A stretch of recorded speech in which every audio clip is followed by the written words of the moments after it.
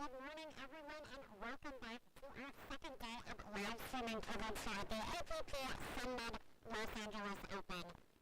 Yes, our head pickleball pregame show, and we are here with our men's and women's doubles brackets. Today here on this absolutely beautiful, gorgeous day here in sunny SoCal. We're in El Segundo, California, just south of Los Angeles, and we have our first men's semifinal match. It's going to be coming up next.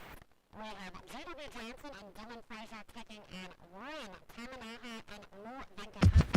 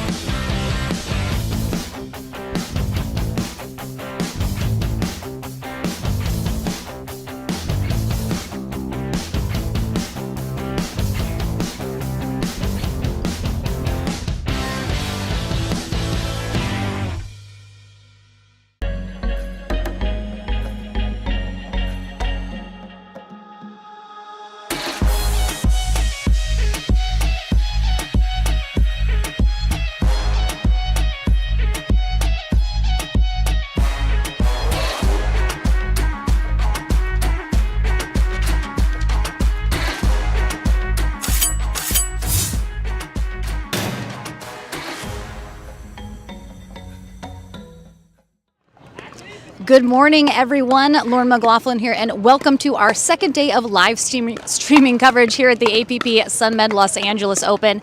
This is our head pickleball pregame show, and we are going to be having our men's and women's doubles streaming all day today, all the way through our gold medal matches. We're going to have our first men's semifinal coming up in just a moment. J.W. Johnson and Dylan Frazier will take on Warren Tamanaha and Mo Venkatasan. Our second semi is half shaped up. DJ Young and Thomas Wilson are awaiting their opponents, still in the quarterfinals being played now. So we are going to be streaming, as always, on Facebook and YouTube all day long. Gorgeous, beautiful day here in sunny SoCal in El Segundo, just south of Los Angeles. I'm going to be joined in the booth once again today by Daniel Roditi, bringing you guys all that courtside action. So thank you so much for joining us. We're going to have a wonderful day of pickleball ahead of us, and tomorrow will be our final day of streaming this weekend in SoCal with our Pro Singles Day. So our gentlemen are getting warmed up here on the court. We will take a very short break and then back into the action with our first semifinal right after this. The APP SoCal Classic is brought to you by Pickleball Central, the Pickleball Superstore, catering from beginners to pros. Yola, for the champion in you. SUNMED, the official CBD sponsor of the APP. Keto Crisp, a delicious blend of healthy fat, protein, and energy to fuel your day. It's about what you can do, not what you can't.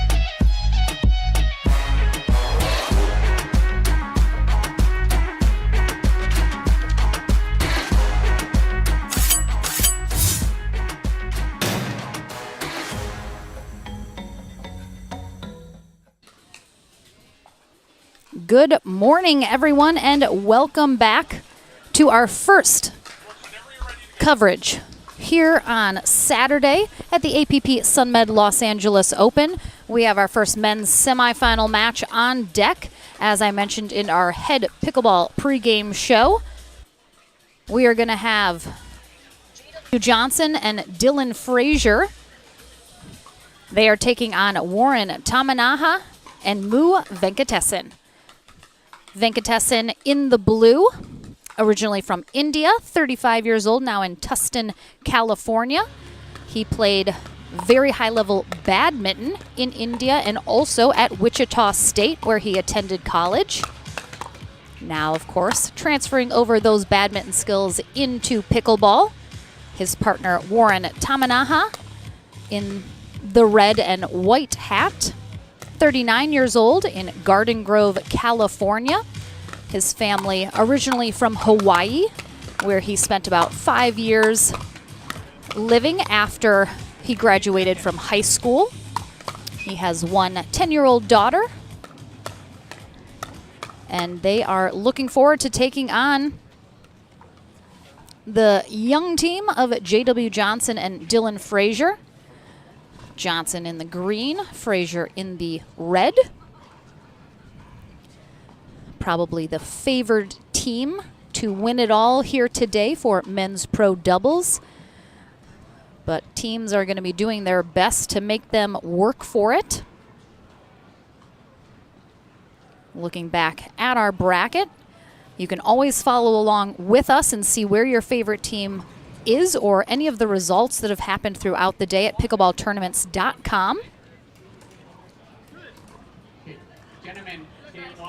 Sumchoi Moy will be our USA Pickleball Certified referee, and Dylan Frazier starts us off here in Game 1.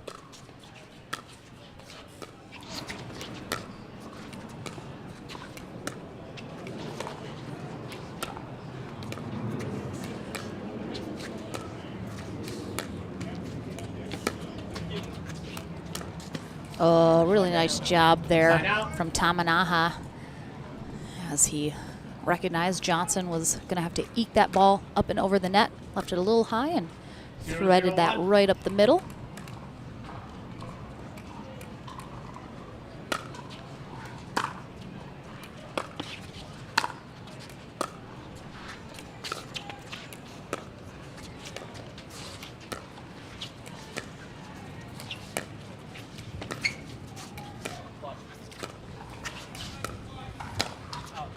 Tamanaha doing a great job, really pulling Johnson wide, not letting him be too aggressive in the middle.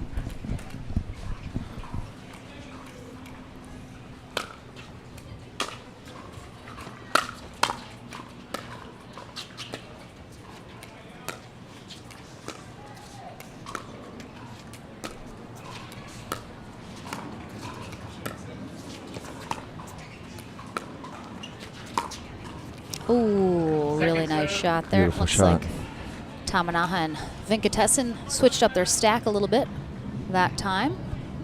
But there's that the no backswing from Dylan Frazier, just Yep. camouflages that shot so well. Side out. Number 1 seeded team are Frazier and Johnson.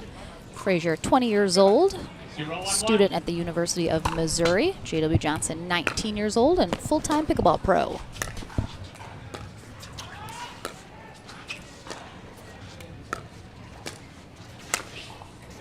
Oh, just long on that. Really great Point. construction, though, on what he was trying to do. Johnson and Frazier had to buy their first round. Then took out Zach Taylor and Matt Baca. Then defeating Hayden Patriquin and Julian Arnold to get here to the semis.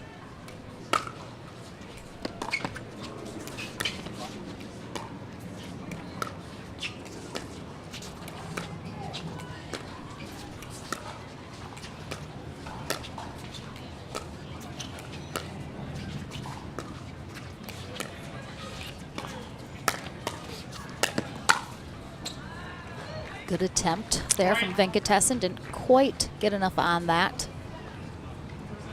Yeah, pulled Tamanaha way too far over, leaving too much court for Frazier.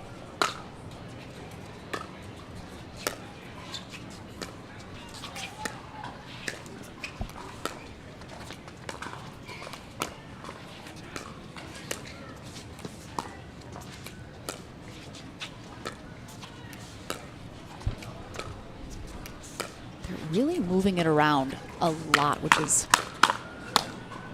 really nice. How important is it when you get into an extended dink rally to be placing the ball in different spots? Yeah, it's key because you're trying to create lanes. You're trying to create spots where you may be able to attack. You're trying to get your opponents scrambling a little bit, uncomfortable.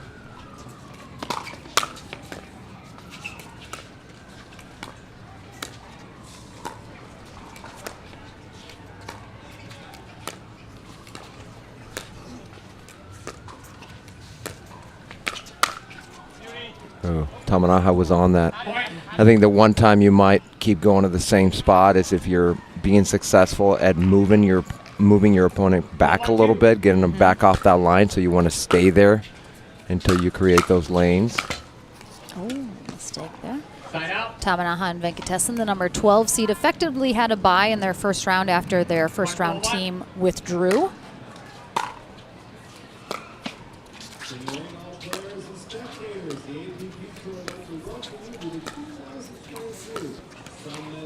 Then they defeated Mario Barrientos and Shelton Jean-Baptiste in the first round that they actually played. Then defeated Johnny Goldberg and Jeff Warnick. That's a good win. In the quarters to get here to face the number 1 seed in the semis. Yeah, those are good wins for them. Tough teams.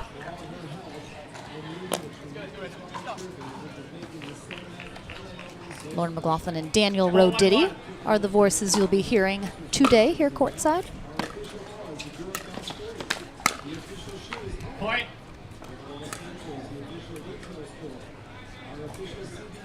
Five on one.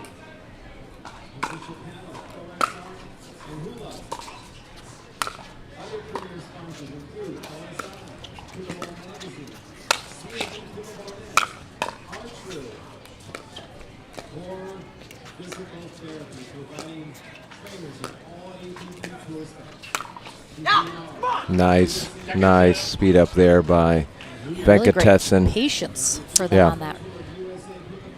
You might have already mentioned it, but Venkatesan comes from badminton. Yes. So he's got some nice little flicks that he can do.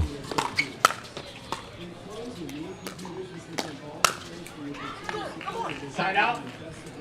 I think what we don't normally see when a team is facing, whether it be mixed or men, with J.W. Johnson is generally they try to keep it away from him. Right. But Venkatesan and Tamanaha are involving him heavily right now, but they're keeping him moving. They're keeping the ball nice and low, so he's not really able to, he's involved, so he's got to keep playing. He can't just be watching kind of what's happening and try and insert himself. So I like the strategy so far for them.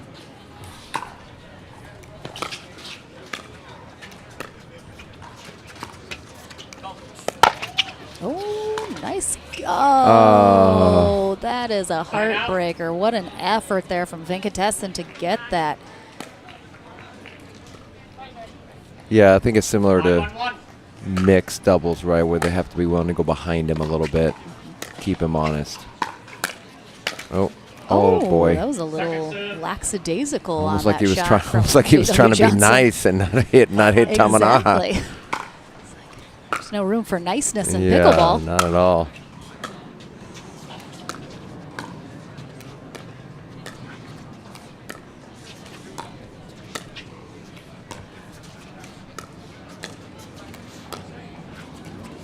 Oh, it was there. Side out. Looks like he just hit it just a hair too soon. And he had it, but if he waited a little longer too, that would have been a much easier ATP.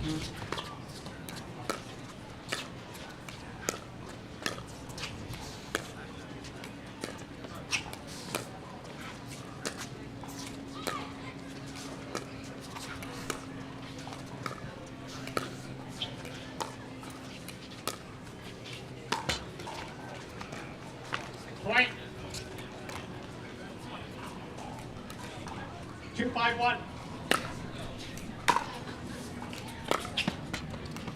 I'm not at all saying that Frazier and Johnson are doing this, but do you find just in sports in general, a heavily favored team or partnership can sometimes be a little casual in their early rounds because they just feel, you know, so confidently in that they'll make it to the end of the day?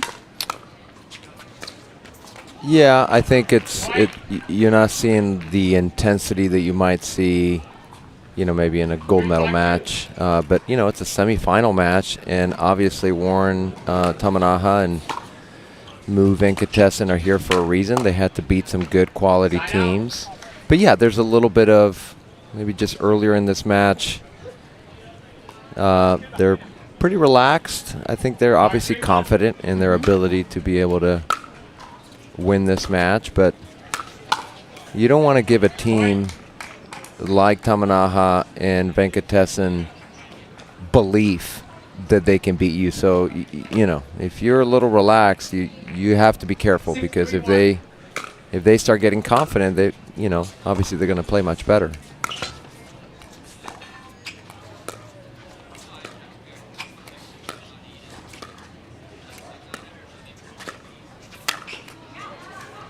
That's a good spot there from Tamanaha. I wonder what Tamanaha's favorite color is. It's kind of hard to tell. I know. It's I see him at every tournament. He's and I'm always just like, in man, all just red. Such a variety. Just Such head a to toe. variety. He wants to make sure you can see him coming a mile away. Yeah. Sign out. Warren Tamanaha, a teaching pro at TTC in Newport. Second serve. Venkatesan has 3-6-2. yeah, I'll wait until after this point here.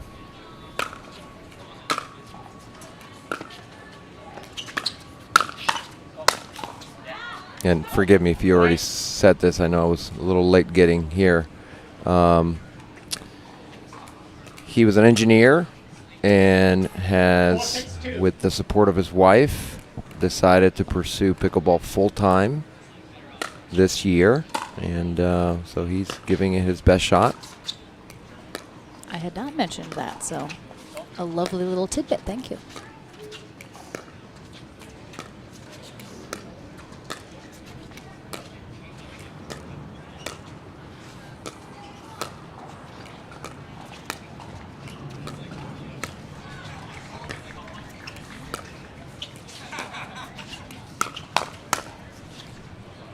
Oh, just missed.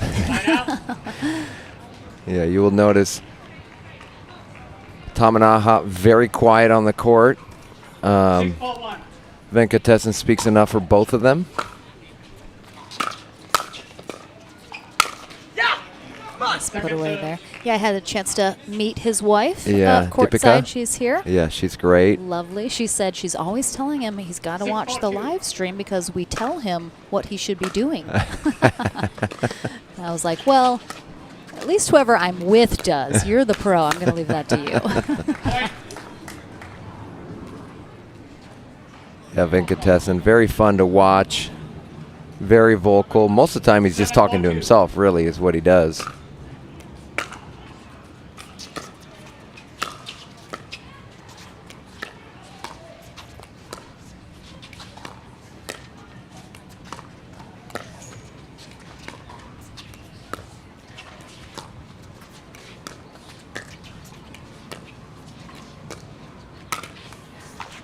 Yeah, we saw that shot earlier, right, when he was able to jam Frazier. This time just a little bit low.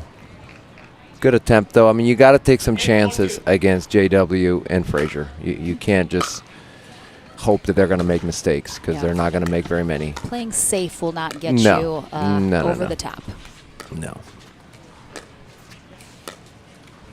Point. Yeah, Tamanaha and Venkatesan switching. 9-4-2. Venkatesan has been on that left side for the most part.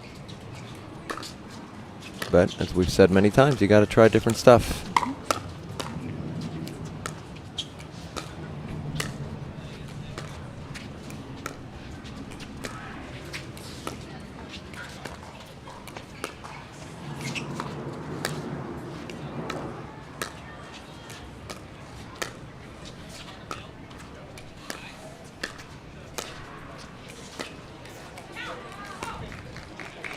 Johnson mixes it up a little, does the runaround forehand, but Yeah. leaves it short. 4-9-1.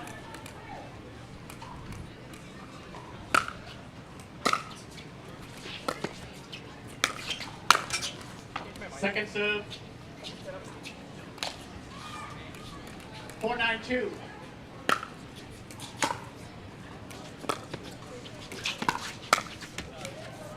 Side out. Timeout. We're Receiving going to have a team, timeout 1 here minute. from Venkatesan and Tamanaha 9-4-1. as Frazier and Johnson 2 points away. And we mentioned, Frazier and Johnson, they're the number 1 seeded team, the heavily favored team, I'm sure, to win today.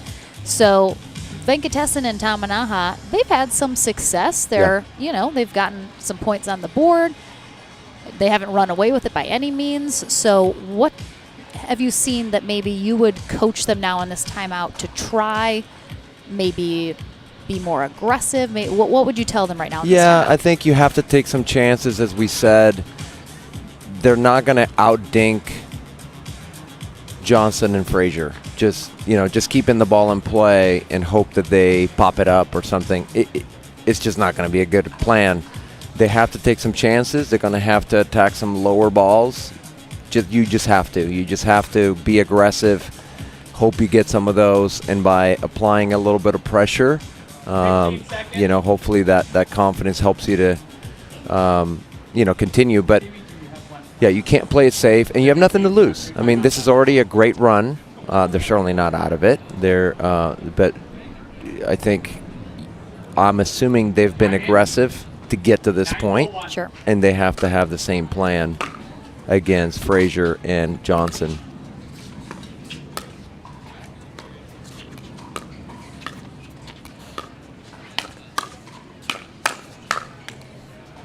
Point.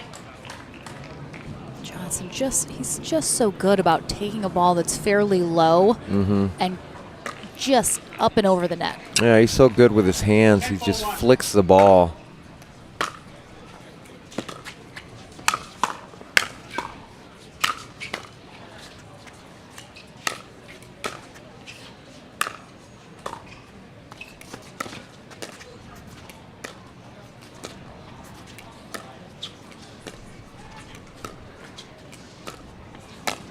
Oh, Yeah. I did not know he was going there. I thought for sure he was pulling it right up the middle, and I think Johnson thought the same. Yeah, he did a good job of, we talked about this last, kind of holding, just leaving the paddle kind of frozen there for a second to not give away where he's going with it.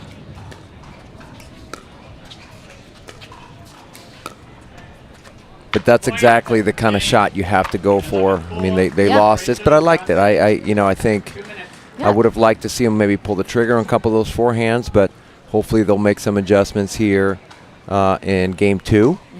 We'll take a short break here on Championship Court at the SUNMED LA Open and back into the action right after this.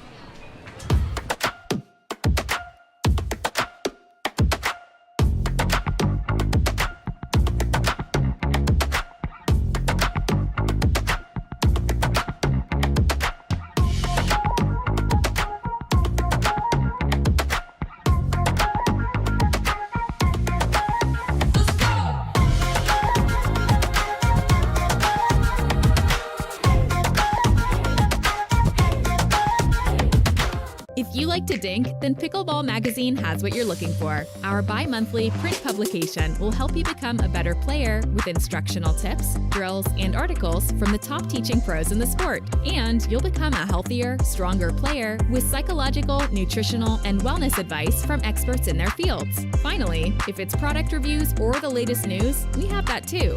To learn more or to subscribe today, go to pickleballmagazine.com. If SoCal has you wondering, where do I begin? Start here. Cheering for the visiting team? Here's your line of scrimmage. Come for a culinary odyssey? Tonight's special is everything. Here for work? Hang around for the weekend. Hit 3 theme parks. Crush coffees or crafty beers or whatever strikes your fancy. Because with friendly locals, Main Street vibes, easy accommodations, and all of SoCal within reach, no matter what you've come to get up to, in El Segundo, we'll invite you to start here.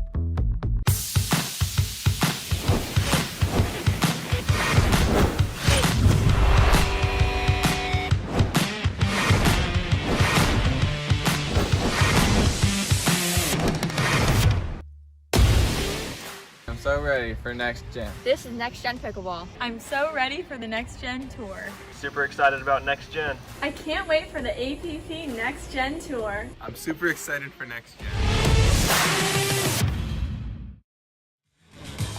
Welcome back into the action here in our first semifinal match in men's pro doubles. Warren Tamanaha in the red on your screen and Mu Venkatesan in the blue are taking on the number 1 seeded team, J.W. Johnson in green and Dylan Frazier in red on the far end. We will have our second semifinal match here in men's pro doubles coming up next. DJ Young and Thomas Wilson will take on Chuck Taylor and Rafa Hewitt after the conclusion of this match.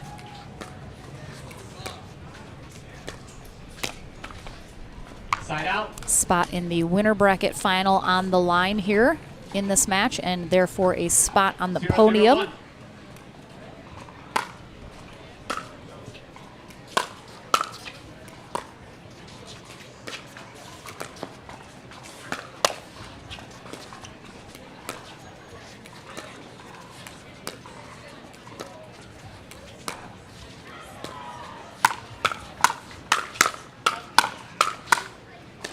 Wow. Oh, I like nice that play by hands. Tamanaha, though. I'd like to speed up earlier in that point.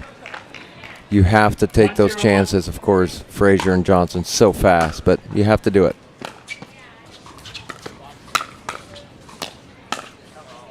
I was literally just thinking exactly that. When you're up against a team with 2 of the fastest hands in the game, you know, that speed up is risky. 2-0-1. Right. So how do you do it in a certain way, certain spot? Like, how do you combat that they have such quick hands? Yeah, I mean, you have to try to go at that right hip, right? They're both right-handers, so you try to go at the right hip as much as you can.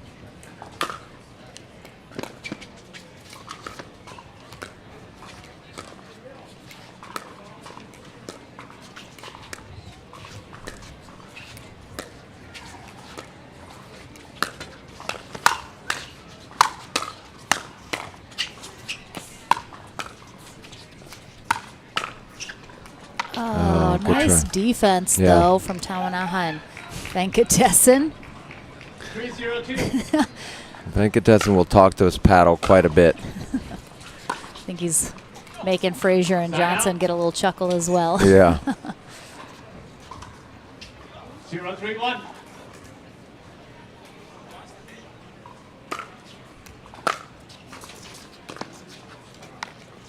Second serve. 0-3-2.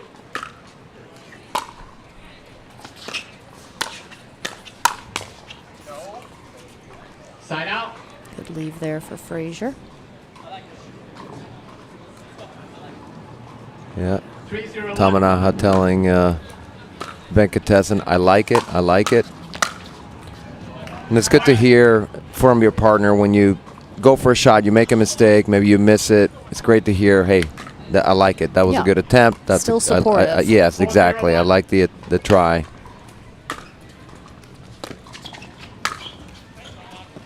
Second serve. A little high on that drop there from Johnson. Tamanaha, good job taking advantage of it. 4-0-2.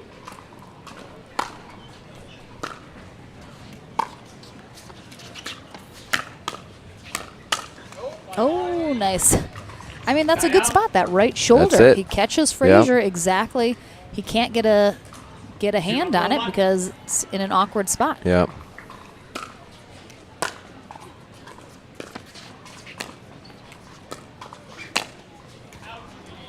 Point. 1-4-1.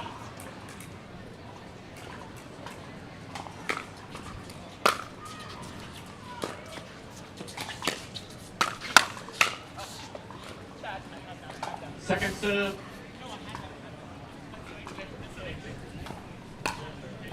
Got the remaining members of the Johnson 1-4-2. family in the background watching. Jack, Julie, and Georgia, along with Alex Newman. Side out. 4-1-1.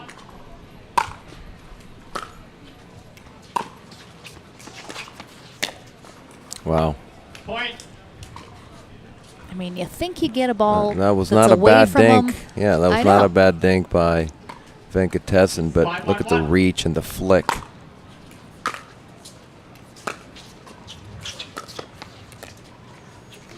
Second serve.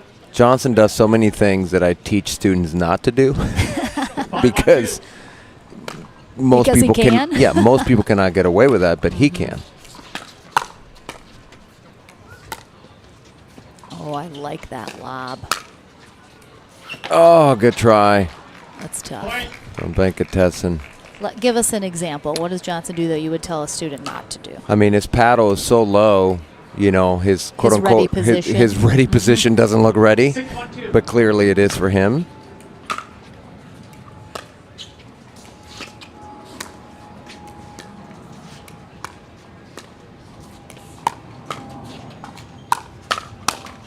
Yeah, I like that, and I'll actually reference him quite a bit and other players to my students. 1-6-1.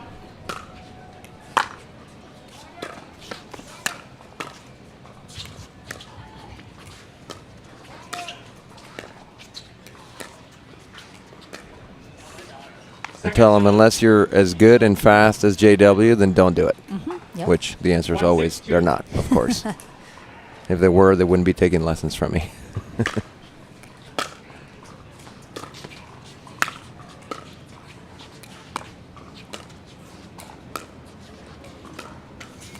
And the reaching is the other thing, right? We just referenced it. I mean, it was not a bad dink from Venkatesan, but 6-1-1. JW didn't even move his feet. He just reached in, flicked it.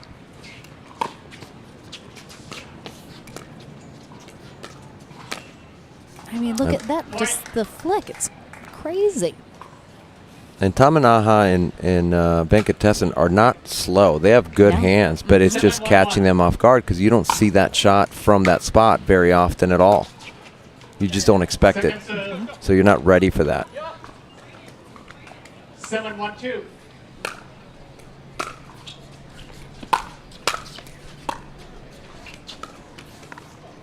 Point. JW's ready position is very a la Adam Stone, Yes, exactly. 8-1-2. who just keeps his paddle at his side.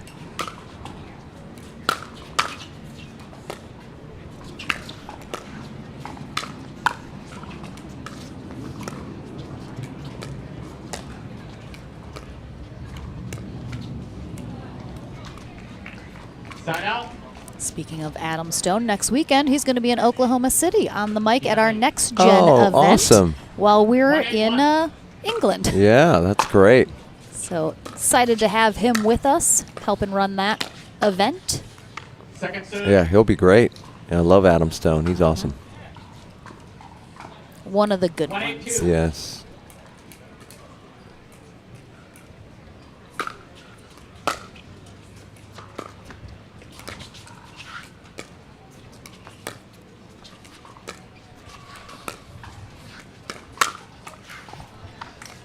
Side out. And the thing is, Venkatesan knows that when he speeds it up, it's coming back. Right. He doesn't expect that to be the last Exactly. shot. So he knew it was coming back. He was almost ready for it. Yeah. Then just didn't quite get a good paddle on it. Nice Second spot. serve. Yeah, good put away there. Good effort from Johnson getting there.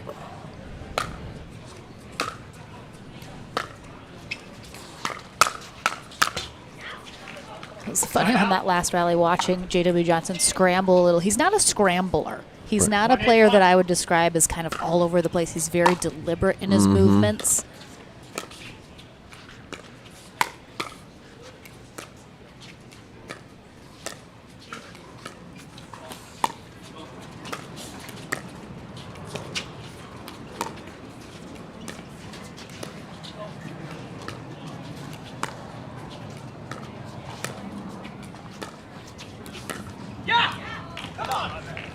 Point. Venkatesan trying to get a little fired up here. Yeah. See if they can get something going here.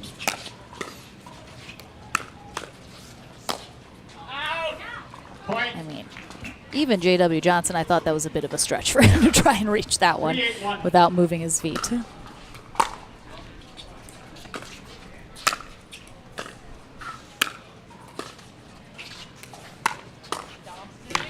Second serve.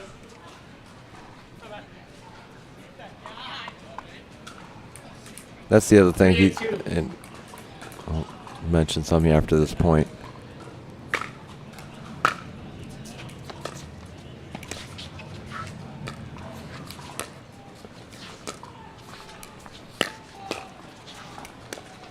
Nice defense from Tamanaha. Point. So the previous point, Venkatesan got a ball that he could have attacked, but it's almost, you don't expect them to give you kind of an easy ball. And so when you do get one of those, you're kind of surprised. And so that you could be, you know, not in rhythm, not expecting it, because you just assume every one of their shots is going to be in a good spot. And so you get a ball you can attack, and sometimes you're not ready.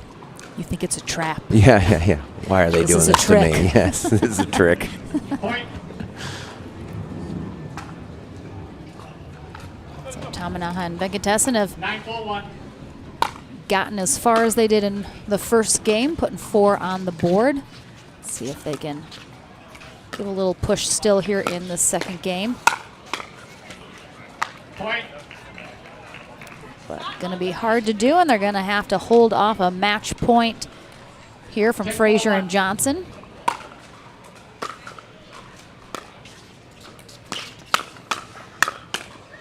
Point. Game. They will Match. not quite be 11-4. able to get that done, but a really nice job from Venkatesan and Tamanaha. Getting here into the semis. They're not done yet. They'll drop to our consolation bracket. Right. See what they can do, but Johnson and Frazier move on to the winner bracket final. We'll find out who they face when we have our second semifinal match coming up right after this. Chuck Taylor and Rafa Hewitt take on DJ Young and Thomas Wilson. That's coming your way right after this.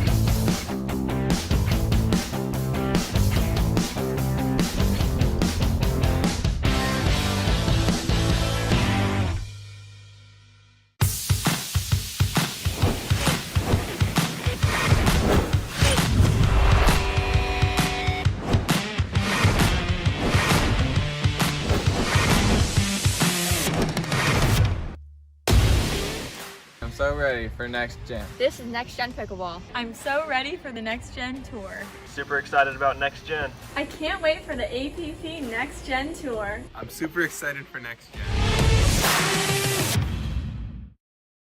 If you like to dink, then Pickleball Magazine has what you're looking for. Our bi-monthly print publication will help you become a better player with instructional tips, drills, and articles from the top teaching pros in the sport. And you'll become a healthier, stronger player with psychological, nutritional, and wellness advice from experts in their fields. Finally, if it's product reviews or the latest news, we have that too. To learn more or to subscribe today, go to pickleballmagazine.com. Welcome back, everyone, for our second men's pro doubles semifinal match. We have Thomas Wilson and DJ Young taking on Chuck Taylor and Rafa Hewitt. Wilson and Young have played together before in December of last year at the World Pickleball Open, where they got themselves a gold medal together. So they've got some a high bar to meet in their second tournament together. And they take on Rafa Hewitt and Chuck Taylor, both of whom have had birthdays in the last week or so it's the birthday team. Wilson, 31 years old, out of New Braunfels, Texas. Played college tennis at Purdue and then the University of Texas. While DJ Young, 21 years old, originally from Oceanside, California. So SoCal boy. Now currently resides in Dripping Springs, Texas at Dreamland. Originally from Spain, though, played very high-level junior tennis at his time there before moving to the States at around 13. And Rafa Hewitt just turned 27 years old. And he originally is from Idaho, where his family has a cattle ranch there, and they just in 2018, after converting some of their fields into grapes, started a winery there. They bottled their first bottle in 2018. Cool. But he is now in Auburn, Alabama, where he teaches at a club there. He's got 3 young children with his wife, and also was on the winning team of MLP, BLQK or Black. So very exciting last couple months for him. Some good results are coming his way, and he partners with Chuck Taylor, one of the newer members to the Yola team, in all of the bright colors, all of them together. Chuck Taylor, 39 years old. Yeah, he's dealing with Lehigh, Utah. Dealing with a little bit of a back issue. He wasn't sure he was going to be able to play today. Yeah, he tweaked it yesterday. Rafa was even looking for a potential sub in case Chuck couldn't go. Fortunately, he was able to go, and obviously they're doing well. Chuck said that I asked him this morning how he felt. Said it feels a lot better than he did yesterday. Still had to put some stuff on there from our sponsors, SUNMED. Yeah. Put some SUNMED. That CBD, like topical stuff, that stuff is legit. Yeah. If you guys have never tried, you know, a CBD topical treatment or a spray, kind of a roll-on, definitely check out SUNMED and some of their products, because it's good stuff. Yeah, it can help very immediately too. So it's very good in the moment, especially, you know, on these long pickleball days. You're going to get sore, you're going to get a little tight maybe. Right. So Onessa Smith is going to be our USA Pickleball certified referee for this match. Young and Wilson, the number 2 seeded team. Taylor and Hewitt, the number 6. And as we saw in our previous semifinal match, Dylan Frazier and J.W. Johnson have secured the first spot in the winner bracket final. The winner of this match will face them with a chance to go to gold on the line.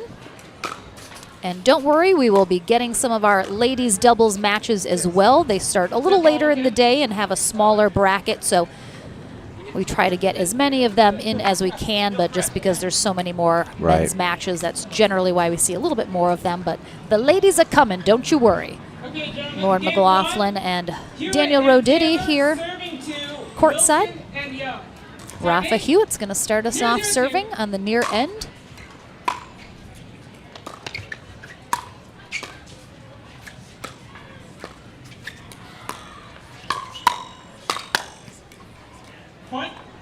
That's a, yeah. Yeah, there's something going on with a mic.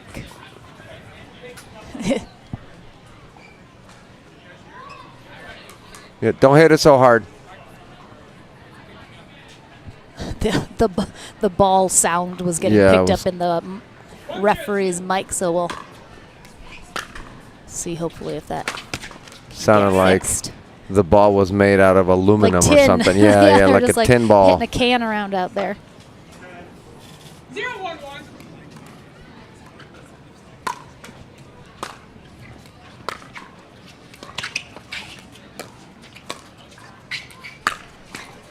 Yeah. We've talked a lot about Young liking to run around that and hit a forehand. Sometimes goes inside out with his dink, and this time goes up the middle. It looks like Taylor and Hewitt are having a little partnership confusion on where they want to be and when. As you saw on that last serve, Taylor kind of nonchalantly had to go to the other side almost during the serve.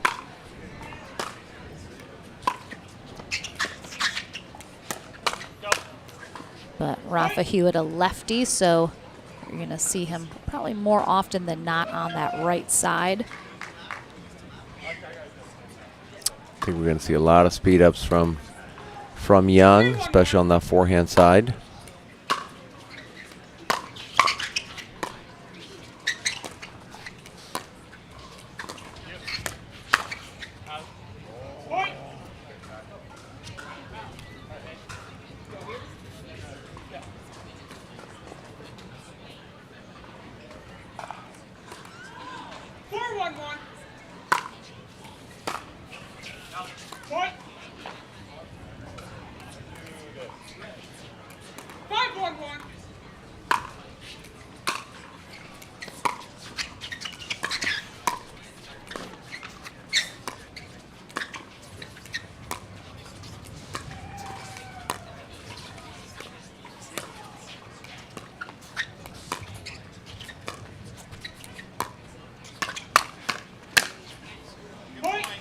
Yeah, Hewitt and Taylor trying a reverse stack.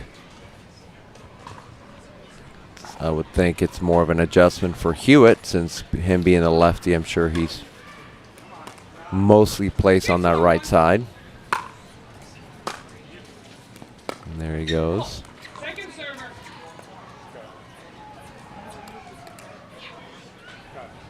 Six, 1-2.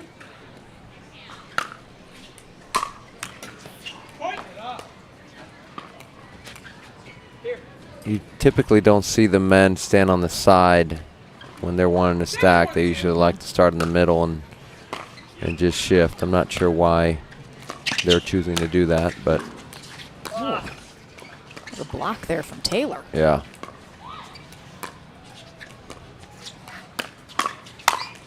Yeah, you pretty much know right now, especially we've talked about Young, how confident he is when he's ahead. He's going to speed up almost every ball he gets on his forehand side. Yeah, and it really looks like we have a timeout here from Taylor and Hewitt. They're talking a lot. And I wonder if them not doing the from the middle stack is trying to limit Taylor having to move as much and run as much.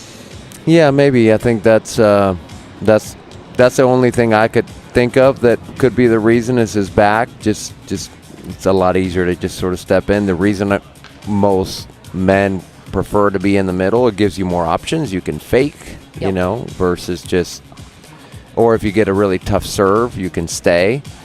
Sometimes you call off the poach or the switch if the serve is really tough and the returner is going to have to go from one corner to the other in the attempt to switch. So now we see him in that more conventional formation, but I don't know if they're switching or not. We'll see.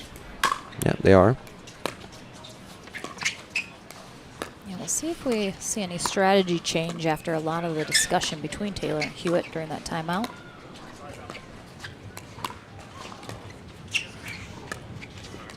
I'm sure one of them was stay away from the Young forehand. Yeah. It's generally a good strategy, Yeah, no matter what. Yeah, you got to play behind him.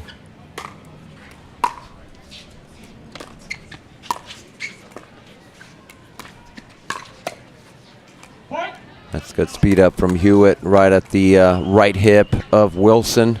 Yeah, Hewitt's a big loves to speed it up guy as well. Ooh, that ball died a little bit, but a good pickup from Young. 2-8-2.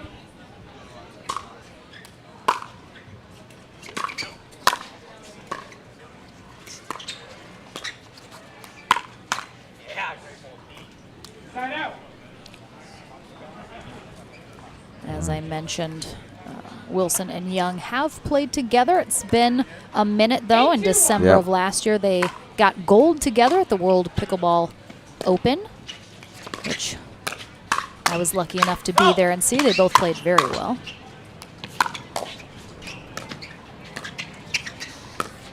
Oh, yeah, it's just a great shot from Young. We can see the replay here. He just kind of curves the ball around. I mean, look You at the see it. It scoop. starts. Yeah, it starts kind of outside the court, curves in.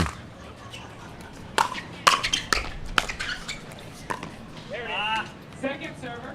He's similar to, and I know we've talked a lot about this. Similar to JW and what he can do from just difficult positions because of the way he can flick his hand.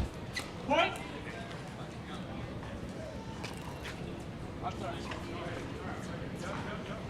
Ten 2-2.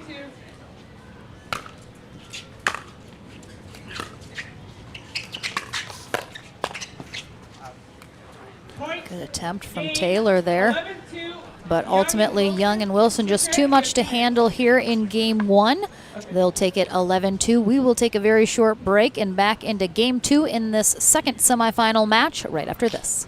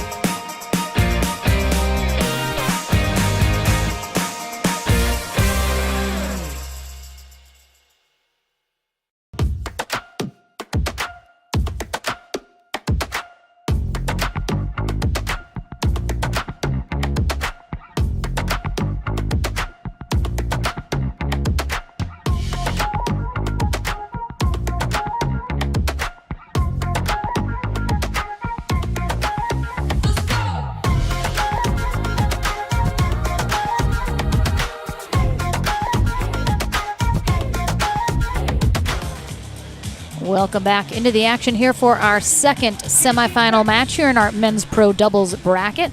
Taking a quick look at our women's. We almost have our semifinals set there. Millen Rain and Olivia McMillan have one spot in the semis, and Lauren Stratman and Georgia Johnson have one as well. They're both awaiting their opponents, though.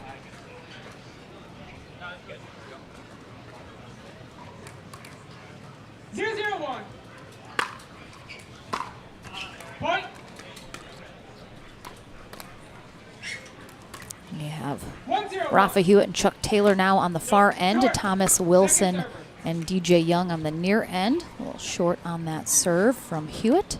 1-0-2.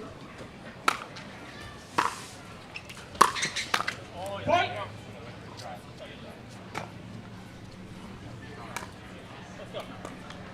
Two 2-0-2.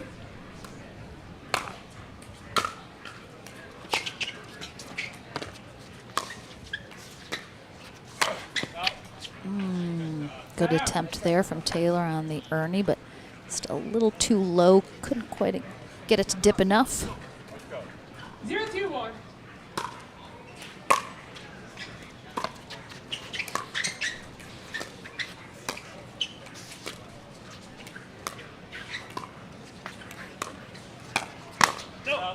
Point.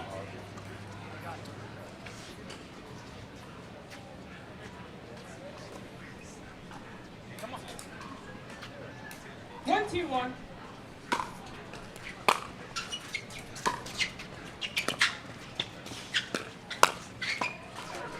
Second serve. Good job from Taylor being ready. Young leaving the ball a little higher than I'm sure he wanted to. 1-2-2.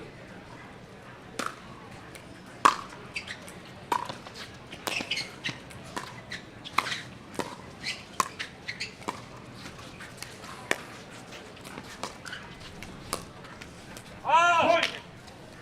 After seeing how game one went, for Hewitt and Taylor to be able to push this to 3, what has to happen for them in the second game? They got to work those backhands. They got to, you know, both obviously Wilson and Young can do so much with their forehands.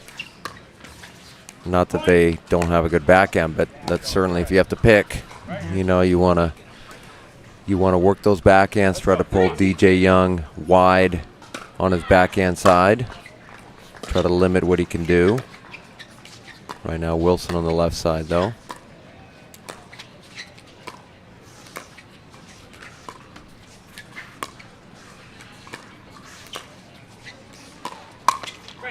You see Wilson there kind of looking for a forehand constantly. Yeah, Wilson a very patient player. Yeah. Young maybe not as much, Right. but can be. But Wilson, he'll definitely wait for the right moment.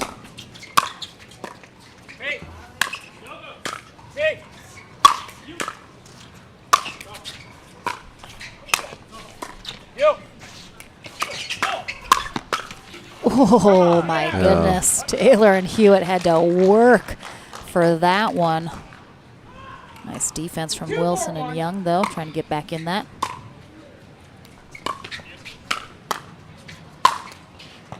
Second server. 2-4-2.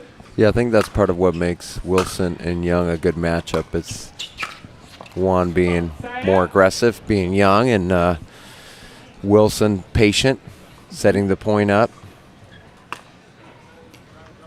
Wilson, of course, often plays with his cousin A.J. Kohler, and I think A.J. usually is on the left side, so I know Wilson's very comfortable there on that right side. Ooh, the ball was very close.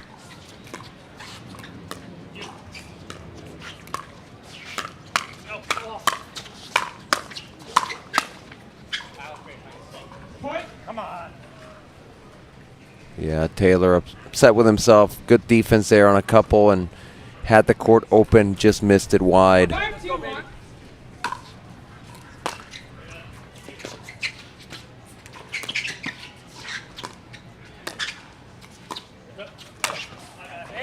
Second server. Good job by Taylor opening up the court, moving, we see here, moving Wilson, opening up that middle. Yeah. And you could see Young sliding right, thinking the ball was coming at his body. It opened up the court even a little more for Taylor's attack. 2-5-1. Wilson and Young definitely knew they both were in trouble with how high Wilson left that. Yeah. Uh-oh. Yeah. Second server. Similarly, Yeah, that Chuck was- Taylor knew he was in trouble as well.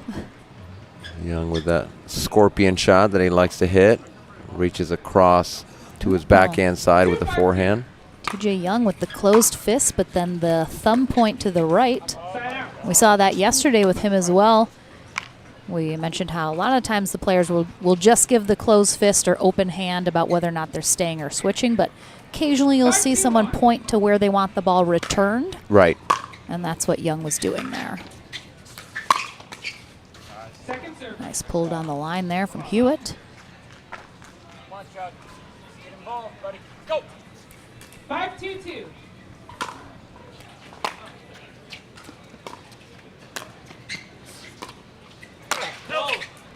Yeah, we see that attempt again from Taylor. Yeah, it just seems like he's going on balls that are a little too low to be earning like that. He needs it a little bit higher, or he needs to maybe put an angle on it. Side out.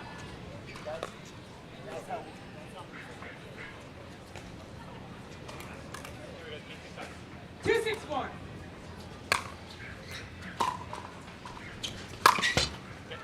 Second server. Hewitt trying to use his drive. Hewitt, of course, a great singles player, so he's got some very nice drives that he can use.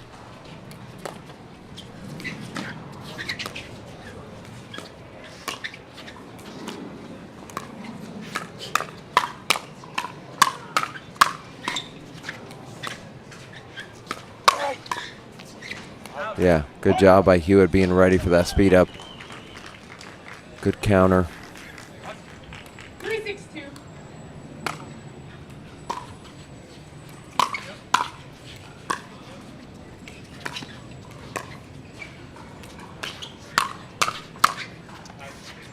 Side out.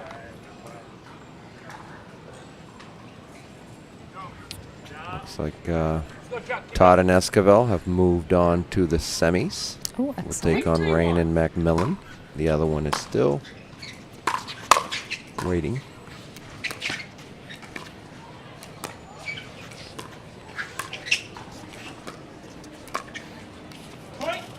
There's that inside out from Young that he likes to use.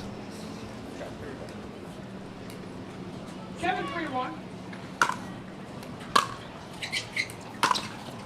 Point. Wow. Beautiful forehand from Wilson. It was Who gorgeous. was himself Like right also a down the good line. singles player. Yeah, that was great. I mean, just the corner pocket there.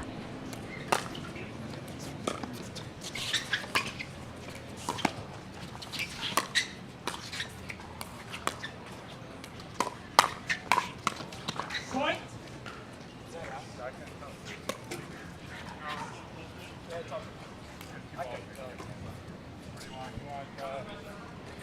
Yes.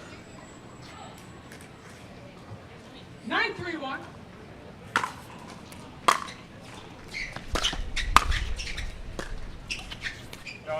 Second server. Wide on that before the ATP. 9-3-2.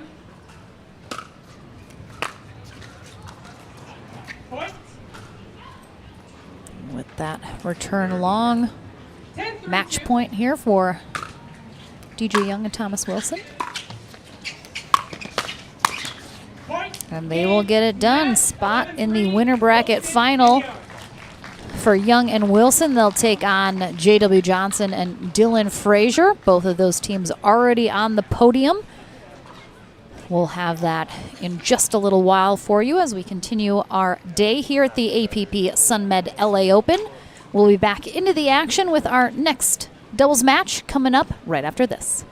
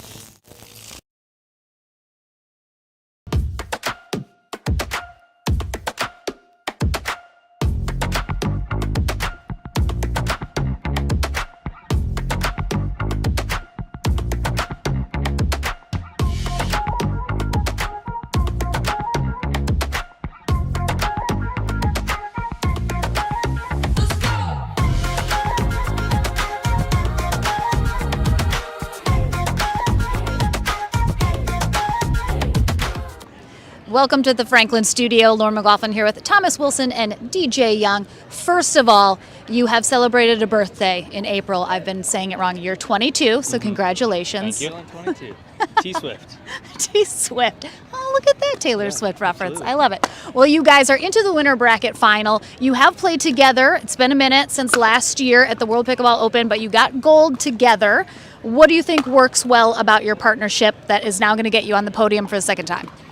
I think we're both really high skill players, and on top of that, we're both just broskies, machoskis. So it kind of just works out really well that we get just as well on the course with you off the course. So DJ, it is a good. I like that. DJ is a little known for being emotional, fiery player. You're a little more steady, patient. Do you think that's a good compliment to each other? Yeah, I think so. I don't know if I'm super steady and patient, but I try to be. But yeah, I think we just try to stay positive out there. We have fun, so it's a great partnership. You're going to face Dylan and JW in the winter bracket final. You know them super well. You know what they're capable of. What's going to be the thought process for you guys to try and get into that gold medal match? This is a rough question. Maybe FS up. Yeah. I like that. Look at him. He's learning. He's learning. Do you want to add anything to that? I mean, obviously they're amazing players, good friends of ours too, so we're going to have fun. We know we have to play our best. We know a couple things to try, but overall just have to play our game and have fun out there. So we're excited. Well, congratulations. We'll see you in that winter bracket final shortly, but more pickleball action is still to come here at the SUNMED LA Open right after this. If SoCal has you wondering, where do I begin? Start here. Cheering for the visiting team? Here's your line of scrimmage. Come for a culinary odyssey? Tonight's special is everything. Here for work? Hang around for the weekend. Hit 3 theme parks. Crush coffees or crafty beers or whatever strikes your fancy. Because with friendly locals, Main Street vibes, easy accommodations, and all of SoCal within reach, no matter what you've come to get up to, in El Segundo, we'll invite you to start here.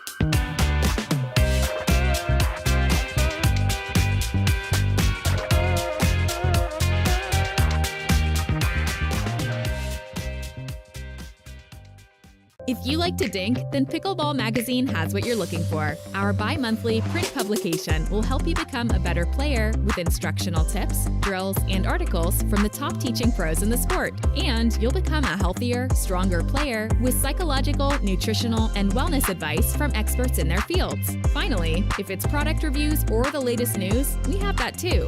To learn more or to subscribe today, go to pickleballmagazine.com. Welcome back, everyone, here to Championship Court at the APP SUNMED LA Open. Lauren McLaughlin and Daniel Roditi here courtside. And we have a special treat. We have a Senior Pro Men's Consolation Bracket match. So this is going to be 1 match to 15. We'll switch ends at 8. These teams looking to stay alive here in the bracket. We have Steve Dawson and Tao. It's like Tongvan. I've had him before, and I remember he has a funky last name, so always appreciate them keeping us on our toes. We always call him Tao because it's just easier. Yeah, Tao. He's a local. Yep, Steve Dawson in the blue hat, of course, is the owner of Bobby Riggs, where we were last weekend for the SoCal Classic. So excited to see him out playing. They're going to take on Paul Olin and Mircea Marariu. Claire Cavanaugh will be our USA Pickleball Certified referee for this match. And again, winner of this stays alive. and I believe we'll be into the bronze medal match. Yep. So this is going to be for into the bronze medal match and 4th place for these two teams. So Murariu and Olin start us off on the near end. They are the number 3 seeded team in the Senior Pro men's bracket, while Tongvan and Dawson are the number 6.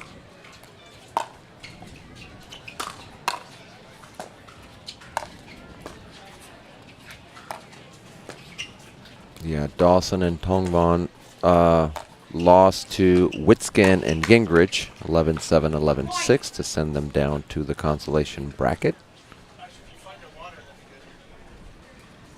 2-0-2. Oh, this is actually a rematch. Oh. So, yep.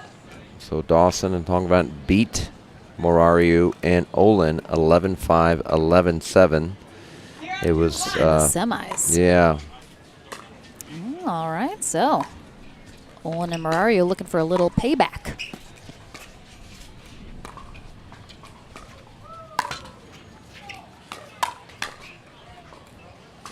Dawson playing a little aggressive there. That's not something you normally see from him. He's usually very patient and steady, and looks like he's trying to add that to his game.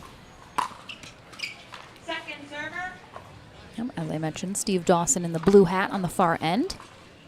Tao Tongvan in the white here about to serve. If you're unfamiliar with any of these players, Paul Oland in the red shirt, Mircea Murariu in the black.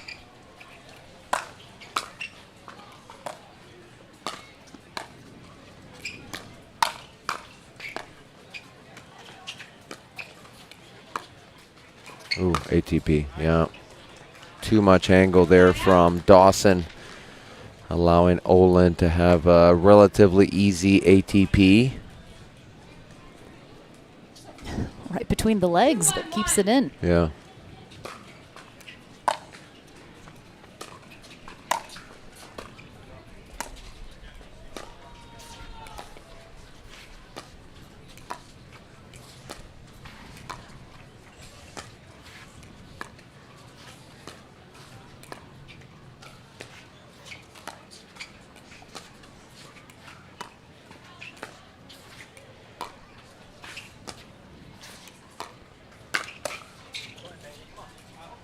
Just missing there. And that is kind of the tough thing about at this level.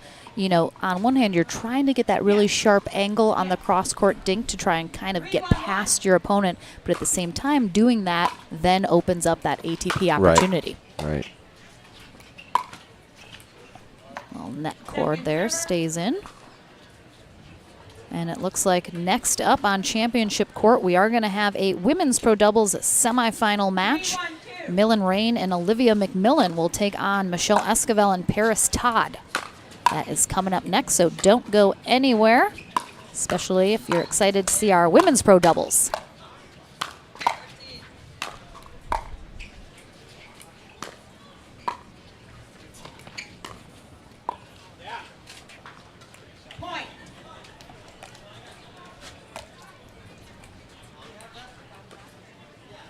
You have 4. Yes. 4-1-2.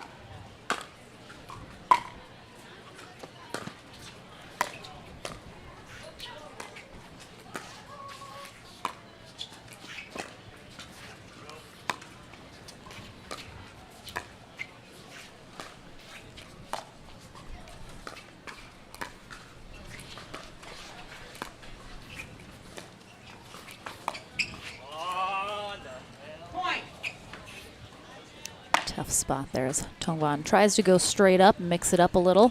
Yeah. Ends up putting it a little wide, so Murariu and Olin continue to add point by point.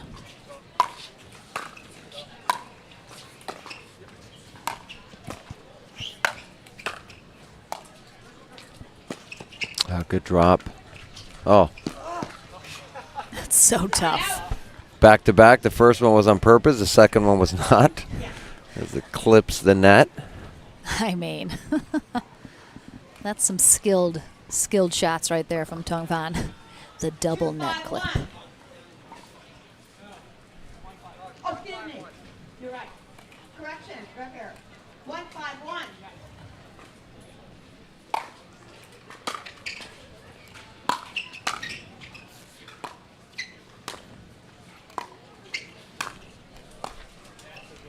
Second server. Daniel, I know you've all but retired from the pro scene, but are you excited in maybe, you know, a handful of years to tear it up on the senior pro scene? I'm hoping to be able to play senior pros. Yeah, it's 3.5 years away.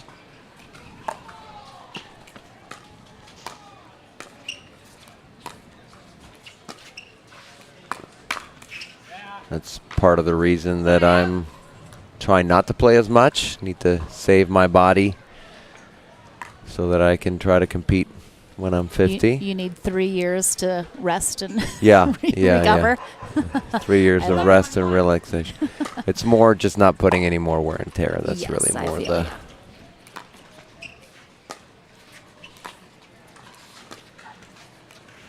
Second server. You know, just watching the senior pro women and men, it's just so impressive that, I mean, most of them are still in their 50s or early 50s. Yeah.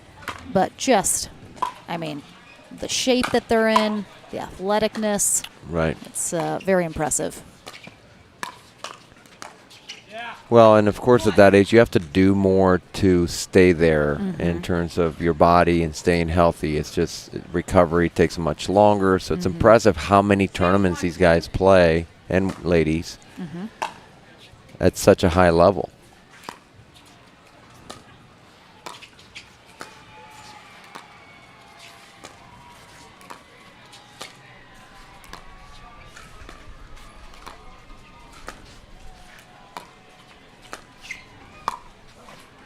And obviously in pickleball, there are a lot of players, whether they are rec players or tournament players, who are over 50. And Absolutely, so the it's majority. great for them to be able, yeah, the majority are, and, you know, the age is kind of getting younger and younger, but still, there's so many people. So I'm sure they appreciate being able to watch these senior pros at that age compete at such a high level. Oh, that looked like, almost like Tong Van was going to call it out, and then they just played it.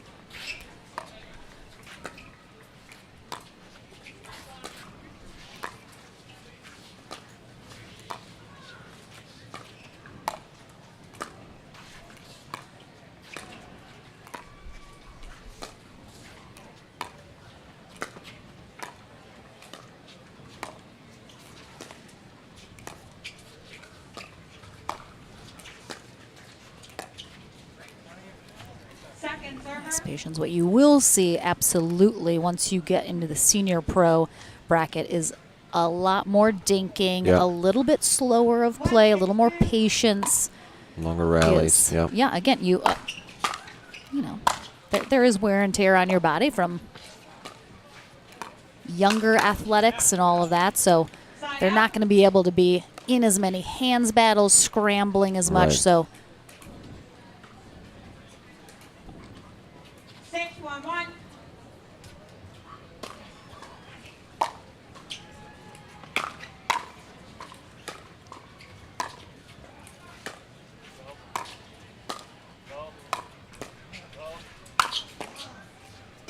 Second server. Marario and Olin 2 points away from getting the end change at 8. 612.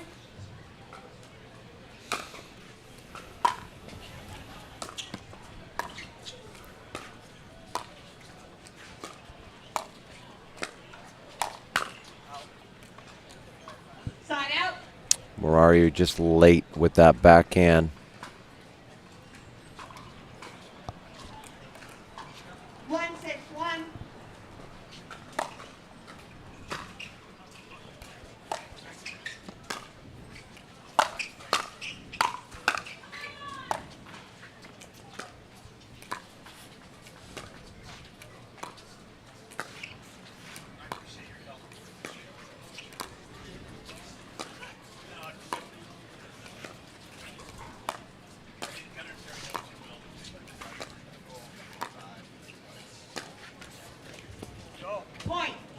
As you mentioned earlier, Tongvan and Dawson did beat Marariu and Olin in the semis, which dropped them here into the consolation bracket. And this is the final feeder match into bronze. So one of these teams looking to get back into the medal rounds. The other will be the 4th place finisher here in Senior Pro Men's Doubles.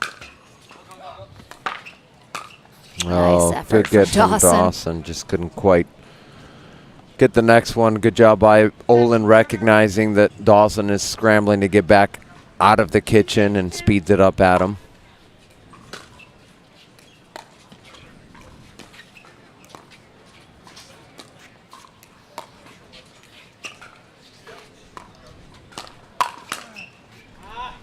Of course, the rule is if both feet go in the kitchen, both feet have to be out of the kitchen, touching before you can make contact. Yep, you have to reestablish with both feet.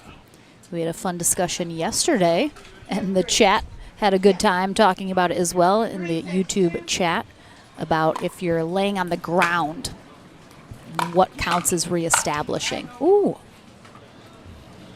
And I got a good lesson from Byron Frezzo over dinner the other night about that it doesn't have to be your 2 feet planted outside the kitchen. As long as you have kind of 2 points of reestablishing, you know, your butt and 2 thigh, butt cheeks.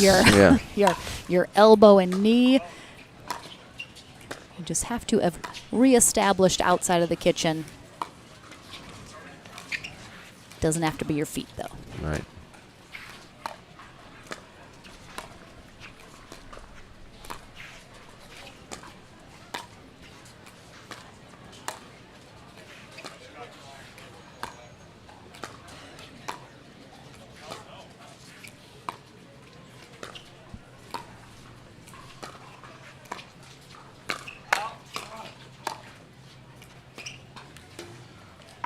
Second server.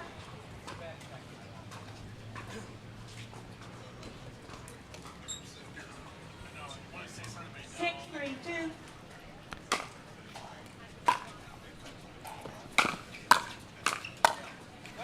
Just missed.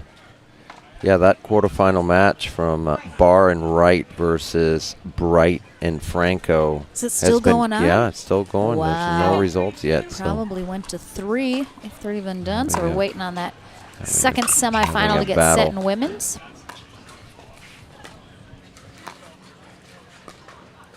Marariu and Olin now looking for that 8th point after finally breaking off of 6. Trying to get the end change. And they almost got it, but Dawson with the great shot on the sideline. I mean, he very just awkward, but flicked it. such a great spot.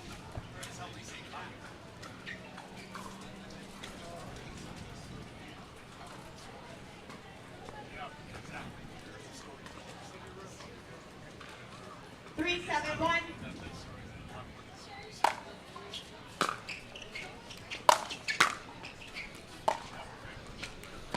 Second server. Both Marariu and Olin, 2 of the top singles players as well in Senior Pro Men's. Yep. Often have to face off against each other.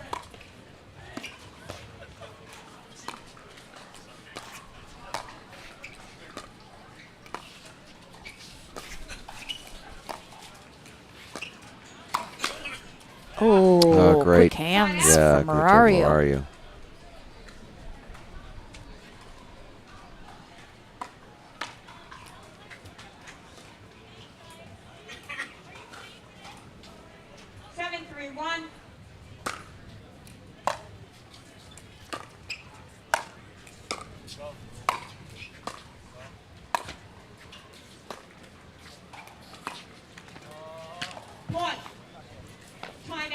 All right, 8.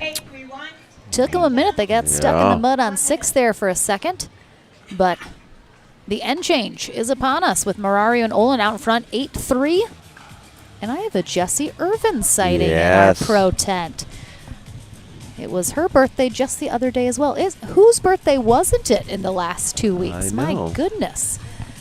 So she is from Southern California as well. So the LA area, not far from here, which is part, I'm sure, why she's coming to check out the action. Yeah. hanging out with some of her peers. All right, let's see if Murario and Olin can perhaps widen the gap even more here in this final feeder match. This is, as I mentioned, 1 match to 15. Right now, Olin and Murario out in front, but as we often say in pickleball, no lead is safe. 15 seconds. And Dawson and Tongvan definitely held them for a while at 6, and we're closing the gap a little bit. But let's see if perhaps Olin and Murario can get a little momentum, start to string some things together a little quicker. Perhaps. Time in. 8-3-1.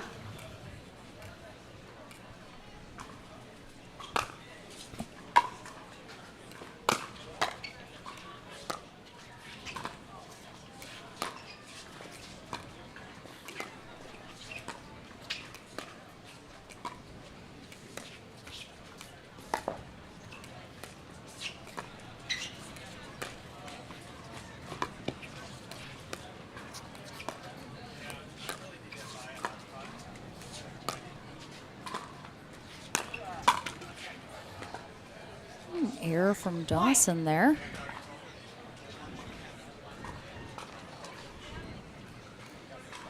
Yeah, relatively easy put away there. 9-3-1.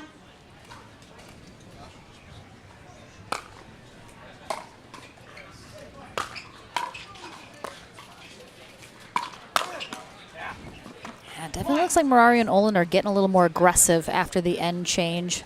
I think they'd like to try and finish this a little quicker as well.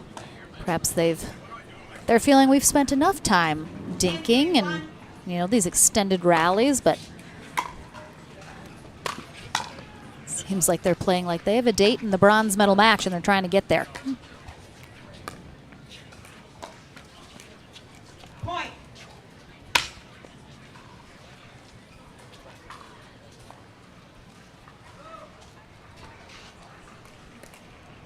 11-3-1.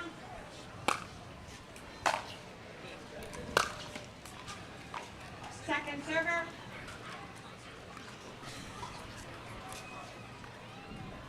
Eleven, 3-2.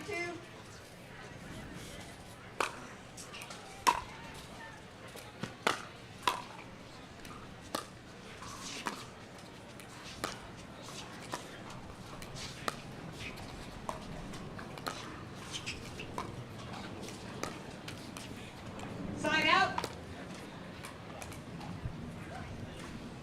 Thank you so much for joining us, everyone, whether it's on Facebook or YouTube, for our second day of coverage here at the APP SUNMED LA Open.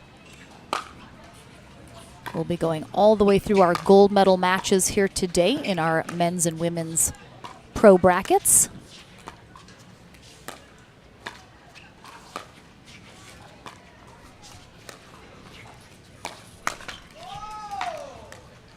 Point.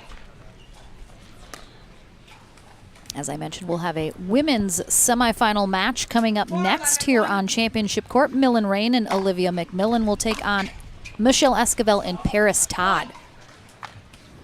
All right, Tongvan and Dawson getting a little something going themselves here. 5 now. Second server. 5-11-2.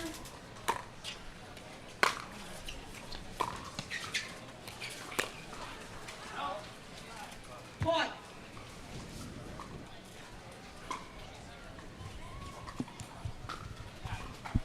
6-11-2.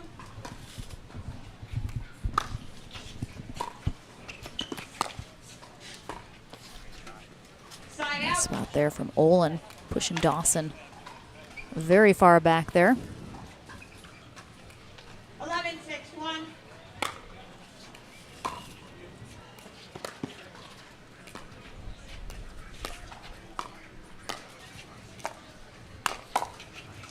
Nice pull there from Olin. Real awkward spot there on Dawson's left shoulder. 12-6-1.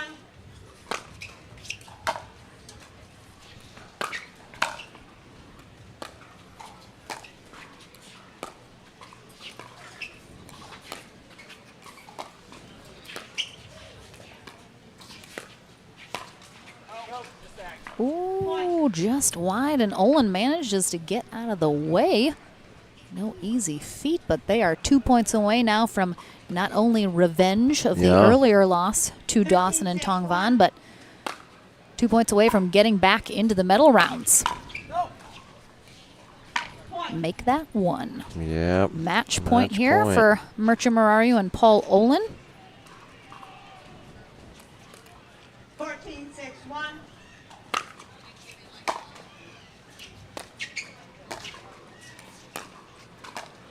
Oh, what a beautiful backhand inside out there from Tong Van. Really caught Murariu. But second match point. Yeah, looks like Witskin and Gingrich will take on the winner of this for the bronze. They lost to Weinbach and Crandall in 3. Ooh, all right.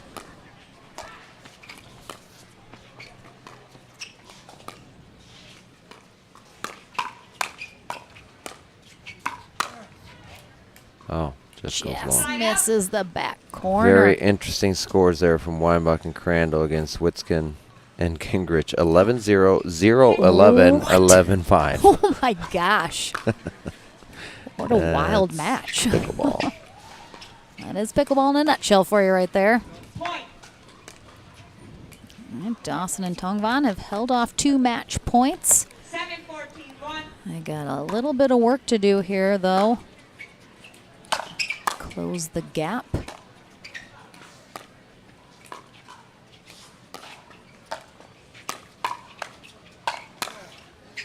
Ooh, almost. Good try from Murariu. That's some good hands. 8-14-1.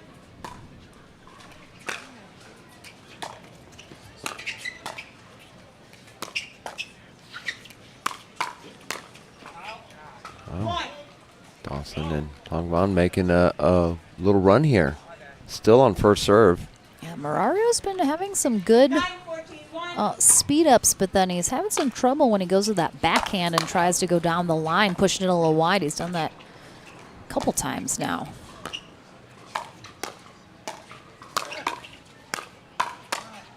Oof, nice get. Yeah. Ooh. Second server.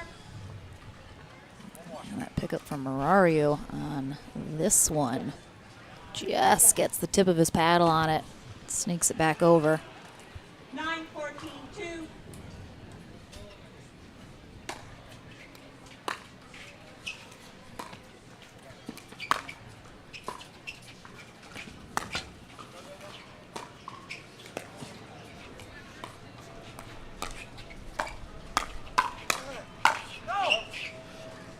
Another good pickup from Murariu. Down very low, and then creates that speed up past Olin, and 2 more match point opportunities if they need them. Let's see if Murariu and Olin can get the job done.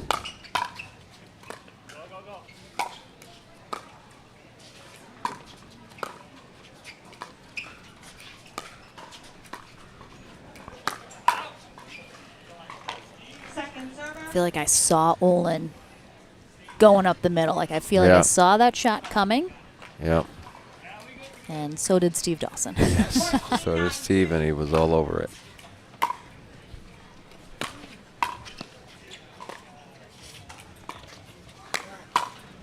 Oh, really nice leave there from Murariu. And they get it done.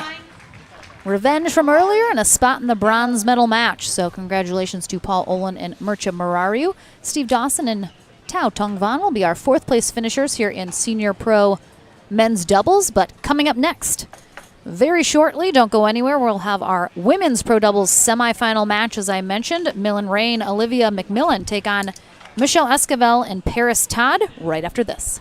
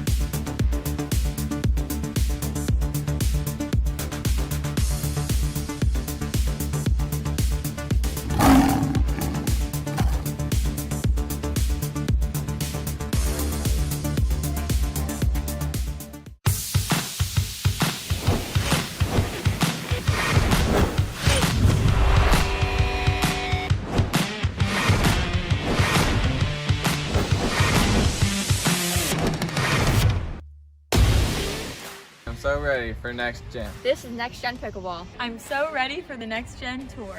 Super excited about next gen. I can't wait for the APP Next Gen Tour. I'm super excited for next gen.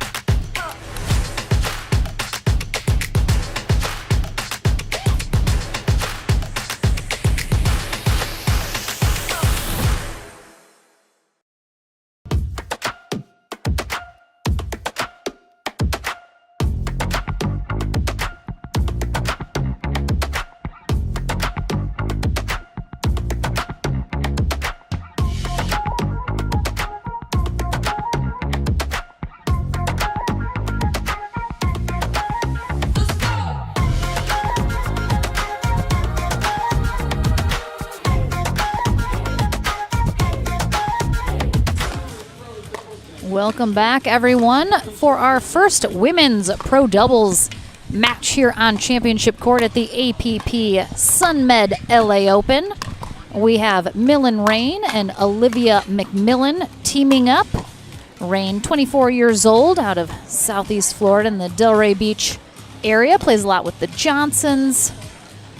Anna Bright, some other players in the area. Her partner, Olivia McMillan, 31 years old, from Jacksonville Beach, Florida. McMillan in the bright pink shorts and blue top. Rain in the black top opposite from her. They take on Michelle Esquivel, 36 years old, originally from Bend, Oregon. Took a little route through Southern California and now is in Naples, Florida. She partners with Paris Todd, 24 years old. Played professional tennis starting from the age of 14. Now pickleball is how she is spending her time and definitely has made a name for herself very quickly. Getting better and better partners each tournament, having a lot of success, especially in singles. Yeah, 4 titles in a row. 4 titles in a row, and on the winning team at MLP as well. We mentioned Rafa Hewitt on that team earlier. All 4 of these ladies were at MLP, though. Yeah, I don't think I've ever seen Rain and McMillan play. This will be my first time watching really them. Great players. Millen Rain, we actually mentioned earlier, DJ Young and Thomas Wilson got gold together at the World Pickleball Open in December of last year. Millen Rain got a gold medal herself in singles, defeating friend Georgia Johnson. So she is a great singles player as well. Olivia McMillan had knee surgery within the last year, I believe. I think boyfriend John Davison is watching, so John, correct me if I'm wrong, but she's recently kind of recovered and rehabbed from that knee surgery and getting back into the action. Kind of made, I mean, she's played a little, but really MLP I think was her biggest event, kind of coming back from that.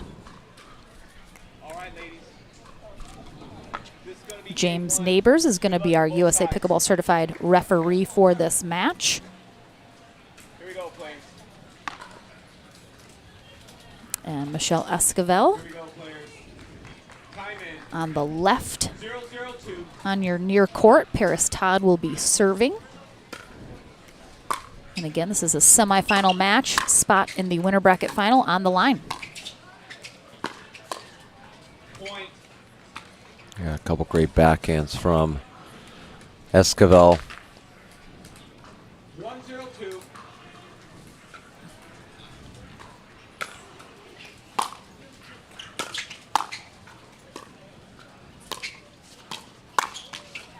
Side out. I believe this is the first time both of these pairings have played together in a tournament.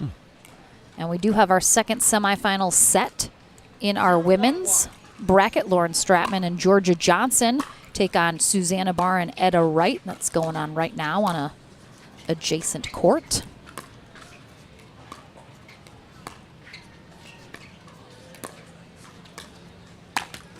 Second serve. Esquivel Todd, the number 2 seed here in women's pro doubles, while Rain and McMillan, the number 6 seed.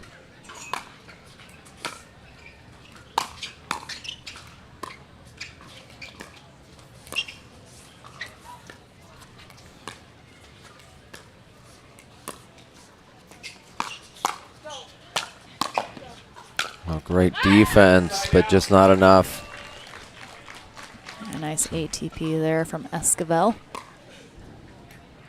Yeah, that 1-0-1. pickup from McMillan, who, as you may have noticed, is a lefty.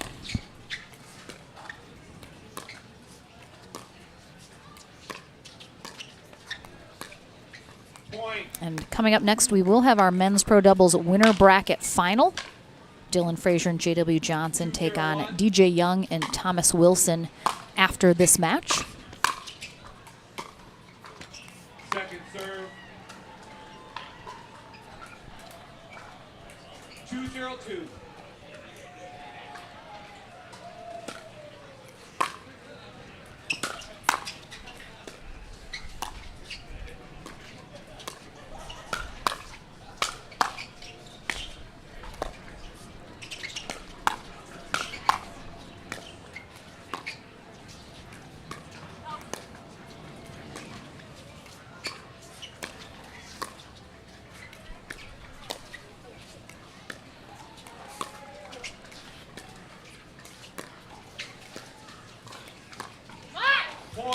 Great patience. Man, great rally. It really doesn't matter how many matches I watch. It's been hundreds at this point.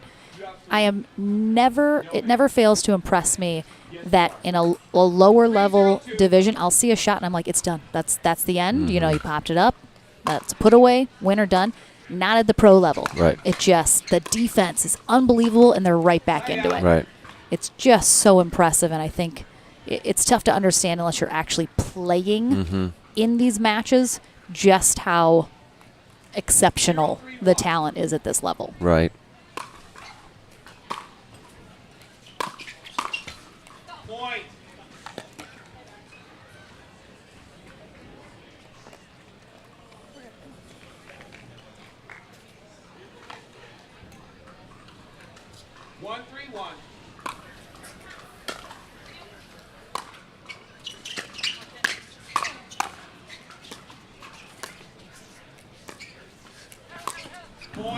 Just wide there from Esquivel. She tried to get a good angle. As we mentioned in the earlier match previously, you know, it's tough. You go for that really angled cross-court dink, and you're possibly opening yourself up to the ATP. Yeah, good shot there from Rain. Yeah, when you go cross-court, you have to kind of aim at that corner of the kitchen. If you go shallow, the more shallow you are, the easier it is to ATP it, of course. So it's got to be deeper in that kitchen if you're going wide.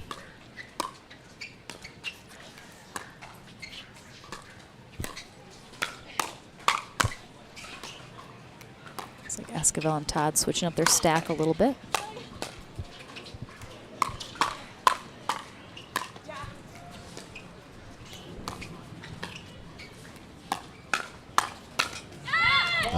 Well, great defense from Esquivel and Todd several times there. Just couldn't quite get under that ball in the last one. Todd leaves it on the tape. And they were up 3-0, and now they're down 4-3. Point.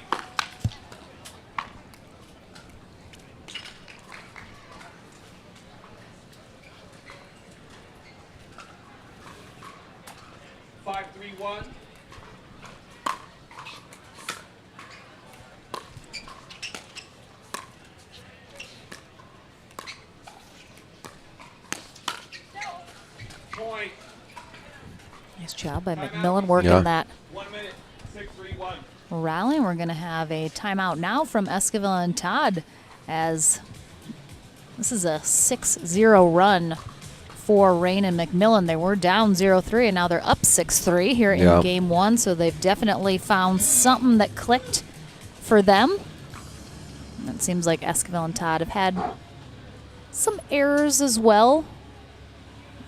They're not talking right now. It looks like Cassidy maybe coming down to maybe give a little bit of coaching. I think Michelle's looking for maybe a towel, as it's toasty, you know, mid 70s here, not a cloud in the sky currently, so a lot of sun, a little warm on the court. 15 seconds. And I've noticed maybe just a tiny bit of some, Players, you have 2 timeouts. not sure who's covering the middle from Esquivel and Todd, and that happens a lot with a brand new partnership. Yeah. The middle's usually the toughest thing to kind of figure out, as both players are, you know, looking for the backhand or the forehand.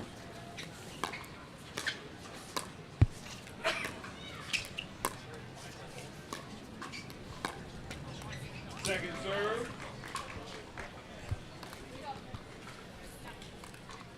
6-3-2.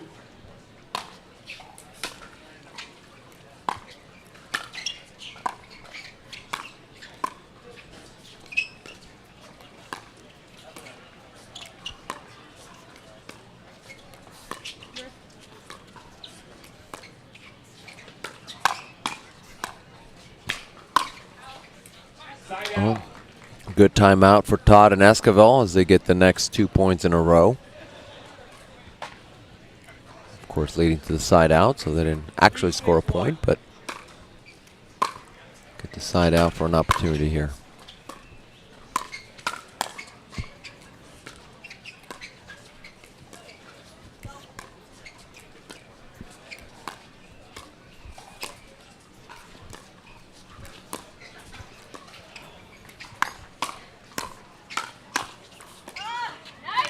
Yeah, good ball by Rain there, getting the ball so low at Esquivel's feet. 3-6-2.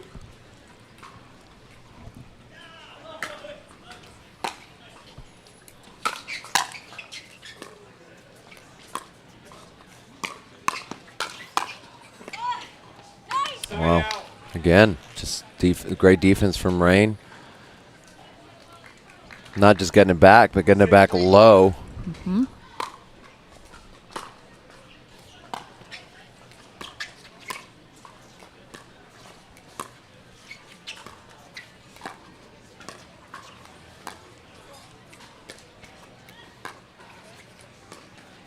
Oof. Yeah, Michelle's been trying to get that really sharp angle, and you risk pushing it wide like she just did. Yeah, when you have the lefty-righty, you know, want to work those corners at their backhands, but obviously the risk of missing wide is there. 7-3-2.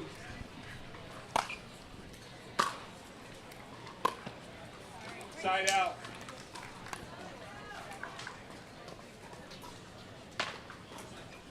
Three, 7-1.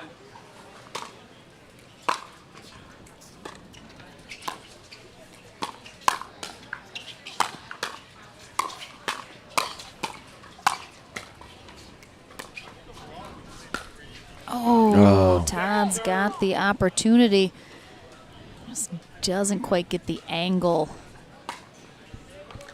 Pushes it straight up the line instead. 3-7-2.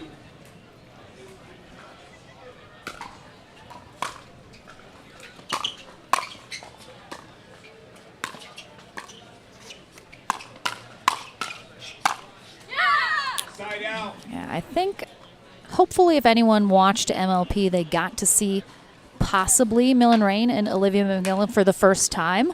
Good players. They're just really great players.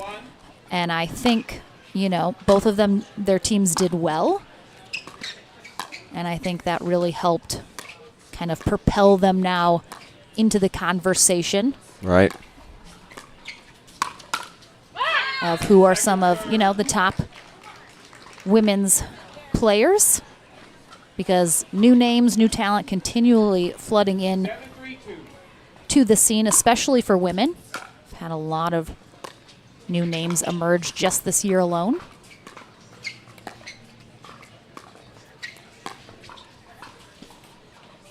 Yeah, and you mentioned this being a tier 2, right? Tier 2, so you get more regional players, but obviously with McMillan and Rain, didn't make it to Bobby Riggs, but they're here. Not a ton of Florida people, other than the ones that are playing a lot of the tournaments, right? Like the Johnsons. So it's great. It's great to see them out here on the West Coast. I was not familiar with them, so this is awesome. Obviously, they're playing really well. Yep, still out in front, 7-3 right now. Yeah, right now, if they stay, I would think they're going to go back to stacking, their preferred stacking formation. But if they don't, I anticipate a lot of balls going up the middle to their backhands. Yep, there they go.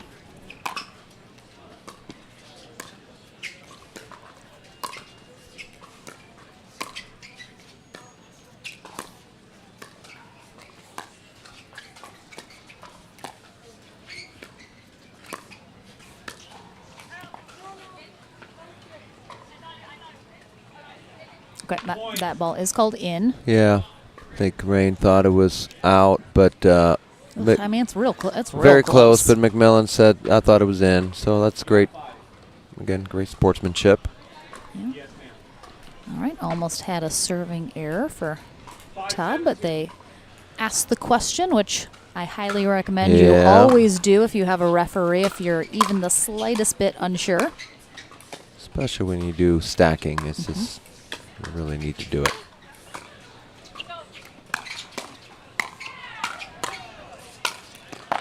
Oh, what a pickup. Oh, my gosh. She is on the court, but she's back up. Oh, great shot from Todd. Unbelievable. Incredible defense from McMillan, but This is just a really difficult ball there. Just a little inside out. Yeah, it seems like Rain should have taken that out of the air. Yeah, that was tough. Almost Ooh, like she lost track of where she were. Can I give a little update here on the men's side? On the men's side, in the back draw, Patrick Quinn and Arnold defeated Taylor and Hewitt. We just saw them in their semifinal match. And so Patrick Quinn and Arnold move on to the, I guess it would be the back draw final. Okay. They're going to wait for the winner of Tamanaha and Venkatesan versus Tioni and De La Rosa. All right. So the winner of that match will take on Patrick Quinn and Arnold to get to the bronze medal match, which of course we don't know who they're going to meet since we haven't seen the winner bracket final yet. Coming up next, though, J.W. Johnson and Dylan Frazier take on DJ Young and Thomas Wilson. That's going to be a really nice matchup. So that's coming up next, and we appreciate so much everyone joining us, whether it's on YouTube or Facebook. We're at 1,400 people on YouTube, so let's just keep that a-climbing. Make sure and share with any of your pickleball-loving friends. Tell them there's some awesome pickleball being played right now in Los Angeles, and they should definitely take a look. Yeah, they need to tune in.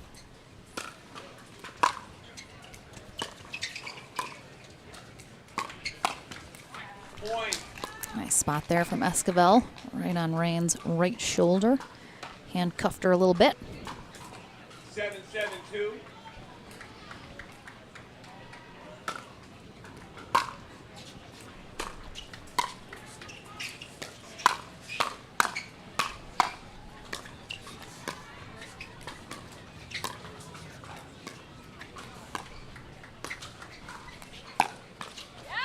Yeah, see, there's the slight confusion between Esquivel and Todd there. Yep. On that shot, you could see they both kind of went for it.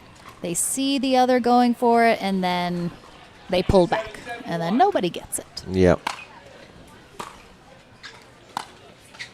Oh, that's a nice drop from Rain. Oh, McMillan. Oh, thought McMillan was going to be able to get that. She got back in time. Yeah, great idea there with the Ernie, but just couldn't quite get back in time for the next ball.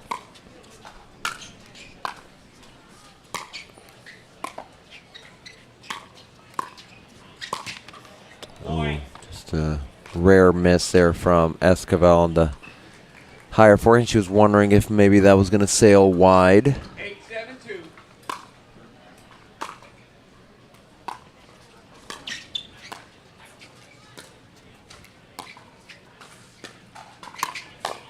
Oh. Yeah.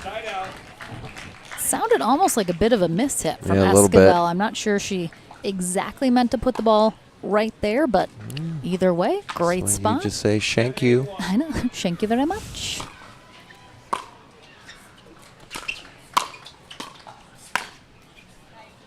I thought they pushed it wide a little, and Esquivel kind of stared it down, probably thinking similarly, but no call.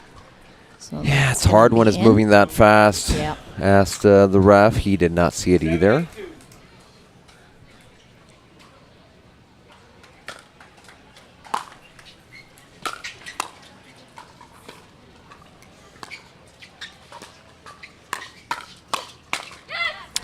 Yeah, I feel like Rain and McMillan are having success when they're the aggressors. They've been, they've won most of those exchanges.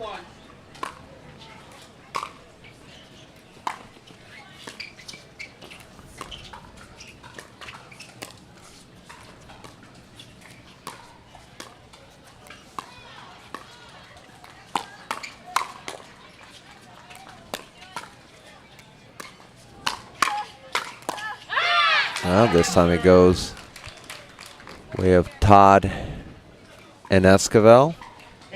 And there were a couple gets in there that, again, at a lower level, that's done. They're not coming back. Right. And just dig it out here.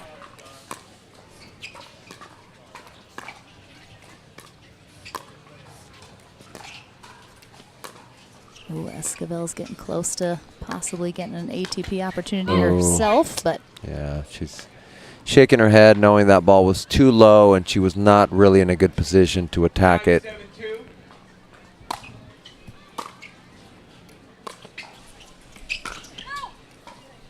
Point. Good recognition there from Rain. And we're going to have a timeout here for Esquivel and Todd. Game point. Yep, they're going to be facing a game point here from Raina McMillan coming out of this timeout unless they can figure something out quickly. And again, slightly interested in the fact that Esquivel and Todd not really talking during these timeouts. And I would think as a new partnership and, you know, trailing, there should probably be something to talk about. And Esquivel does go and join Todd now.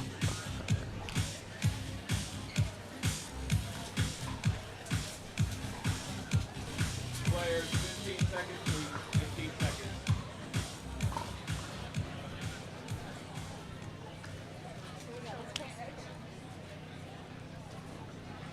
We're chatting a little bit now. You have one timeout remaining. Ladies, you are out of timeouts. All right, so no timeouts remaining for Esquivel and Todd. Time in. 10-7-2. We just need one hold. Oh, yeah, that was going long. All right, good hold. They'll get this side out and only trailing by 3. 7-10-1. Oh, Yeah, good got ball. on top of that. We're trying to find the ball here. We got it. We got it. 7-10-2.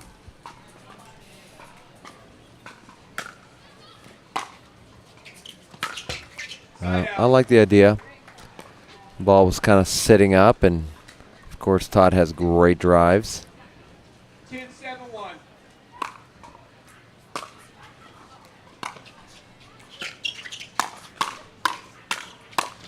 Oh, just McMillan balling out there on that final rally. To Rain and McMillan. And that will close out 2 minutes, players. game 1 here in the semifinal with a spot in the winner bracket final on the line. Game number 2 coming your way in just a couple minutes.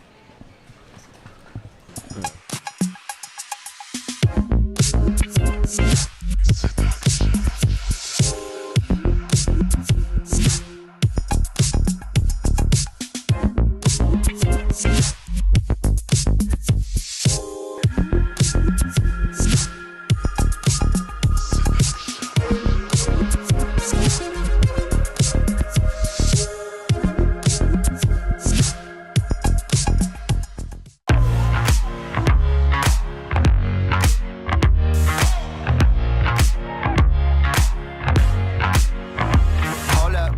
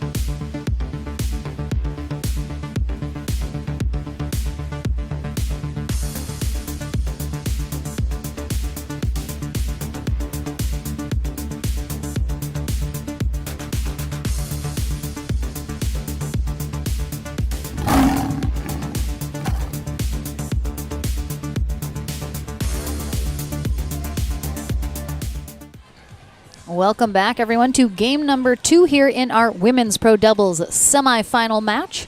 Olivia McMillan in the bright pink on your screen right now, and partner Millen Rain took game 1 11-7 over Michelle Esquivel and Paris Todd, who will be on the far end here for game 2. Esquivel, 36 years old, in Naples, Florida. Paris Todd, 24 years old, Newport Beach, California. Time in. 002. But I think she's traveling a lot now, spending time a lot of different places.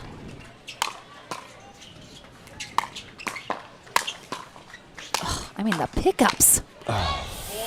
And again, I think that one's going ball's wide. going wide, yeah. Todd's hit a handful of out balls so far this match. Oh, yeah, well wide. Yeah. That's tough. You got to have the court awareness, which can be really tough. Yes. Oh, Sails just long. Rain, 24 years old. McMillan, 31. 202. McMillan in sort of northeast Florida, while Rain's in southeast Florida.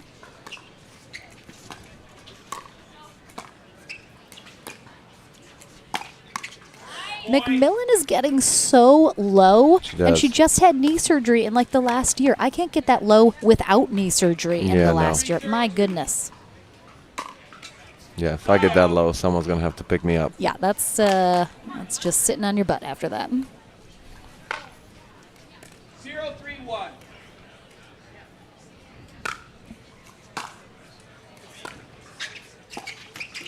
Oh, nice spot there, though, from Todd. Catches Rain on the move a little, right at her feet. 131.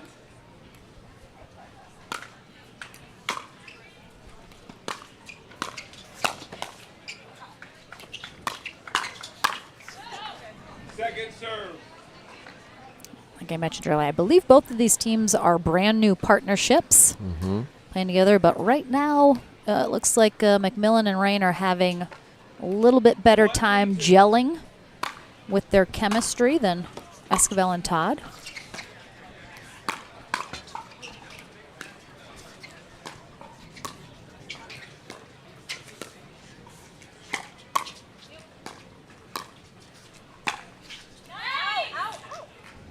Yeah. Point. Yes, the ball was out. Point. Yeah, that looked out from my vantage point, very far away. Yeah, it just misses that, I think. Not too far out, but... Yep, confirmed by the referee.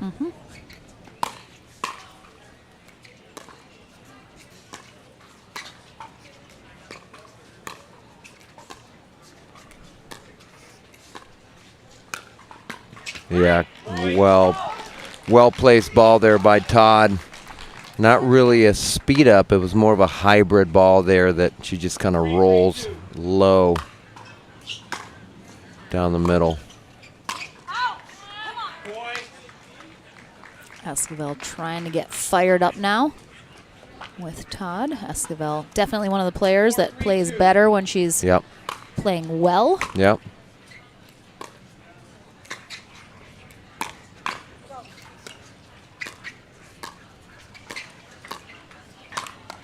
Yeah.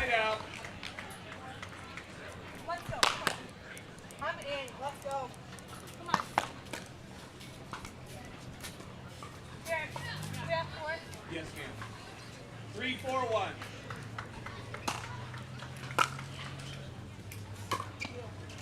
Yeah, good. Great deep serve from Rain, but Todd comes back with just as good of a return. McMillan short with her drop as a result.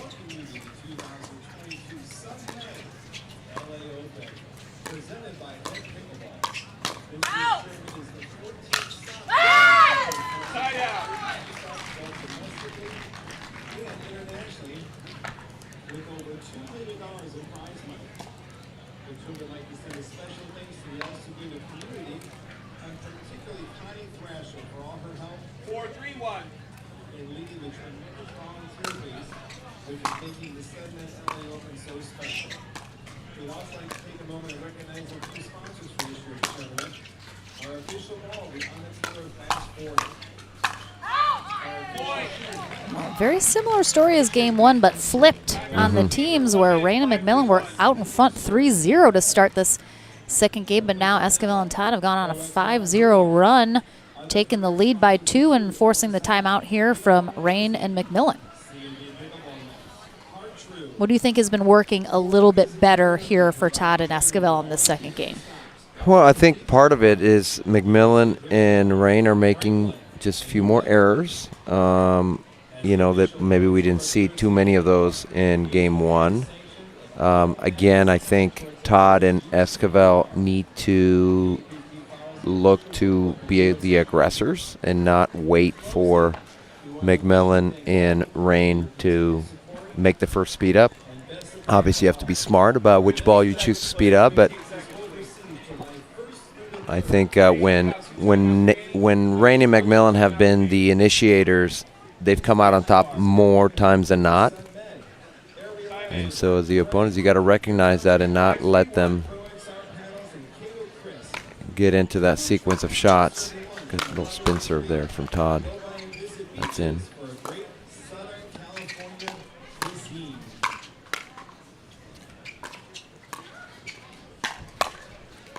Yeah. Work in the middle there with the backhands. Yeah, that time it does not go McMillan's way. She speeds it up at Todd. Todd was sitting on that forehand and countered for the winner.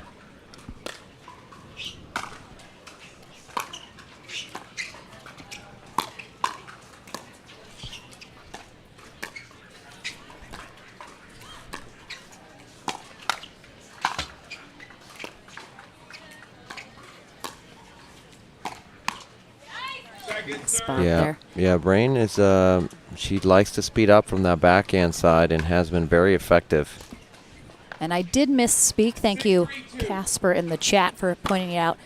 Todd and Esquivel did play together at the St. Louis Open a couple months ago. They did not place in that tournament, but they have played together before.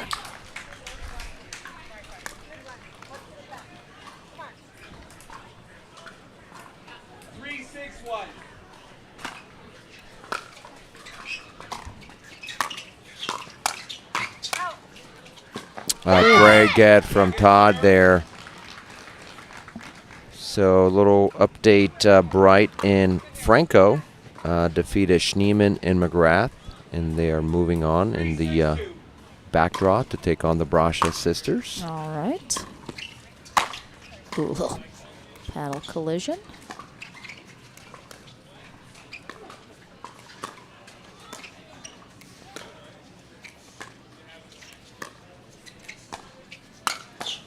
Yeah, great ball from Todd.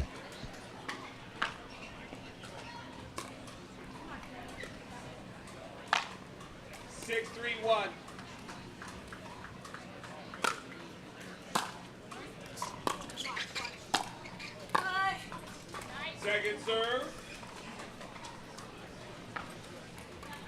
6-3-2.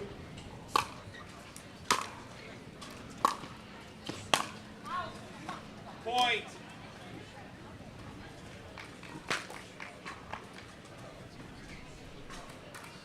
Seven, 3-2.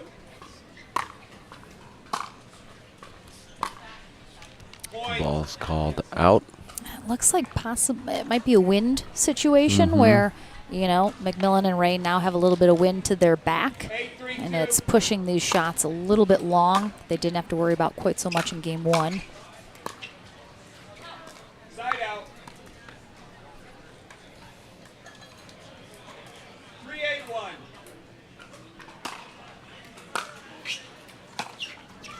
Second serve.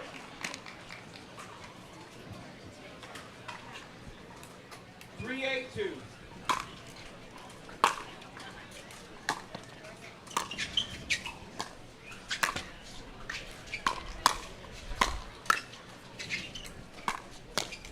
Point. Yeah, too much space there in the middle. I would have liked to see Todd and Esquivel squeeze the middle a little bit more since the ball was coming from the middle. That's usually the most likely attack.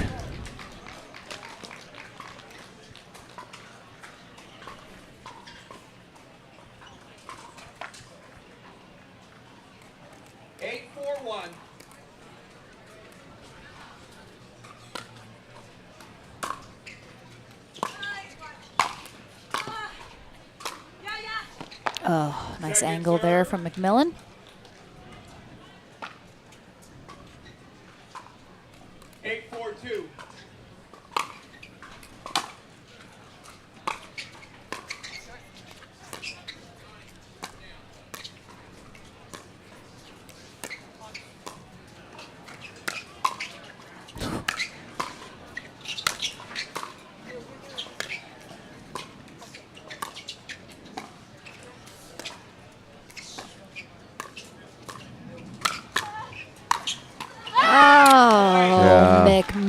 McMillan great MVP defense. on that rally. Great defense. Holy cow. I love that Todd started speeding it up. And McMillan and Rain got back into it, but then they were able to continue that pressure. Oh, it's an easy miss there from McMillan. She's definitely a little frustrated Yeah. with the way game 2 has shaped up. Esquivel and Todd 1 point away from forcing a third game. But I do think, as I mentioned, Olivia McMillan had knee surgery recently, was out for quite a while, recovering. But, you know, she's kind of making her comeback into the pro scene, and I think certainly has been an underrated player in the women's scene. And I think a lot of people maybe have not heard or seen her because of her being out. But I think, her and Rain, you know, making a big push here and kind of showing they can absolutely hang with the names that are a little more familiar. Yep. That people might assume are better just because they've been around longer, which absolutely not the case. So, again, that new talent just coming on, but both McMillan and Rain have been around for a little while, but I think their names now starting to be a little bit more part of the conversation, which love to see. Right. But Esquivel and Todd on a game point. They are on second serve, though, so McMillan and Rain just need one stop, and they'll get it quickly.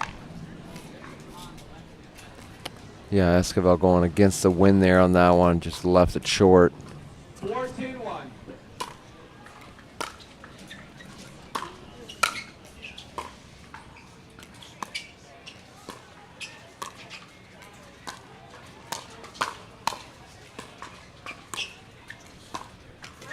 Second serve.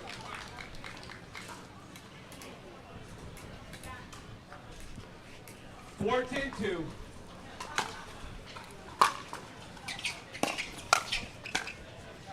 Side out.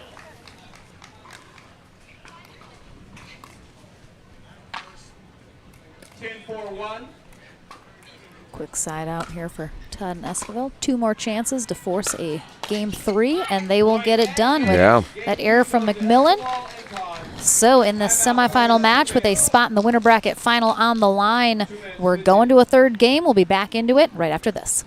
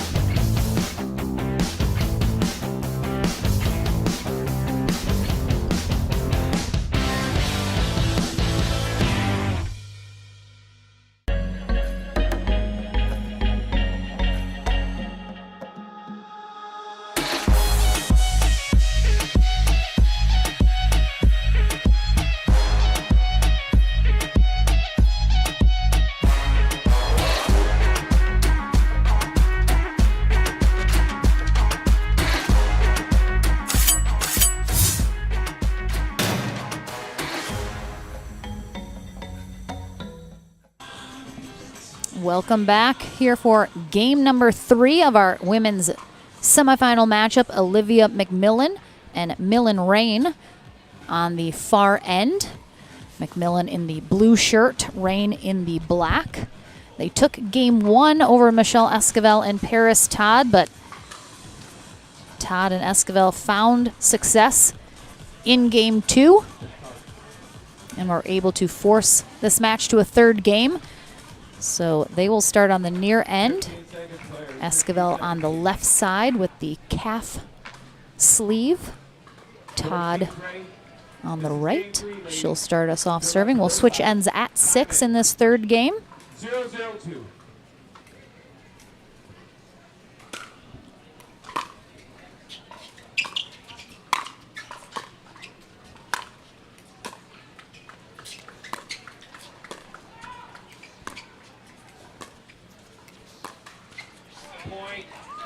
The winner of this will face the winner of Lauren Stratman and Georgia Johnson versus Susanna Barr and Etta Wright, which is still being played.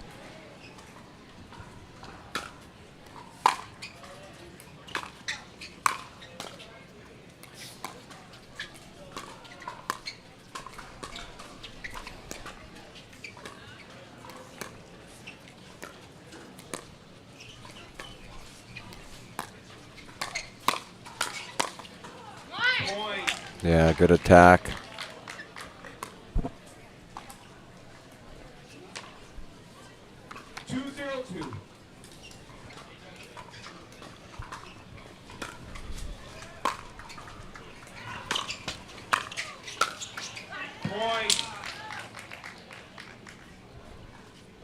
Strong start for Esquivel and Todd, but we've seen both games, you know, the opposing team come back from a little small deficit at the beginning.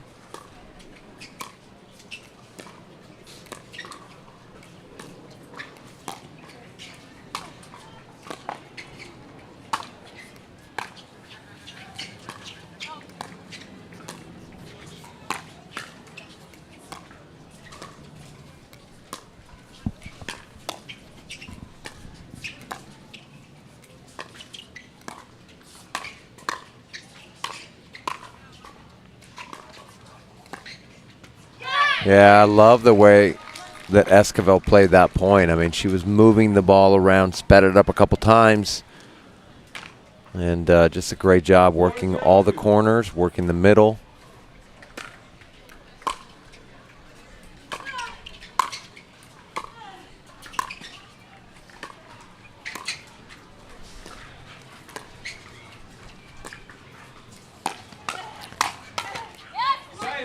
Yeah. Rain has been speeding up from that backhand side. I think they're starting to recognize it and get on it. That time they just got about the first one back, but not the second attack. Good coverage in the middle there from Todd, but pulls it wide.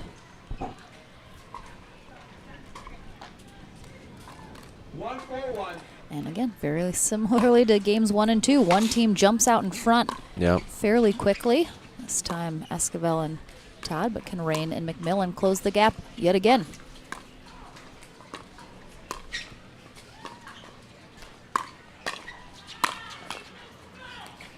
Yeah, there's that speed up again.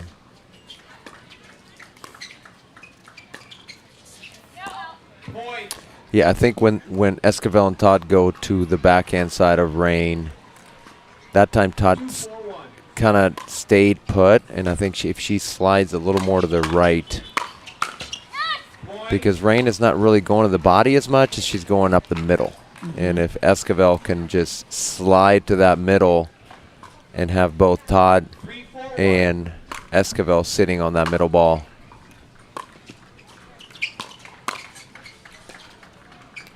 There it is. Yeah, it's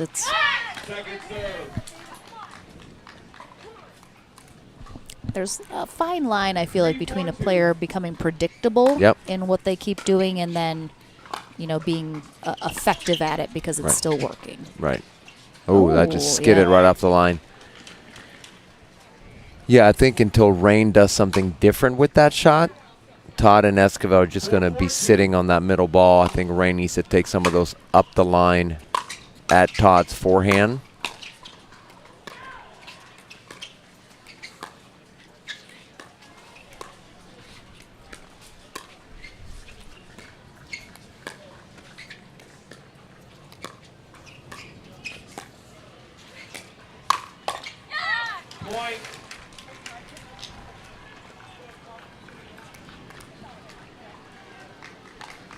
I mean, exactly what you said. Like all 3 games have been the same. One team takes a lead, the other one comes back and retakes a lead.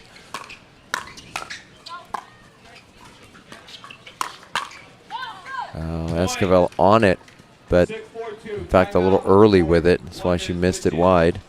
So we'll have an end change now as McMillan and Rain have reached 6 first. They will finish out this 3rd game of the semifinals on the near end. Esquivel and Todd will head to the far end. And so far it seems like a certain team has been successful on a certain end of the court. Yeah. Generally, the far end has fared better for both of these teams. So we'll see if that plays a factor now because, you know, it's been breezy all weekend long. We're very close to the ocean. So we'll see if perhaps this propels now Esquivel and Todd back into this 3rd game and possibly back into the lead. Games 1 and 2, whoever has retaken the lead has stayed out in front and ended up taking that game. So if patterns would maintain, Rain and McMillan would hold on here and take this 3rd game. But with the end change, that's the whole point of the end changes. If there's a end that's playing a little differently, you want to make it even for both teams to spend the same amount of time there.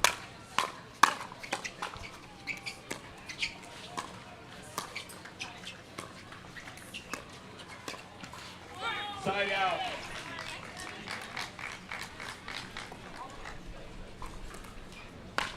Four, 6-1.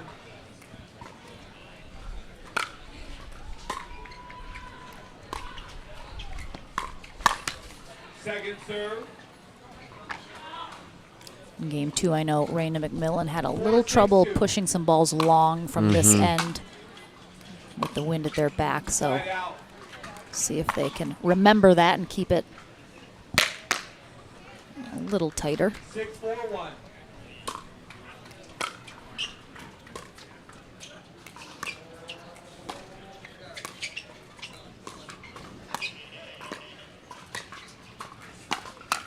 There's that middle ball.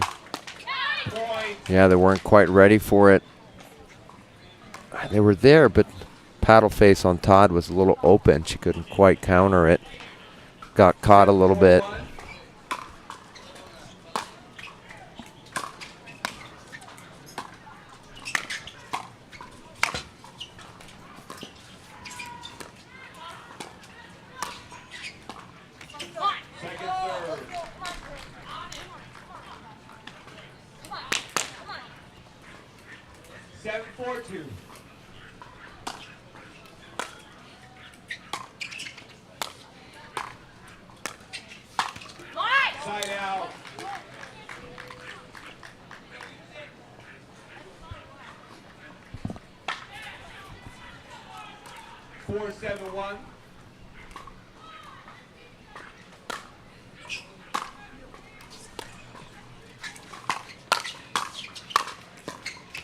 Yeah.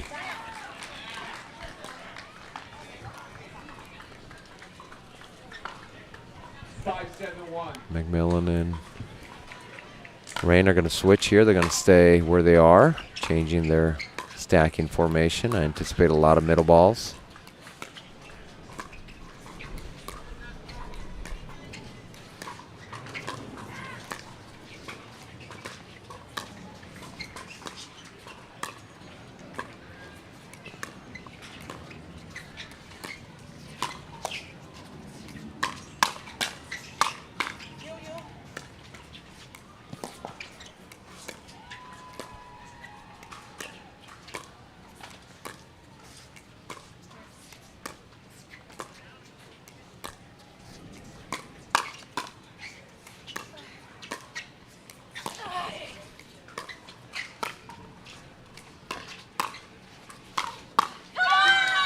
Wow. Wow, really well nice played rally. from Ooh. McMillan, yeah.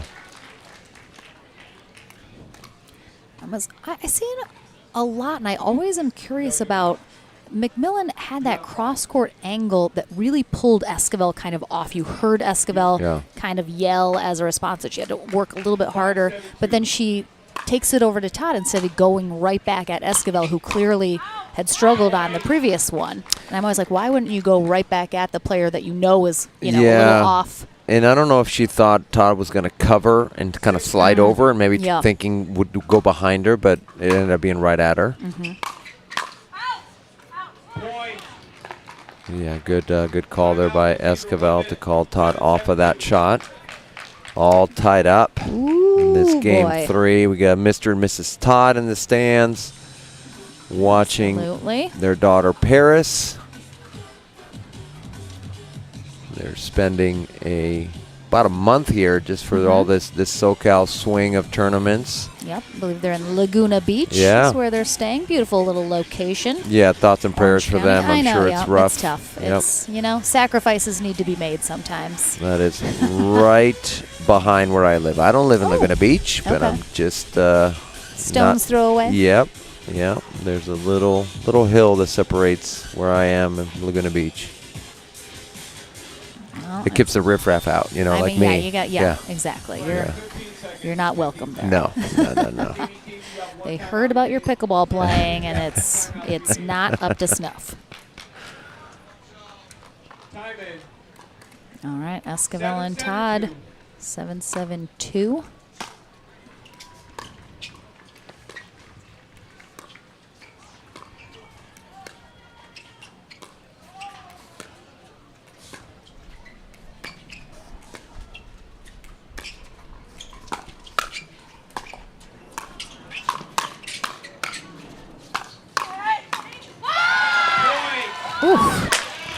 Esquivel almost goes down, but then turned it into a little dance move, which I appreciate in celebration. It's maybe a little Cassidy-esque, a little one knee down almost. 8-7-2.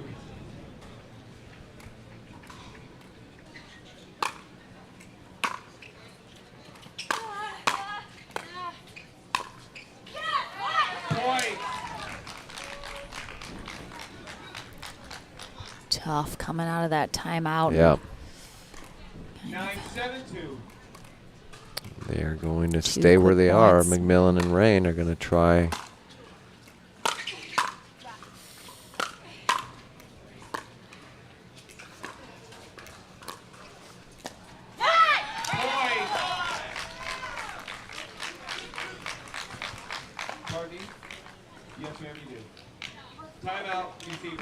Rain asking if they have a timeout. They do, so they're going to take it with Esquivel and Todd on a match point when we come out. Yeah, came out of that timeout and got 3 fairly quick points with some errors mixed in, frustrating McMillan pretty significantly. So definitely just a moment of needing to regroup. Yep. I mean, I think McMillan and Rain, they're right in there. They have been this whole time.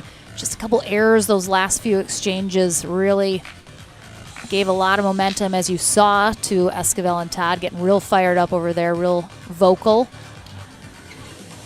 And they are on second server, so McMillan and Rain have just needed one stop here to get the side out and a chance to get back in here. But can they do it? Esquivel with a match point on her paddle.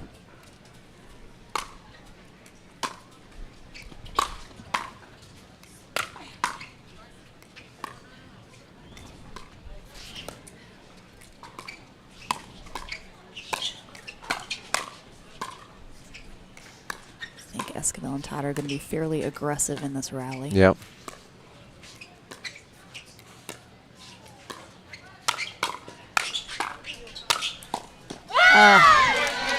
Some great D, but ultimately couldn't quite get it done. But Olivia McMillan and Millen Rain still in it. They'll drop to our consolation bracket.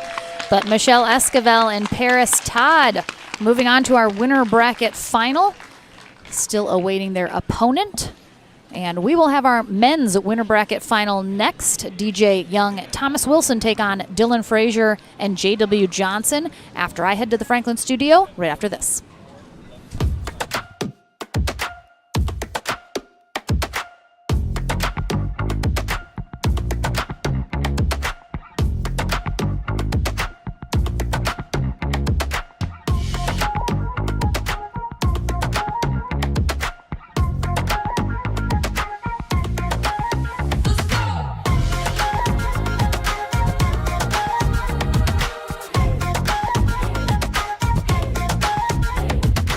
If you like to dink, then Pickleball Magazine has what you're looking for. Our bi-monthly print publication will help you become a better player with instructional tips, drills, and articles from the top teaching pros in the sport. And you'll become a healthier, stronger player with psychological, nutritional, and wellness advice from experts in their fields. Finally, if it's product reviews or the latest news, we have that too. To learn more or to subscribe today, go to pickleballmagazine.com. If SoCal has you wondering, where do I begin? Start here. Cheering for the visiting team? Here's your line of scrimmage. Come for a culinary odyssey? Tonight's special is everything.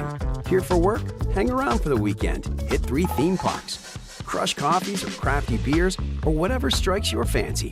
Because with friendly locals, Main Street vibes, easy accommodations, and all of SoCal within reach, no matter what you've come to get up to, in El Segundo, we'll invite you to start here.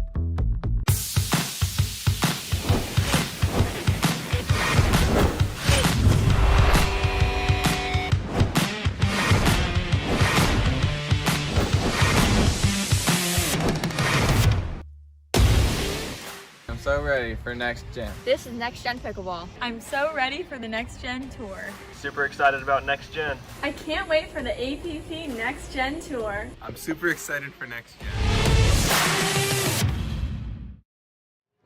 Welcome back to the Franklin studio. Lauren McLaughlin here with Paris Todd and Michelle Esquivel as they have claimed a spot in the winner bracket final here in our women's pro doubles bracket.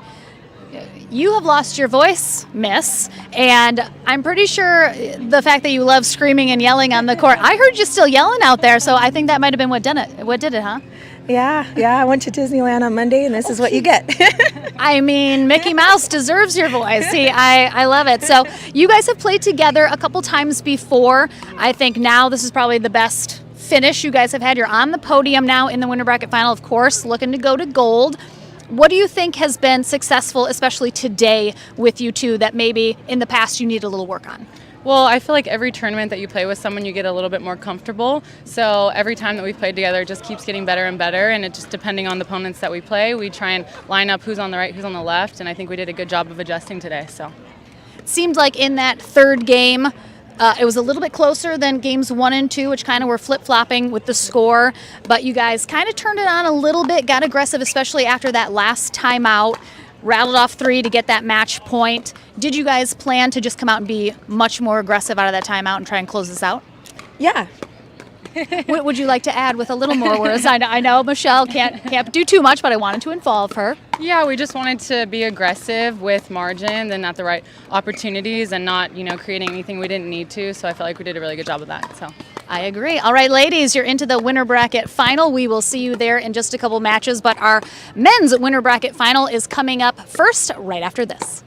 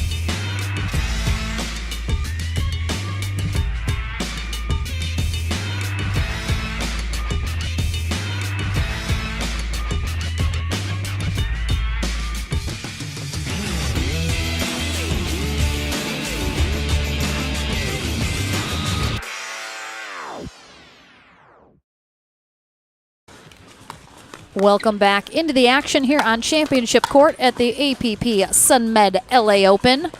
Lauren McLaughlin here. Daniel Roditi has abandoned me in the booth. I'm just joking. He's somewhere, but he'll be back.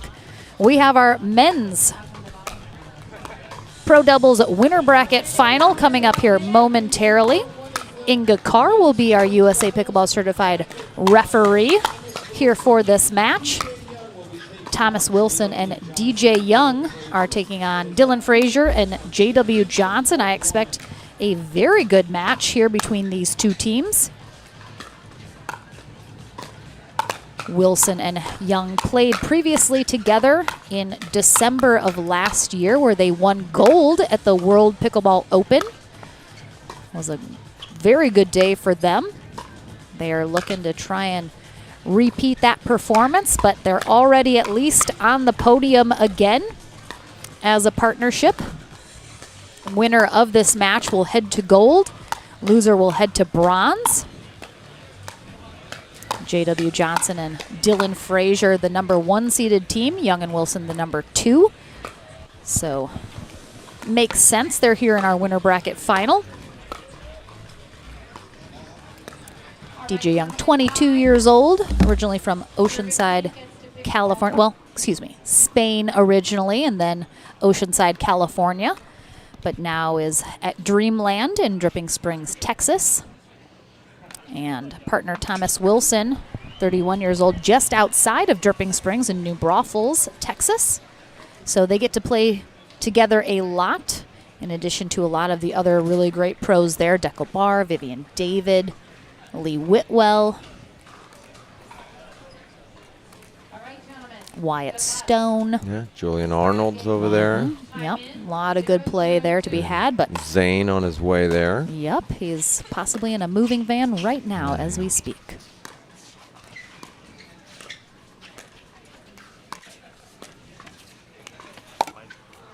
Yep, Yeah, the ball just missed. wide. Yep. A little bit of spin on that as it drops straight down, but misses the line. Dylan Frazier, 20 years old, JW 19. Very good buddies. Love to see them having a good time when they're playing together, which is always.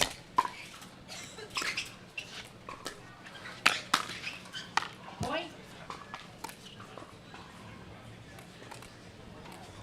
2-0-2.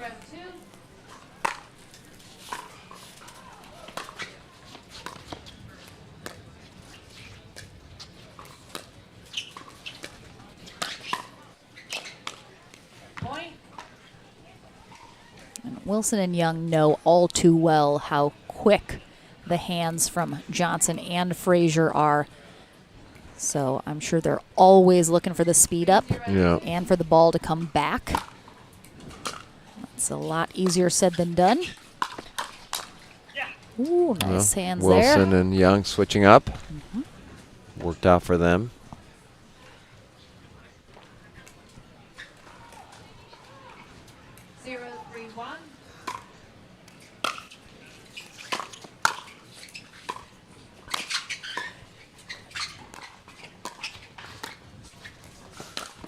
Oh, nice ATP there from Young. Stayed nice and calm, focused. That Frazier, big angle there. We talked so much in the last match. If you hit that big of an angle, you're setting up the ATP for your opponent possibly. Oh, boy. That was a little long. Yeah, can't blame that one on the wind. 1-3-2.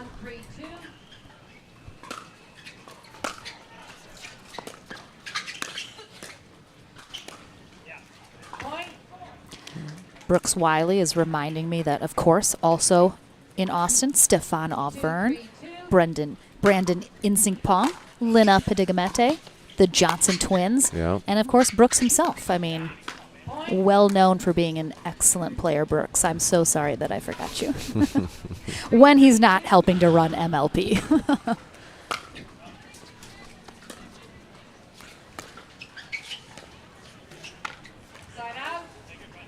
Yeah, so Wilson and Young having more success with this setup, so they're going to probably stay this way. Yeah, good read from Wilson for that Ernie. Yeah, and sometimes you look at players like, Deckel Bar, other very tall players, and sure, the Ernie makes total sense. And you'll get Thomas Wilson, maybe not one of the taller players on tour, but does it so effectively. There's different types of Ernies. Right. Well, and he's quick, and that's, I think quickness, even probably more so than the length.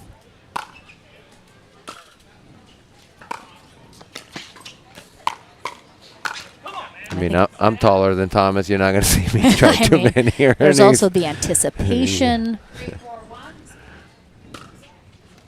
Recognizing the right moment. Yep.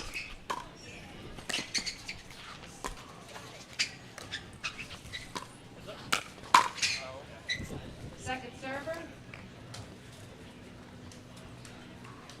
Yep. I don't know if I mentioned it or not, but 3-4-2. here, I'll wait up to this point.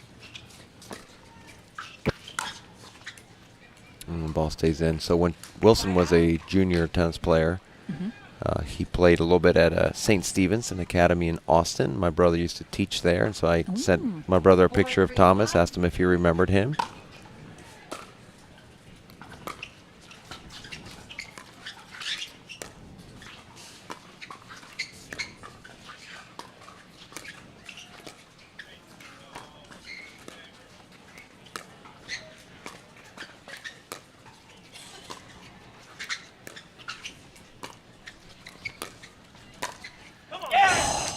Oh yeah. And he said, "I've never seen that face before in my life." He said first thing he said he's like oh, he looks old because he knew him as a kid basically. But the next thing he said, great competitor, moves really well. Just a great movement on the court, both in tennis and of course in pickleball.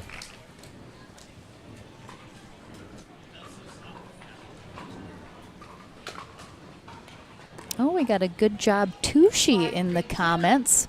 Tushy is the Twitch name of Spencer Laurent, who's running our production right now, along with Mitch DeVoe. Woo, that ball's up and over the barrier. Yeah, all the way in the corner. We got somebody retrieving it. Yeah, EJ Young. Giant, powerful overheads when he gets the chance. 3-5-1.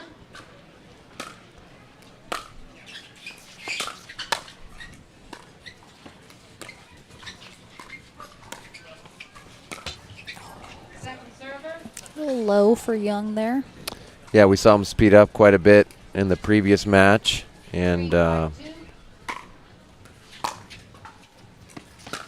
think he needs to be a little more patient with Frazier and Johnson.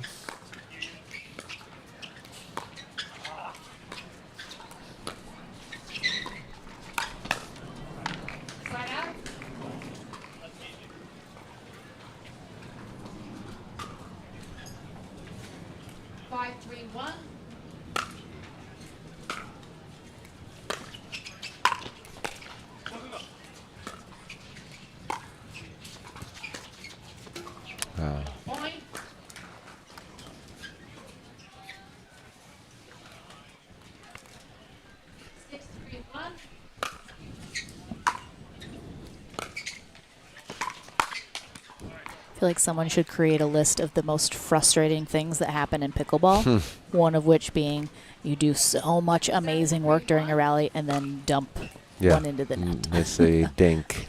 Amongst many other things.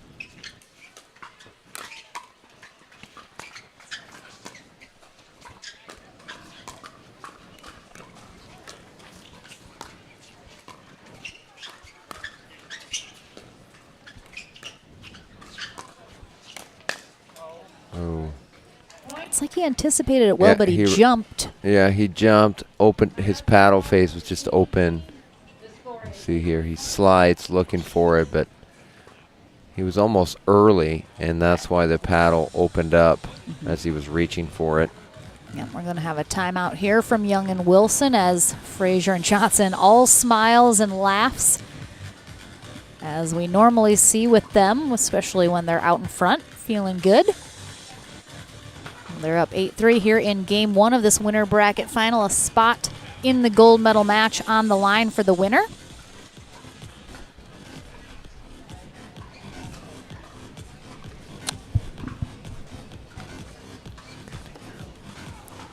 And if you are following along in our brackets on pickleballtournaments.com, you can see where everyone is at in the back draw, as well as scores from previous matches today. Yeah, If you're Patrick interested. Quinn and Arnold are waiting. They defeated that's Taylor and Hewitt. They're waiting still for going the on. winner of Tamanaha. Yeah, so I went over there to check.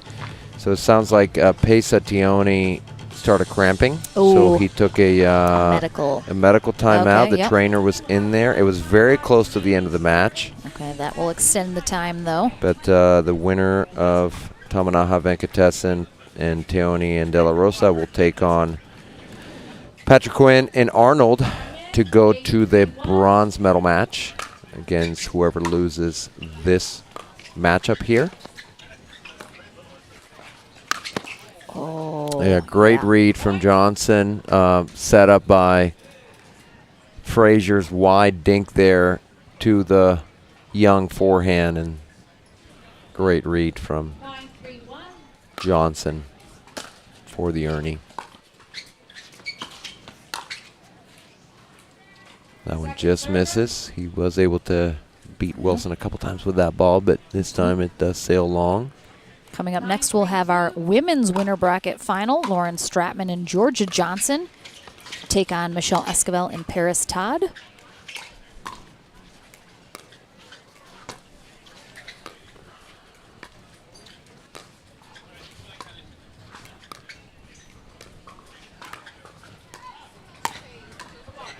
Oh, clips the net to give them game point in this game one.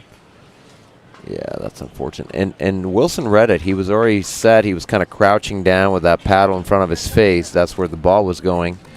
But after it clipped the net, it just went up a little higher, and it's so hard to react that quickly.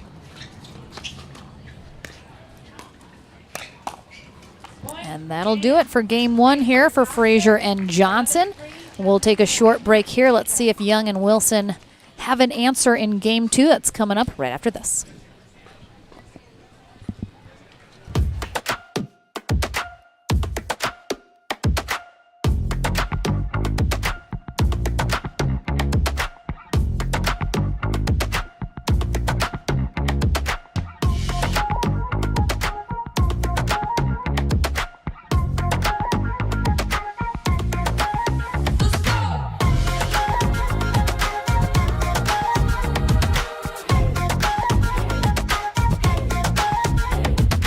If you like to dink, then Pickleball Magazine has what you're looking for. Our bi-monthly print publication will help you become a better player with instructional tips, drills, and articles from the top teaching pros in the sport. And you'll become a healthier, stronger player with psychological, nutritional, and wellness advice from experts in their fields. Finally, if it's product reviews or the latest news, we have that too. To learn more or to subscribe today, go to pickleballmagazine.com. If SoCal has you wondering, where do I begin? Start here. Cheering for the visiting team? Here's your line of scrimmage. Come for a culinary odyssey? Tonight's special is everything. Here for work? Hang around for the weekend. Hit 3 theme parks. Crush coffees or crafty beers or whatever strikes your fancy. Because with friendly locals, Main Street vibes, easy accommodations, and all of SoCal within reach, no matter what you've come to get up to, in El Segundo, we'll invite you to start here.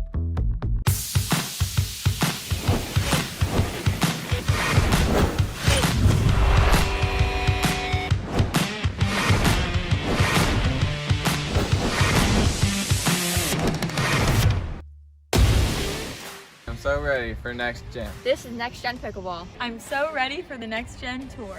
Super excited about next gen. I can't wait for the APP Next Gen Tour. I'm super excited for next gen. Welcome back, everyone, to game two here in our men's Pro Doubles winner bracket final. We have Thomas Wilson and DJ Young on the far end. Young in the black, Wilson in the gray-blue combo.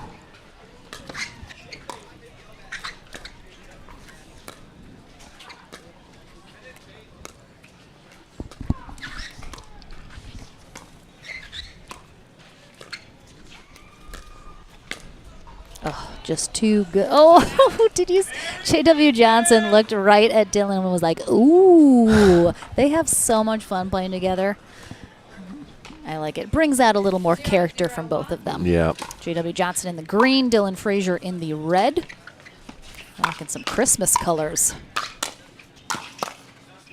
Oh, a little miss hit there. Look at that. He's going to break his neck throwing it back that far. As we've said before, that's the equivalent of him cussing on the court. That's a big eye roll, head tilted back. It's practically an F-bomb for him. I mean, calm down, JW. Not that he would use the word, but, you know. Never. I have never seen him mouth it very clearly when he's frustrated. Gonna get in trouble throwing him under the bus like this.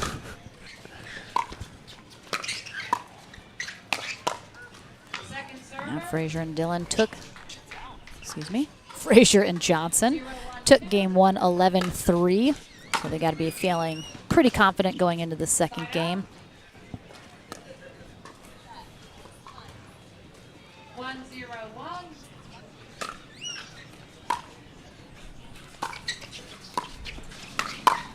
Oh, good dig from Wilson.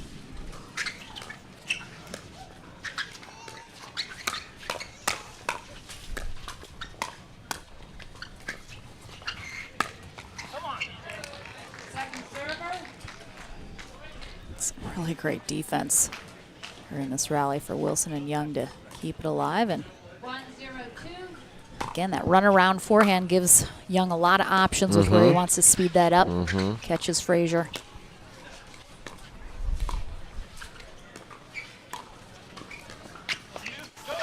Oh, he gets it. Almost.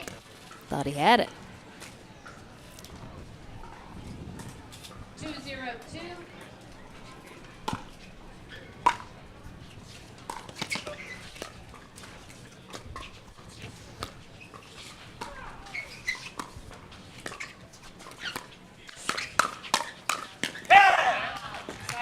Yeah, anytime Young wins a hands battle against Dylan or JW, you're going to hear a yell. It's so crazy. His paddle is so low because he's a little bit taller, but it's like he hands battles from his waist, which most players are up a little higher. Yep. But he keeps that paddle so low. 1-2-1.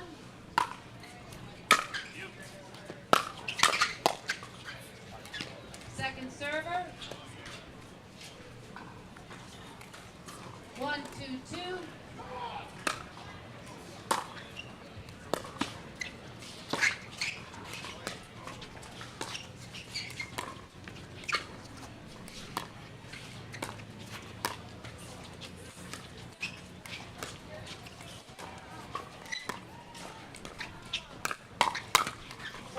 Side out. Yeah. Young upset at himself. Ball he would normally put away. 2-1-1.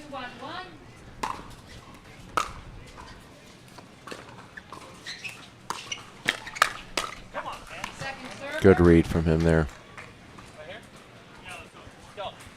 2-1-2.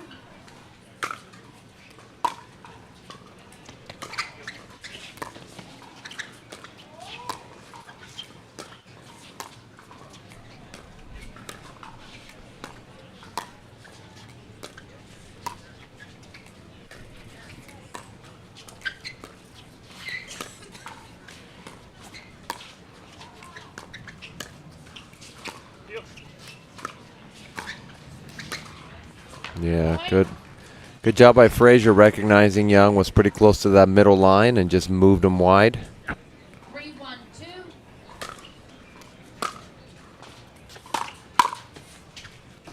Great volley by Wilson.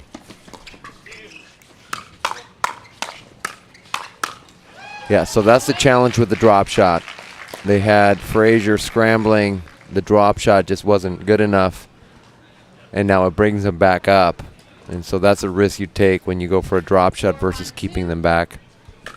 Yeah, we generally preach to keep people back, especially if they're very quick. Yep. Ooh, just wide. And also, you know, Frazier and Johnson, they know that Young likes to do that. Right. So when they feel like it might be coming, Yeah, they look at they his can paddle. anticipate Yeah, it a when little if he bit. opens it a little bit, they can tell he's going to go for that drop, and so they start moving forward. Oh yeah, good job by Johnson getting out of the way of that ball. Wilson going right at his body. Sails long. Frazier and Johnson out in front again. Julie and Georgia in the background watching.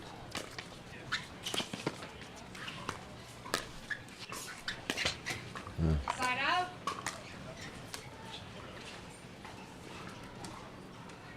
One, 6-1.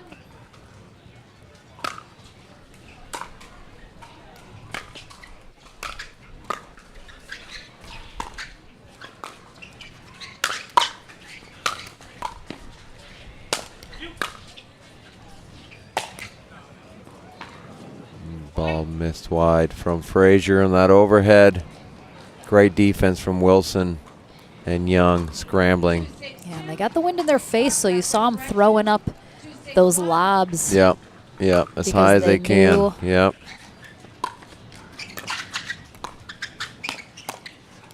Yeah, right on that right hip.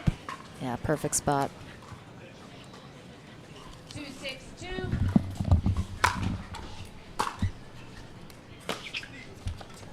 Side out.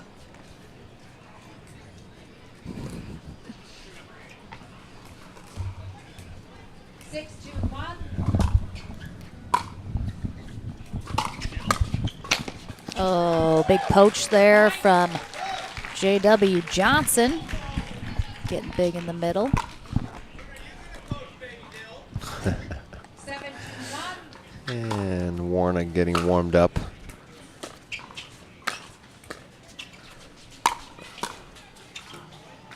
Second server.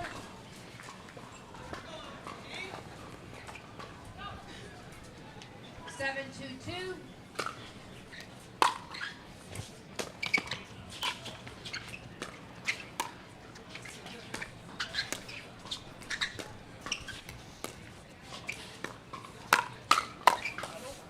Oh, that's going long, and Johnson tries to pull his paddle out of the way, but ends up clipping it.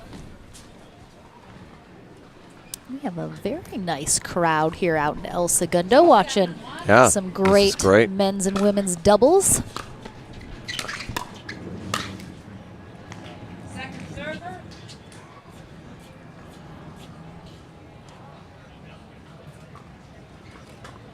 Two, 7-2. Yeah, great drive from Wilson there. 3-7-2.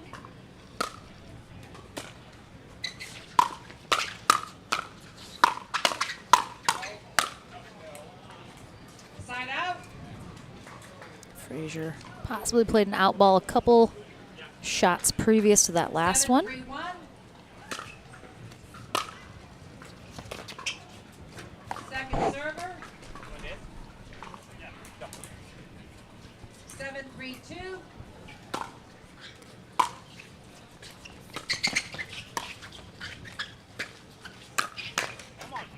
Side out.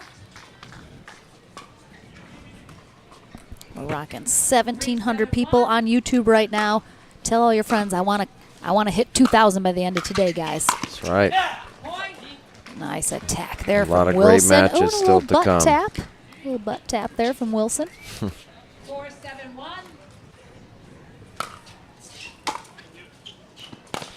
Oh, Second server.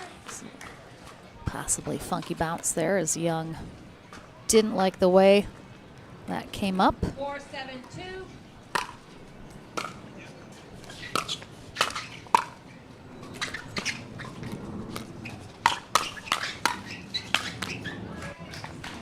Side out.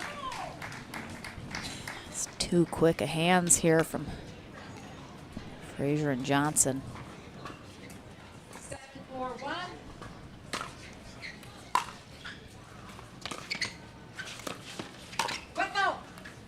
Ooh, got a foot fault on Dylan Frazier there on that attack. And a thank you from Wilson. 7-4-2.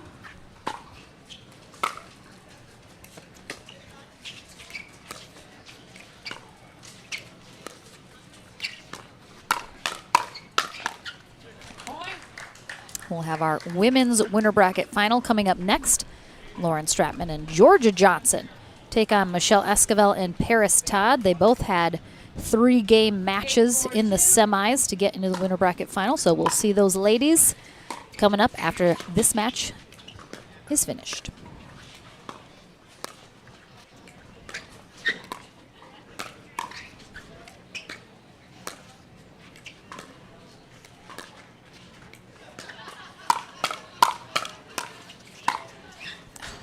Yeah, just too good. I mean, they're so tough. What is JW doing right now? Yeah, he's practicing his next trick shot. So here's a good time to try it. Timeout. I mean, if you're Young and Wilson, what's the answer? Is there an answer? What do you try to do? You have to be aggressive. Again, we talked about it earlier in a previous match, right? Against, same thing, I think we were talking about. Maybe it was Tamanaha and Venkatesan just needing to take some chances. And I think Young and Wilson need to do that. It's risky, but it's just, you can't just rely on hoping that Frazier and Johnson make mistakes. It's just, you have to earn it. And so at this point, you know, you're 2 points away from losing. You got to take some chances. I think if Young gets a forehand, he's going to speed it up.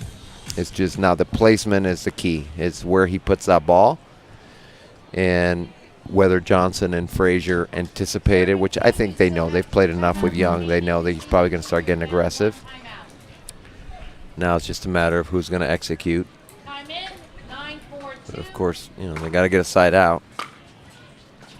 That ball's really short. Yeah, it's just too short on that return, and you get a little bit of that breeze. He kind of floated that slice return, and just the wind held it up. Oh, a little free present there from Dylan Frazier on match point. Decides to give Young and Wilson another shot at it. 4-10-1. See if they can capitalize.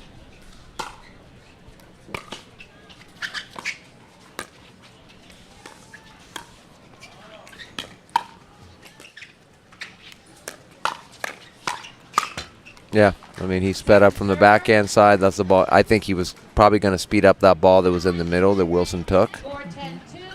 But you have to. You have to just sort of try and take some chances.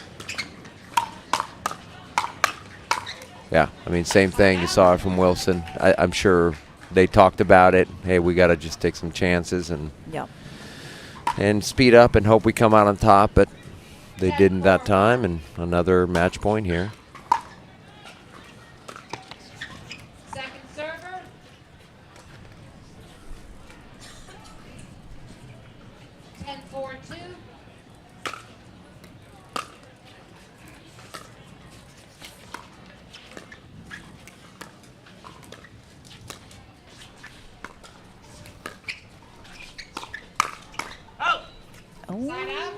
Two big holds here for Wilson and Young, but again, they need to do something with it on their serve. 4-10-1.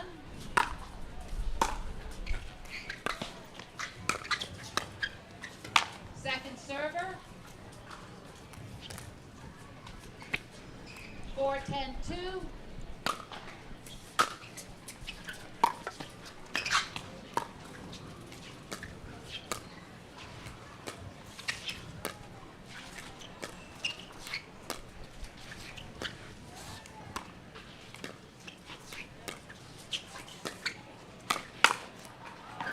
Just not good enough with that speed up there from Young. Frazier anticipating it well, was all over that ball. 10-4-1. And another match point. I think this is number 4. I think 3. 3. No, you're right, 4. Excuse me.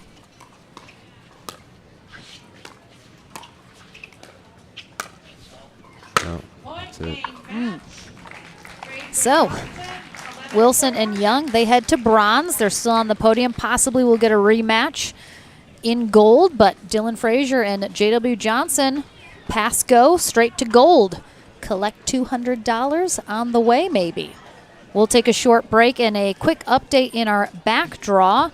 Tamanaha and Venkatesan have come out on top over Tione and De La Rosa by retirement, which means that probably that medical timeout ultimately Pesa Tione was not able to come back and play. So Tamanaha and Venkatesan will take on Patriquin and Arnold for a shot at bronze and a shot at DJ Young and Thomas Wilson. So we head to the Franklin studio, and then our ladies take center court next in the winter bracket final right after this.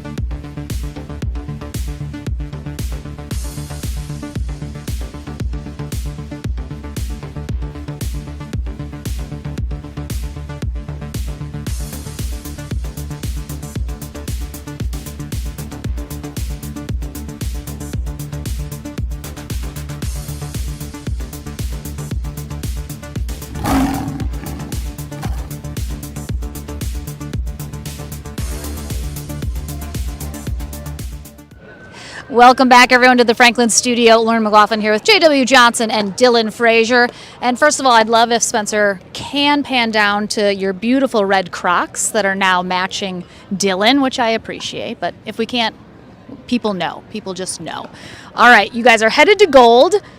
You have played together so many times. Is there an element of you guys are the number one seeds often when you play together in a tournament?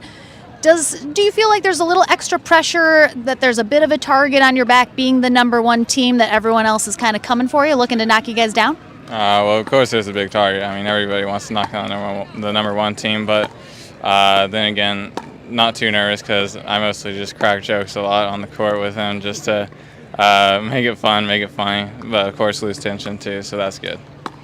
Speaking of, in all seriousness, do you guys ever even talk strategy anymore, or do you guys just know we're going to play our game as best we can and we're going to try to have fun while we're doing it?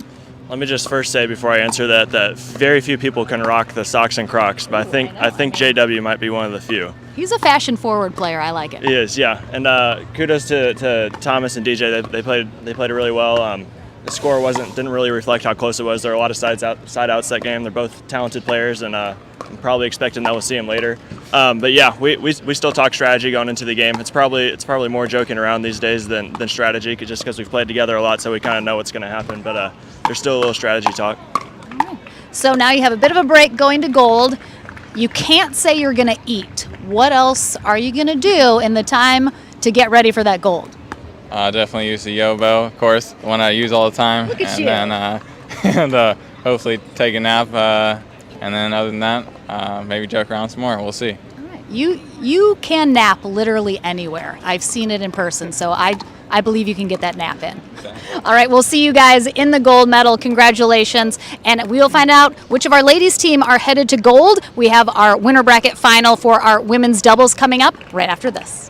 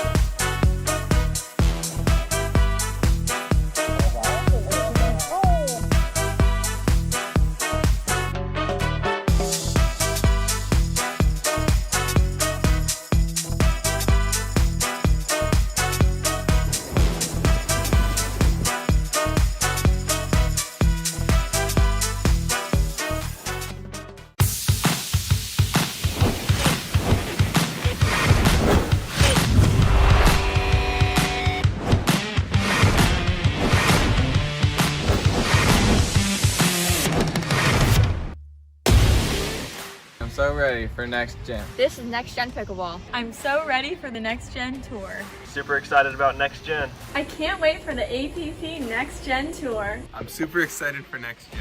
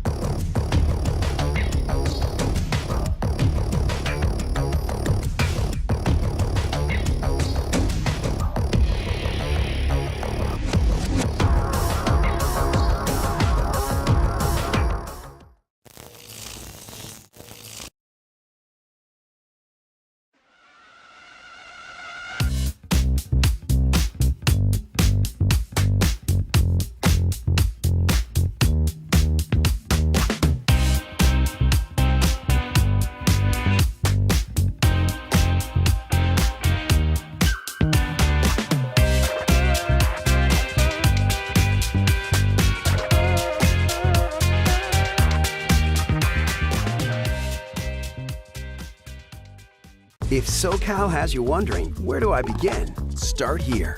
Cheering for the visiting team? Here's your line of scrimmage.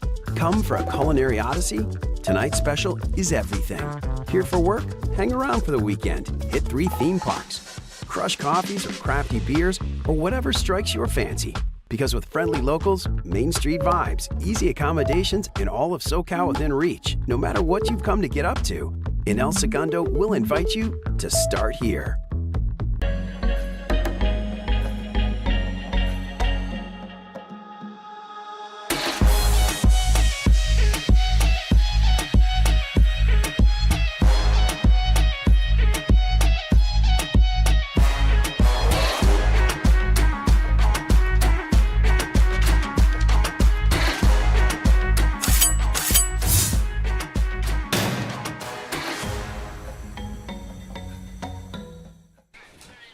Welcome back, everyone, to the APP SUNMED Los Angeles Open. Lauren McLaughlin, Daniel Roditi, here courtside, bringing you all the amazing action here for men's and women's doubles day. We just concluded our men's winner bracket final, where J.W. Johnson and Dylan Frazier secured their spot in the gold medal match, while DJ Young and Thomas Wilson head to bronze. We now are looking to determine 2 medal spots here for our ladies. Michelle Esquivel and Paris Todd will be taking on Lauren Stratman and Georgia Johnson.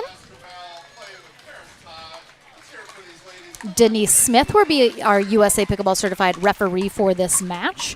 Got to see Michelle Esquivel and Paris Todd in their semifinal matchup against Olivia McMillan and Millen Rain. Very close 3-game match that they were able to come out on top of here to face off against Lauren Stratman and Georgia Johnson, who we're seeing for the first time today. They have played together 1 time before, and then Paris Todd and Michelle Esquivel, I believe, have played together twice before, so fairly new partnership. And Todd saying in their interview after, the more you play with a partner, the easier it gets, the more comfortable you get with each other. So they're feeling pretty good about how their day is going so far.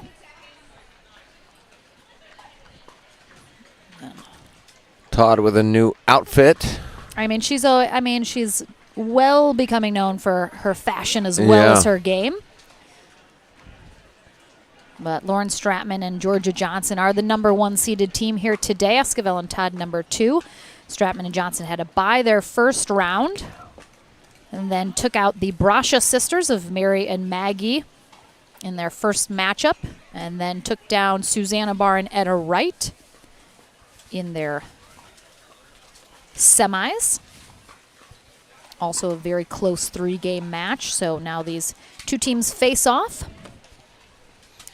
Stratman and Johnson will be on the far end for game 1. Johnson in the blue, 15 years old, Delray Beach, Florida. We saw her older brother, JW, in the previous match. Lauren Stratman, 28 years old. Currently, family lives in Knoxville, Tennessee, but originally from Santa Barbara, California. Michelle Esquivel, 36, currently in Naples, Florida, and Paris Todd, 24. And Newport Beach, California is where she calls home.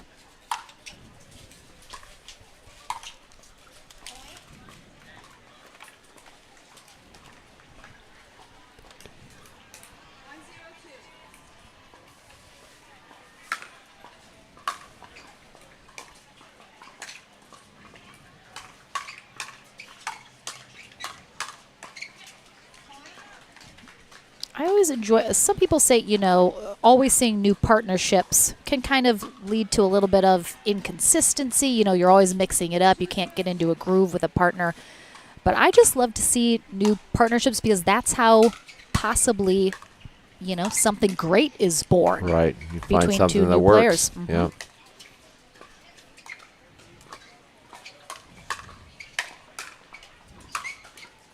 I also love to see just, you know, how certain players' chemistry works together, Right. their personalities, their Yeah. style of play. Yeah, and you don't know until you try it. You don't know if it's going to work until you try it. I would say chemistry is the #1 factor. And then playing styles probably comes second after that. It's obviously important, but chemistry is, I think, the most crucial.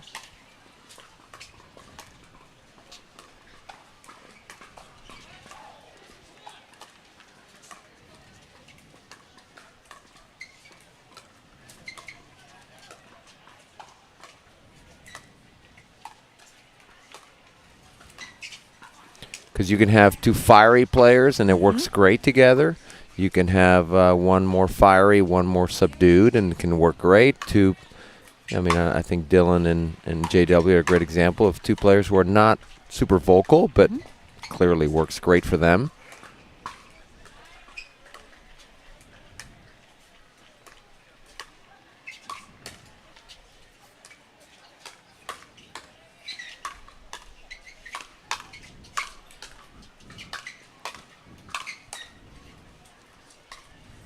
Great defense from Esquivel and Todd.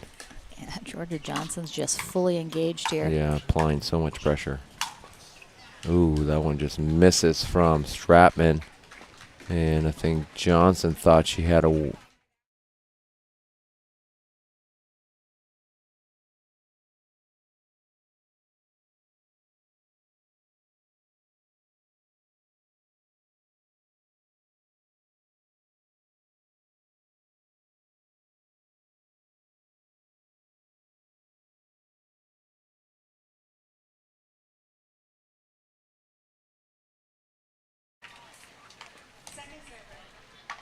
Yeah, a little bit of confusion there in the middle. As you've mentioned it before.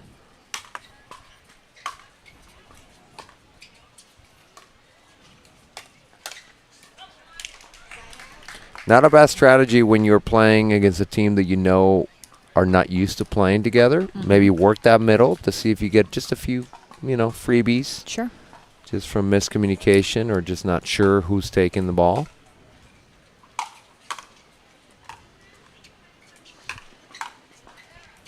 I mean, Lauren Stratman, we talked about it yesterday in mixed, but one of her absolute favorite shots is that speed up roll through the middle. Yeah. So we'll probably see that here today as well when she gets that opportunity, but she's always looking for it. Right. And, Michelle Esquivel, especially Michelle, having played with Lauren and against Lauren so many times, surely knows that and will probably be looking for that shot. It really just speaks to the talent level, though, when you can know a player does a specific shot and they still get you on it. Because you know it's coming, but they do it so well. Right. It still is effective. Yeah.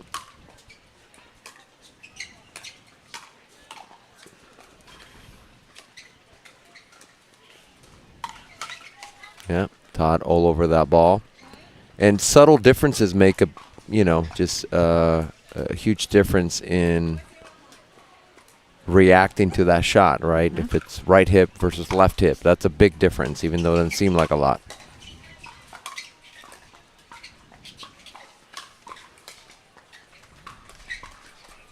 Good defense from Todd. I think Johnson just overreaching there. Yeah, and she's got the wind Yep. as well to deal with, so. Yeah, you can see the net kind of moving towards Stratman and Johnson. Oh, and we got a switch in the stack here from Johnson and Stratman.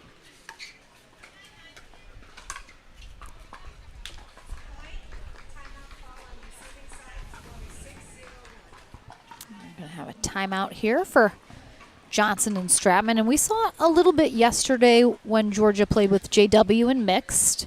They had some moments of frustration, and Georgia Johnson especially perhaps is making a few more errors than we're used to her seeing, or used to seeing her make. Yeah. So I think it's going to be super crucial here for Lauren Stratman to be the one to be very supportive, very encouraging, pick her up, because that's definitely something that Johnson needs when she's feeling a little down on herself. Yeah. Yeah, Stratman's certainly the veteran of the two, not just age-wise, but just playing. She's been playing for several years now and has a lot of tournament experience, and keeping Johnson positive is key, keeping her confident even when she makes mistakes, just letting her know it's okay. We'll get the next one. Good try, or let's try this instead. It does seem like Johnson's being targeted a little bit more by Esquivel and Todd. So that certainly adds a little bit of pressure to the player that knows they're going to have to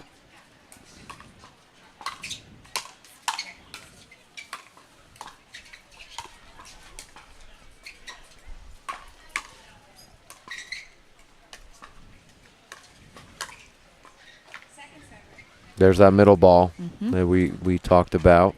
I think if I'm Stratman and Johnson, I work that middle a little bit more.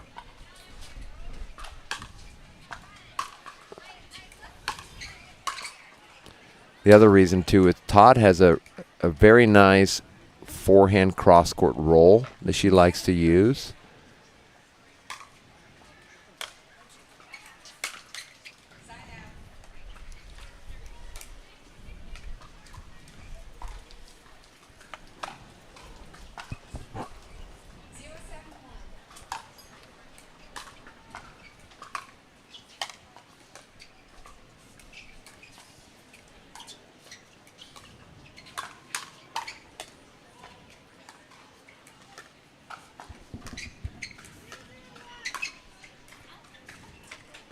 Ball misses long from Johnson.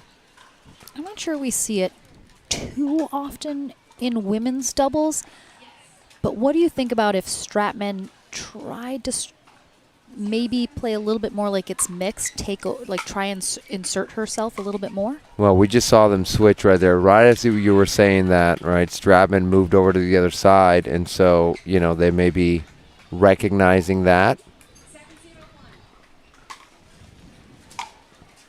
They're not switching on the return, but they're doing maybe they're going to try half stacking, as we've mentioned before. Half stacking is when you stack on your serve. It's much easier.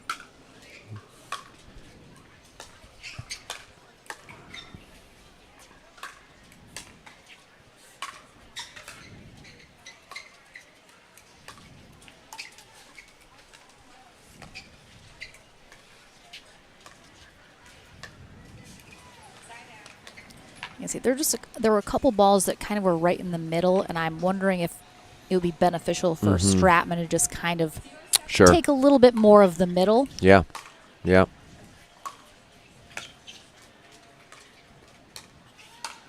And as we've said, oh, sorry, I thought that point was over. I apologize. Thought that was out as well. As we've said, so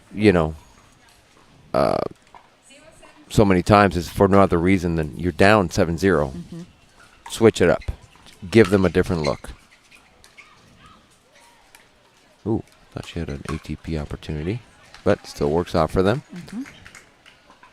Stratman and Johnson on the board here in game one of our winner bracket final. Choosing to stack the other way. And that was going out. Todd played it.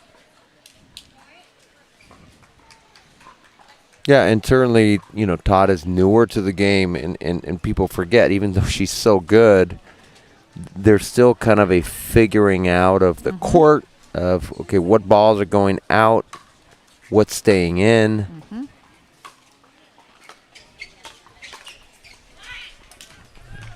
Ball right on the line there. And that was Stratman getting a little bit more aggressive in the middle, coming in and taking that, which I like. Just then, you know, didn't do enough with it to avoid that next shot. Right. They switch here. Nope, no switch. And it could be that, you know, Stratman just really, we know that forehand roll up the middle.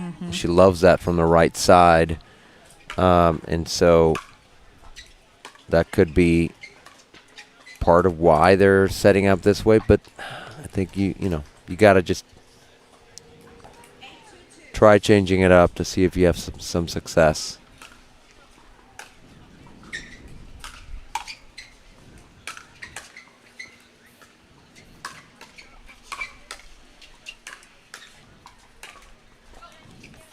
Oh, unfortunate. Great defense from Todd there. Yeah, really nicely done.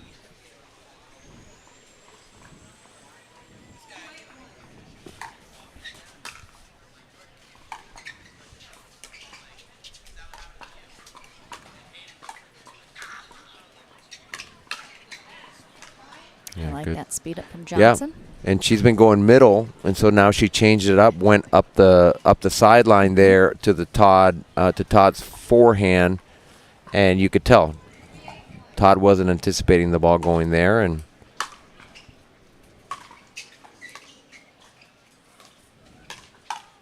oh yeah, that's good, nice there good read from Stratman. Yep, good read from Stratman, being ready for that ball. Right here, speed up. Stratman, great job of sliding just a little bit, just enough.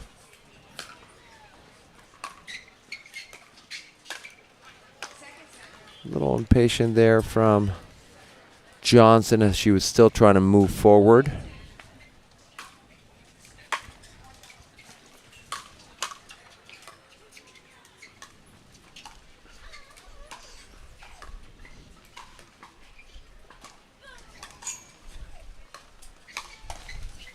Yeah, too high on that ball. We talked yesterday a lot in mixed that it can be tough sometimes for the lady if they're used to playing the left side in women's to then transition to generally the right side in mixed.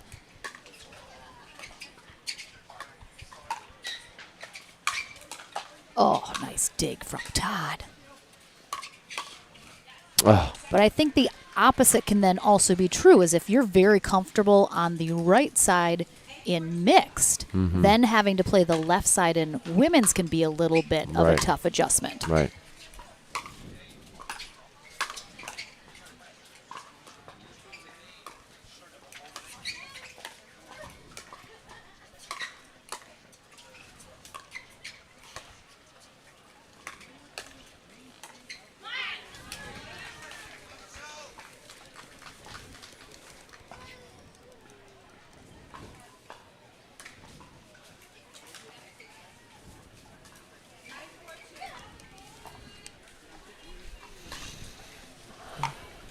Yeah, that ball sails long.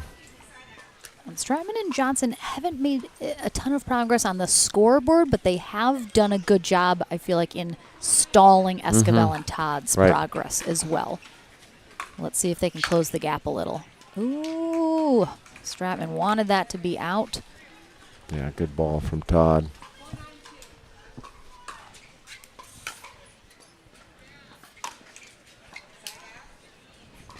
Yeah, good slice return there from Todd.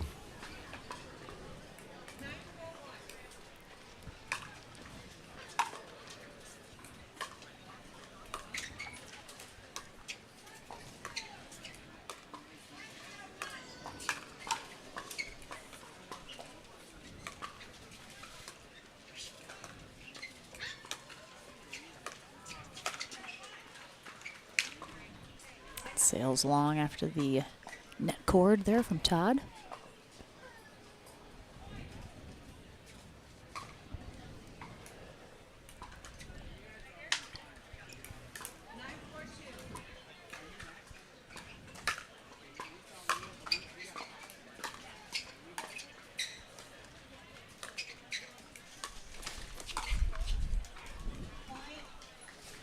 Yeah, fortunate for Stratman. Clips the tape. We saw her miss a forehand, similar, but from the forehand side just a few points ago. Here for Esquivel and Todd.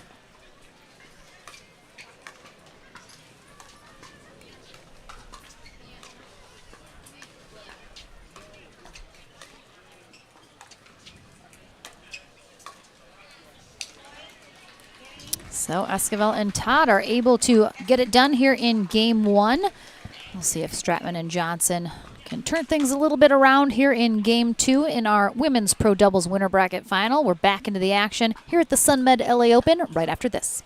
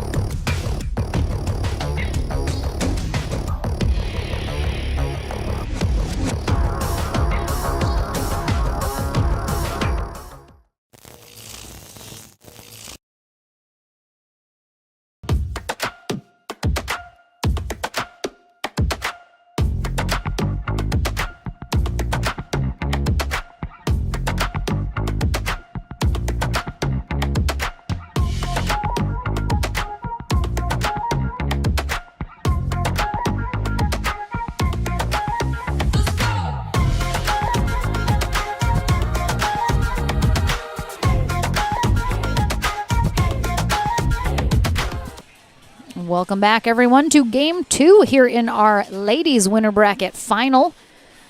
Michelle Esquivel and Paris Todd have one game in the books already. They are looking for their second en route to the gold medal match, but Georgia Johnson and Lauren Stratman, I'm sure will have something to say about that. Let's see if they can have a different outcome here in game two. We did see a little too many unforced errors probably from Stratman and Johnson in game one. I think, do you agree that'll be pretty critical for them to take those down in order to have a different outcome? And I'm surprised they're not, as you suggested earlier, not switching and put Stratman on the left. Again, you may be very comfortable on one side versus the other. Mm-hmm. But when you lose 11-4, you got to try it. And maybe they will. Get maybe a little uncomfortable. Yeah, maybe they will on their serve.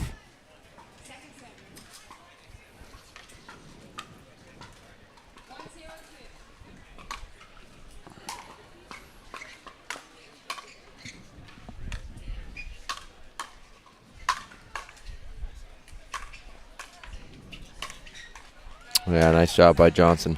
Or the as well as we've talked about before, sometimes you have the right plan, right strategy, and you just didn't execute it the way you should. And if you feel like that's the case for you, you stay where you are and just know that you got to reduce the errors or execute a little bit better.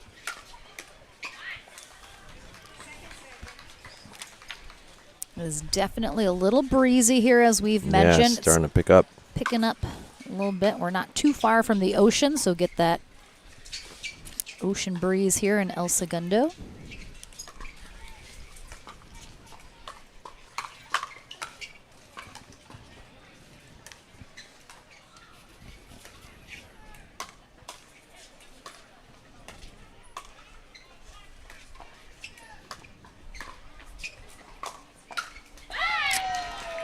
Yeah, not a great speed up there from Johnson. Leaves it way too high for Todd. We see it right here, trying to flick it.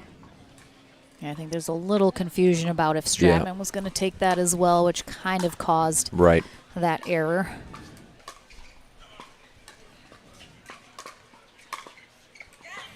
Yeah, good shot by Esquivel. Stratman letting it go, hoping it was going to sail. We talked a little yesterday about how Georgia Johnson, because she doesn't really have a tennis background to speak of, she doesn't really roll her shots. Is that something that you can really work on and learn how to do when you're not used to doing it? Yeah, for sure. For sure. You can, yeah, she's got a little bit more. I mean, right there we see her a little bit of a cut, but yeah, her swing is more kind of right to left. She kind of comes across the ball a little bit more and can definitely roll it. We see her kind of flick the ball from time to time.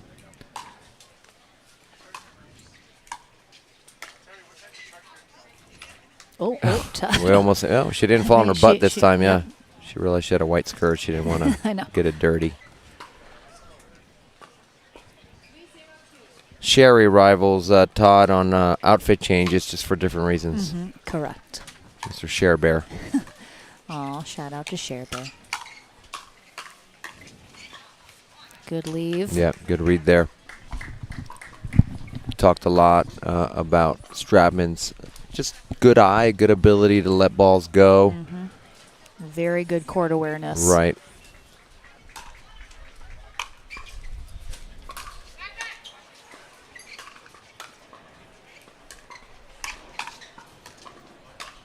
We do see them on the opposite side now.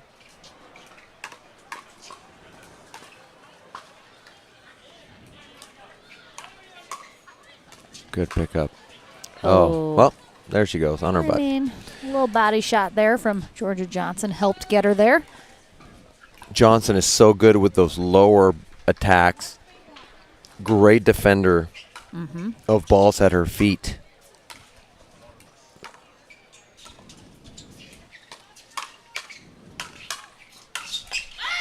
And I almost feel like Johnson, she's very comfortable with that two-handed backhand. And I think having her on the right then opens up that opportunity a little bit more for her to use that backhand in the middle. Right. And it puts kind of puts the Stratman forehand, which we've talked a lot about how good that shot is. And the Johnson backhand, kind of both strong shots in the middle.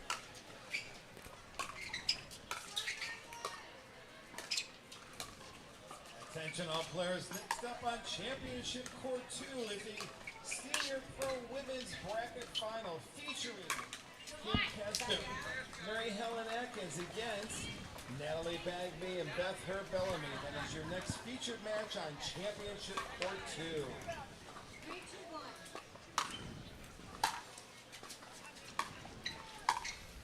Looks like Stratman and Johnson really sticking to that stack now of having Stratman on the left. I like it. I think it is working better for them here in this second game.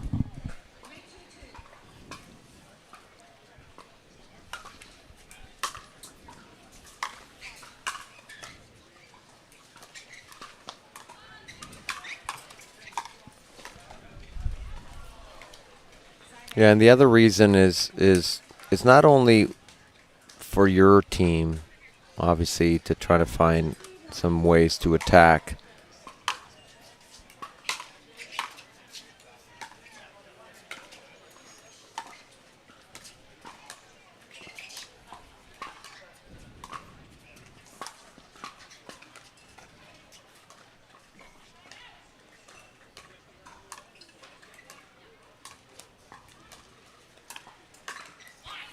But it's also for your opponents, because once they kind of get in a groove and in a rhythm and they can kind of keep hitting the same spots, unless you change it up, you're just not going to make them uncomfortable, or at least try something different. Good read there from Todd and Esquivel.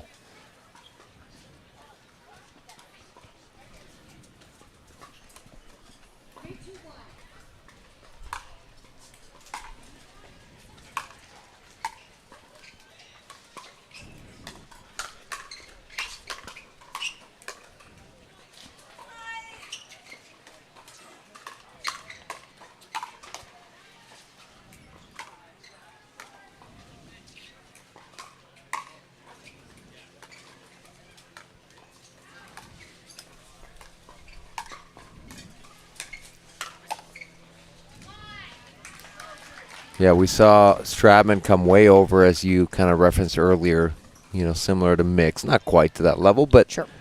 Coming over a little more. I like it.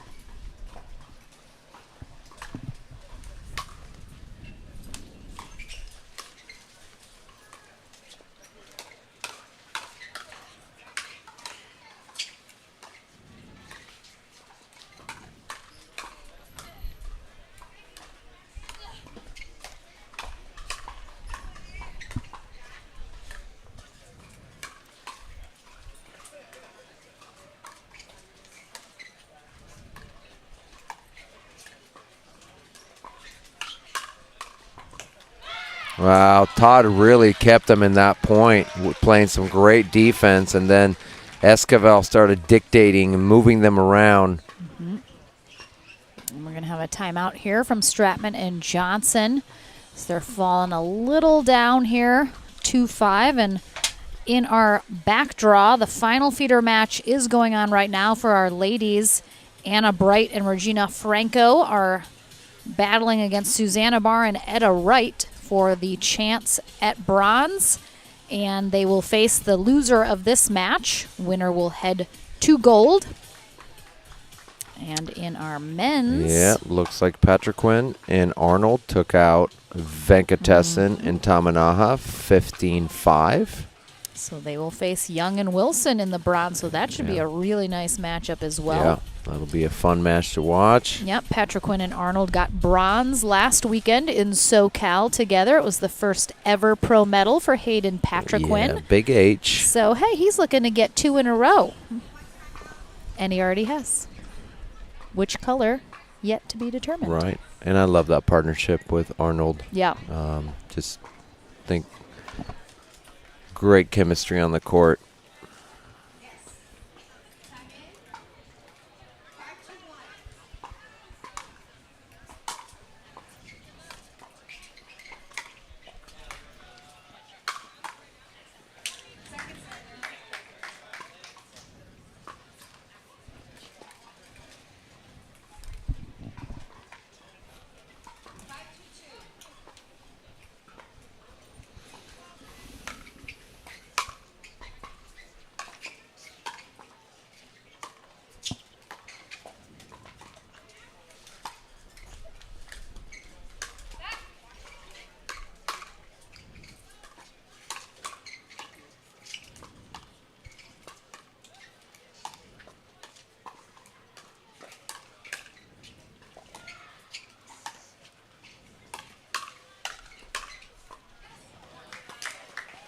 Nice job from Johnson on that. Looked like Esquivel was Yeah, they weren't sure. It was a quick one. Out, asked the referee, but I think she said she didn't see it, right? I don't know that.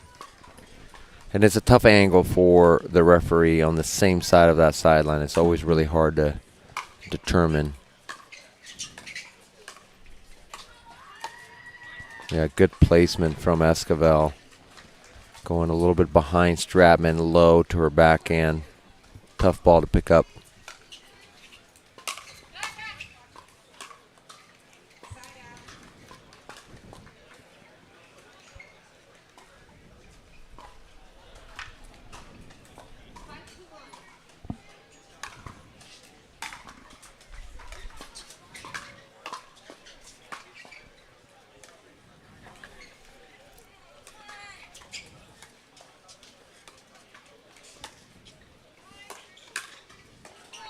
oh, my goodness.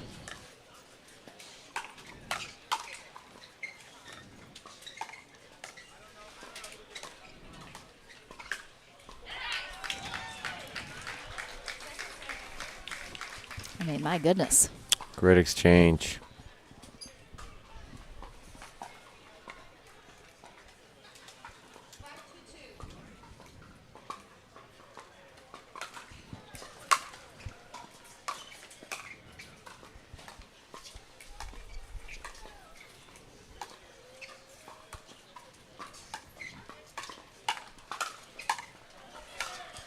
Oh, body shot right at Johnson.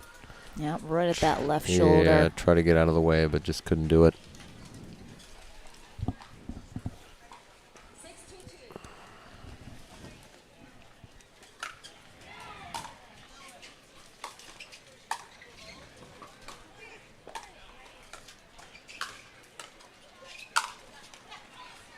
Big put away there for Stratman. Haven't been given too many opportunities to be able to do so. Nope. And that's why.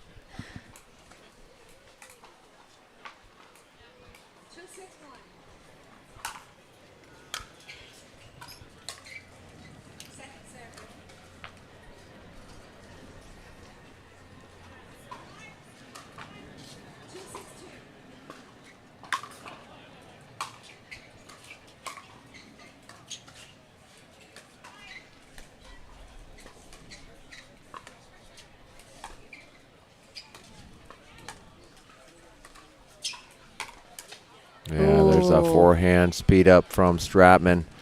She likes to come across a little bit, come across her body with that. That's why on the right side she likes to go middle. On the left side she tends to go at the person in front of her a little bit more. She does have some options though, because she's does. on that left, a little more, exactly. More She can go middle. She can go at the person in front of her. She can go try to jam cross court at Esquivel in this case.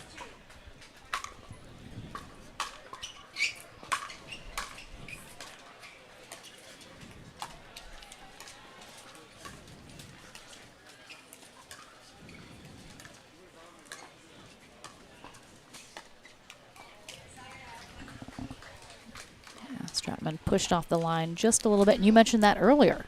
You know, if you stay in a pattern, you're trying to perhaps push your opponent off the line. Right. And that's the type of error right there you're looking for.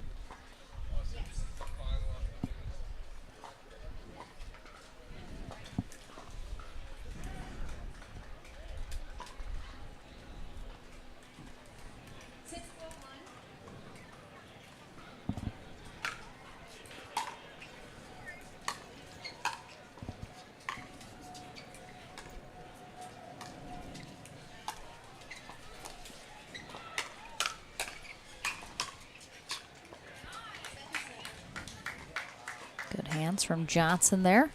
That time Todd was ready for the speed up from Stratman.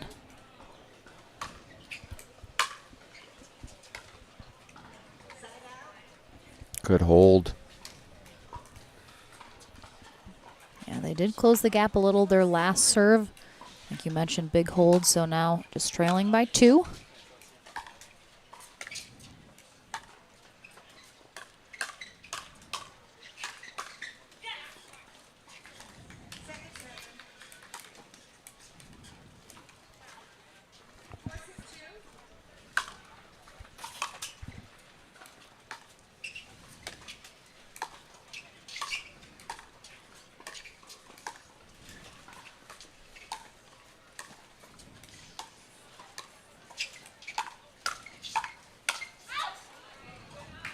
Yeah, a little late from Todd there with that forehand.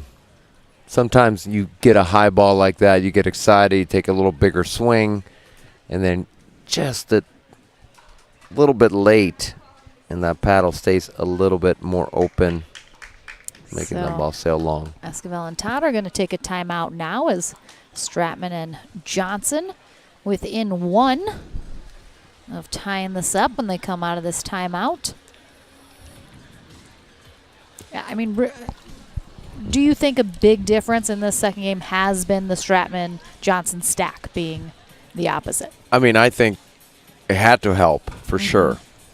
I mean, we see a closer game here in game 2 as opposed to game 1 where Todd and Esquivel took kind of a bigger lead. And so, yeah, I mean, you got to stay. It really seems like Johnson's more comfortable on the right side. She just seems to be playing a little bit more confidently. We got Julian Arnold over telling Lauren Stratman couple things, a little coaching, couple words of advice before they come back in from this timeout.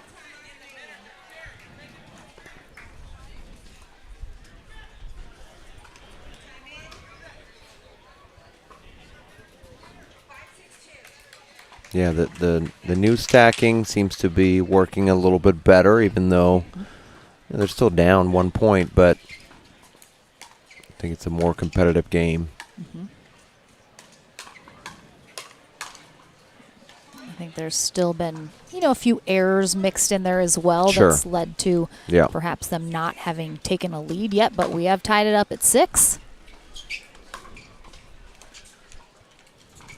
Nice effort from Stratman. Oh. Yeah, I would have liked to see Esquivel roll that ball cross court as Stratman was just trying to get back into position to kind of make her scramble a little bit, but left it in the net.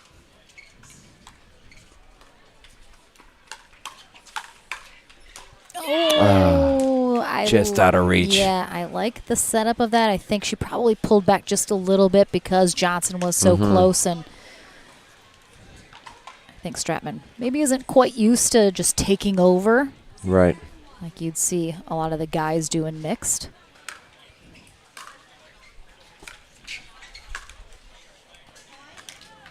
Yeah, a little error there from Johnson. I was looking down, wondering if that ball was going, but I think it was staying in.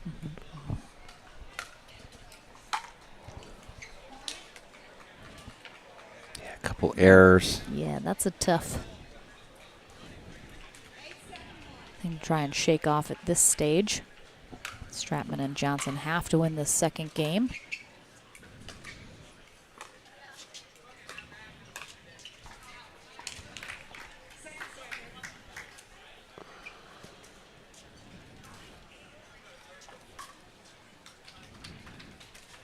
It looks like that final feeder match is over for our ladies. We'll get you guys a quick update. Check it out here.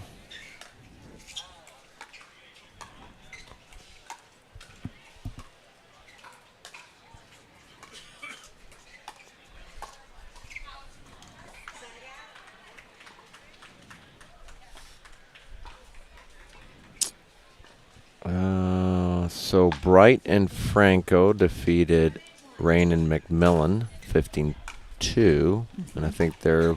Oh, it doesn't look like it's been updated yet, so... let me see here. Oh, nope.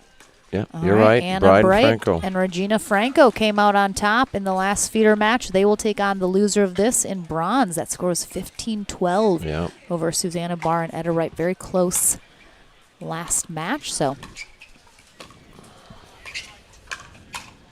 Oh.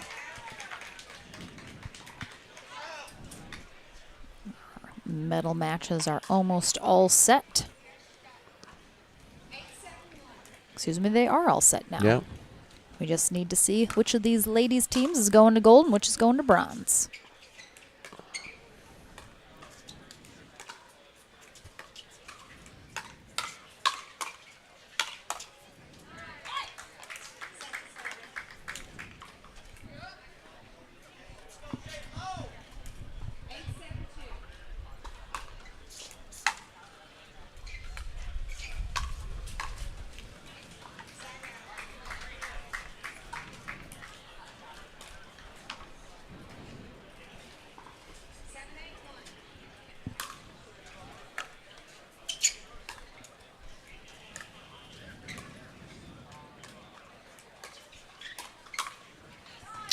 Great job by Johnson there, anticipating the speed up, able to knock it down.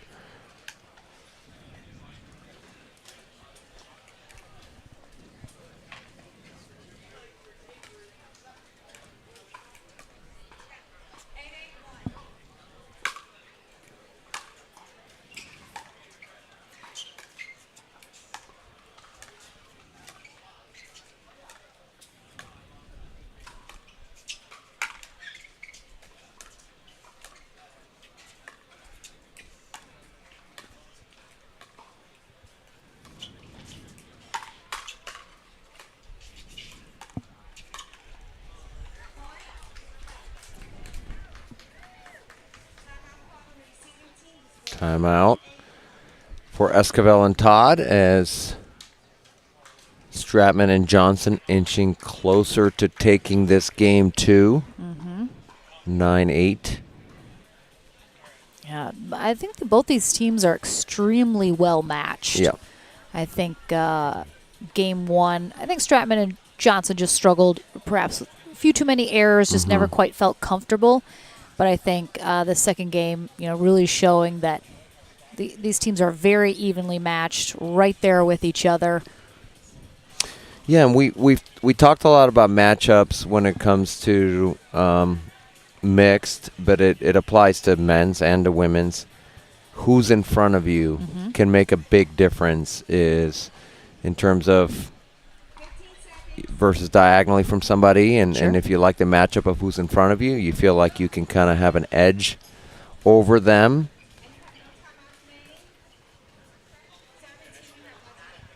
And this seems to certainly be working better for Stratman and Johnson with this setup, with Stratman on the left. Yep, they're still on first server, so have a couple opportunities. Yep. Need 2 steps. Oh, that ball sails, yeah. All right, game point here for Lauren Stratman and Georgia Johnson.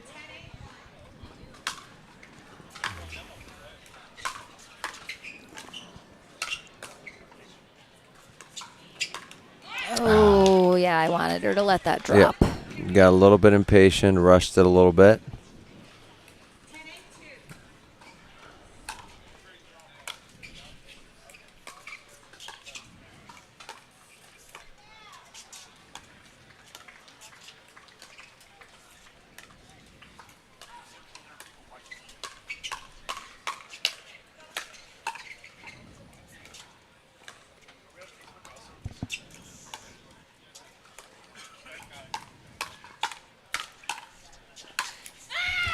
Oof. Wow, big side out. Yeah, that was a nice rally. Yeah, defending 2 game points in a row. Easy put away for Esquivel.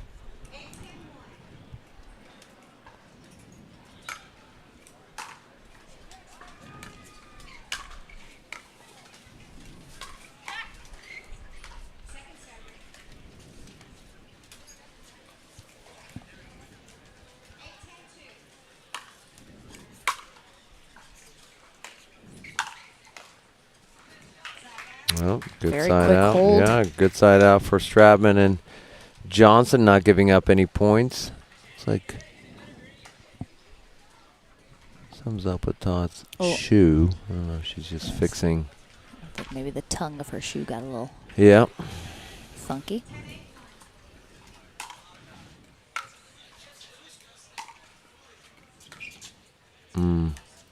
Yeah, that misses. All right, so Lauren Stratman, Georgia Johnson did indeed make the adjustments necessary coming into game 2, and we are going to a game 3 spot in the gold medal match on the line right after this.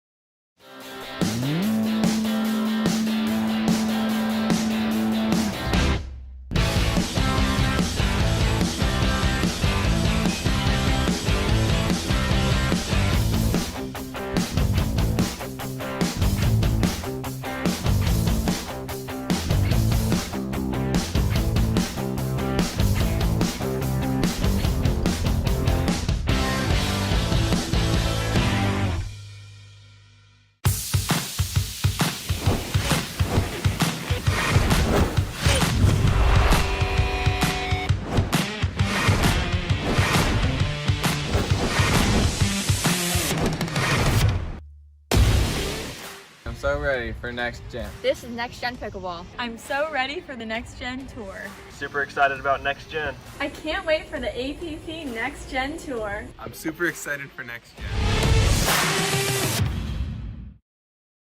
If you like to dink, then Pickleball Magazine has what you're looking for. Our bi-monthly print publication will help you become a better player with instructional tips, drills, and articles from the top teaching pros in the sport. And you'll become a healthier, stronger player with psychological, nutritional, and wellness advice from experts in their fields. Finally, if it's product reviews or the latest news, we have that too. To learn more or to subscribe today, go to pickleballmagazine.com. Welcome back into the action here for our Women's Pro Doubles Winner Bracket Final, Game 3. About to kick off. Paris Todd and Michelle Esquivel will start this Game 3 on the near end. Georgia Johnson and Lauren Stratman on the far end. Given how Games 1 and 2 went, I truly don't know what to expect here in Game 3. I agree. And I think for Esquivel and Todd, even with the adjustment of Stratman and Johnson switching up, it's not like they ran away with it. It was 11-8 and very close. Yep, Esquivel and Todd, I think, had an 8-7 lead. I think it's knowing, okay, anytime right now, and certainly was happening in Game 2, Stratman, anytime she had a forehand, she was speeding it up.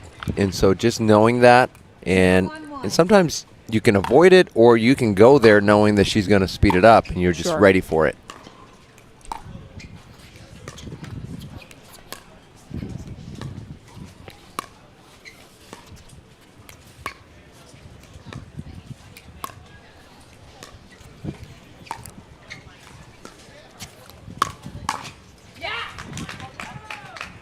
There's an example of that. Esquivel reading the Johnson speed up well, got all over it. 0-1-2. Yeah, I think this third game is really going to come down to execution. Mm-hmm.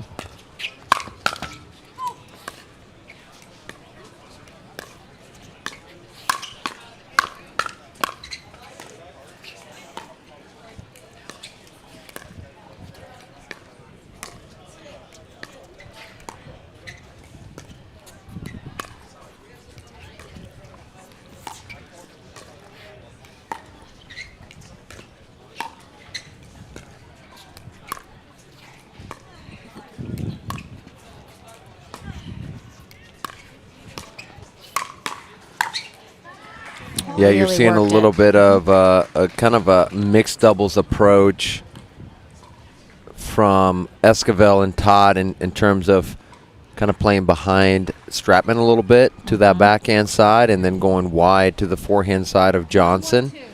Maybe keeping it away from the middle a little bit.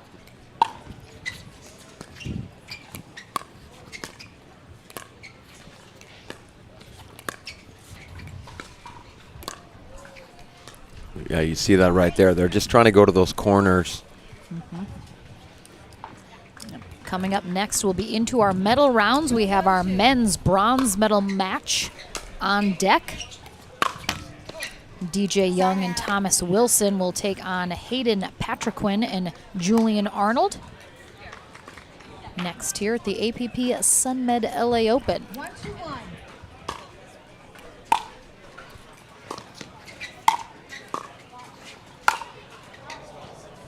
Point. Ball called out.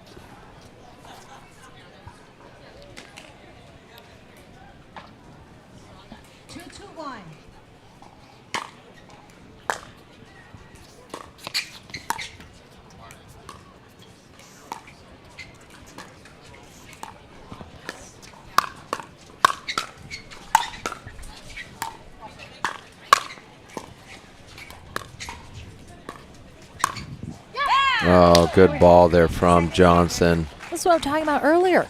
Esquivel and Todd, how do they even get like those 5 balls that should have been putaways? They just keep digging them out. Yeah, there was too much space there in the middle. I think Esquivel needed to slide to her right a little bit more. I think it's so tough when you get pushed back on defense and you're just trying to stay alive Right. to really consider, your positioning. It's more just last-ditch efforts to get the ball back over the net. Yeah, and it was great placement from Johnson.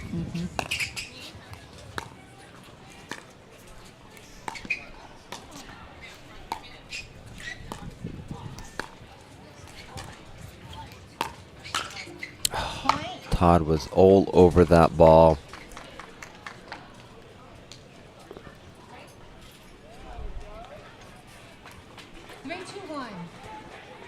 And we'll switch ends at 6 in this third game. A little impatient there from Johnson, kind of reaching.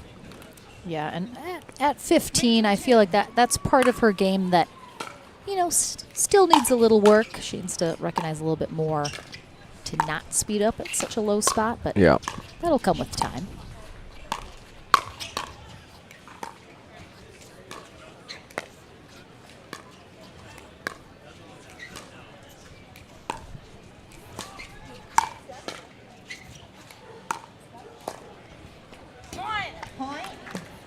And it does, you know, it does seem like I'm sure Georgia is learning a lot from JW, as you know, as her older sibling, and he's able to do a lot of those shots. So you know, there's an element of her finding her range of which balls she can do that with, and kind of flick the ball, and which ones are just too far. For sure.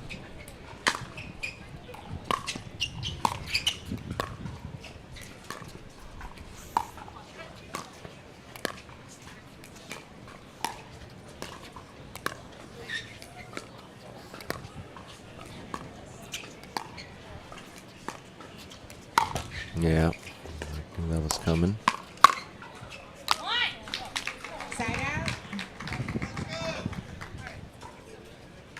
think, too, there's a little bit, we mentioned yesterday as well with Georgia Johnson, she doesn't have a big outstretched swing. Yeah. She keeps her elbows really tucked in. So I think that limits her a little bit when she's trying to go certain directions.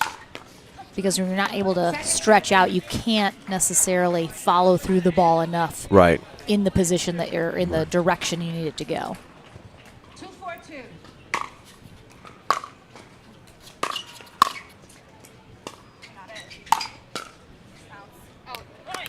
Side out.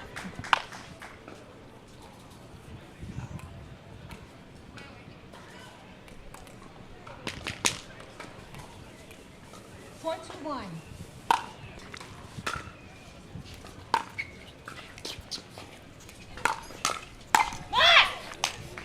Second server. Yep, good job by Todd being ready for the Strapman speed up. 4-2-2.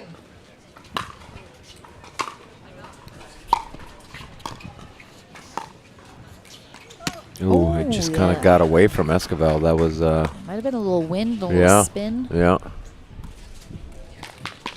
Stratman and Johnson looking for that 6th point to trigger the end change.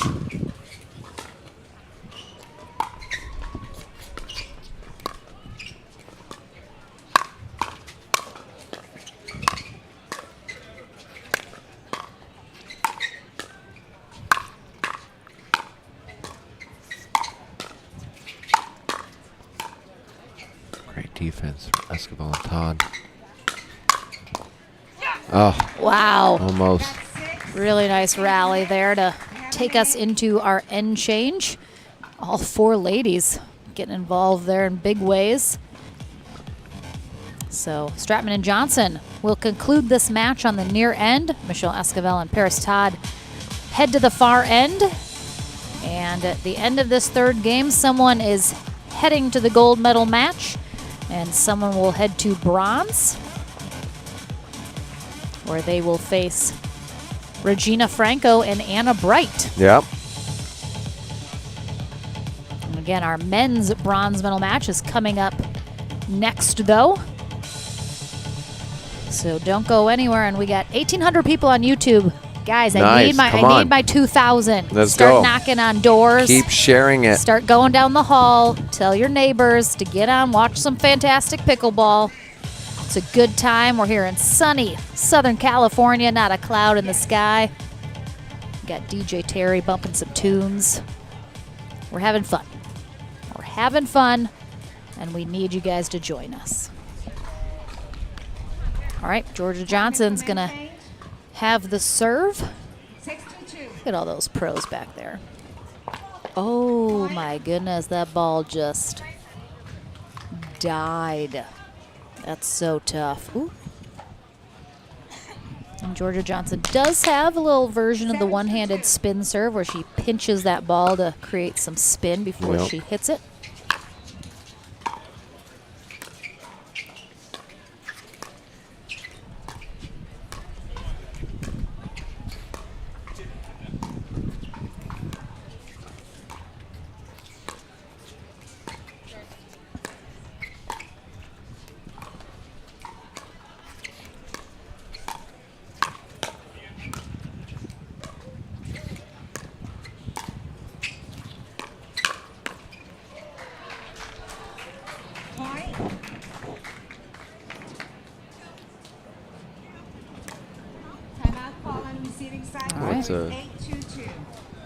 Timeout from Esquivel and Todd here as Stratman and Johnson have extended their lead after the end change.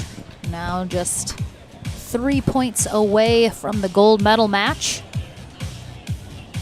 Oh, look at that. We got a little Rob Davison, Chuck Taylor. Oh, Thomas Wilson back there. I don't know that guy. J.W. Johnson, Dylan Frazier. Oh, there's Brittany Wilson. There's Coach Boo Boo, as Thomas Wilson called her yesterday. Hayden Patrick Quinn's a little hiding under there, but he's in there. I see him. Is he standing or is he No, sitting? he's sitting. I'm kidding. I'm kidding. I'm kidding. Oh, that was a shot at Big H. He's not that small. I didn't do it. It wasn't me, Hayden. No. got Hayden is Julian growing. Arden. He's growing. I mean, it's any day now. I'm predicting this tournament next year, Hayden's going to Now, be there's going to be a one few month, inches. I swear to God, Yeah. I see him one tournament and the next he's Yeah. taller than me. Yeah. Like it's going to be all of a sudden. I'm predicting it. LA Open next year, Hayden is going to be. I don't know how tall his parents are, so I can't make a prediction, but Jennifer is on the smaller side. Okay. I have not met his biological dad. Mm-hmm.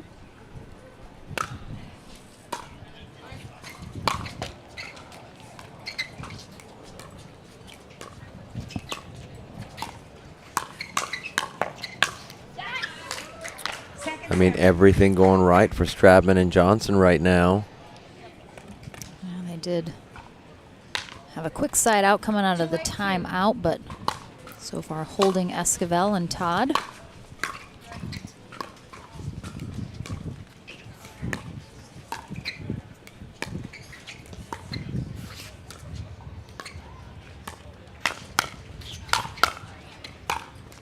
Oh, Stratman loves that fully extended forehand. And that ball was perfect for that because it was just a little high over the middle. And she ripped it. They got a couple of them back, but not enough on those.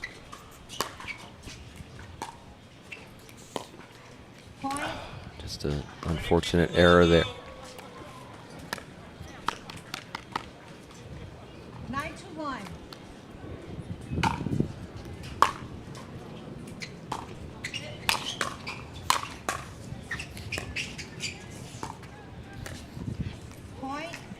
Just a couple errors here from Todd and Esquivel have given Stratman and Johnson now a match point to head to gold. Another timeout. They'll take their second and final timeout.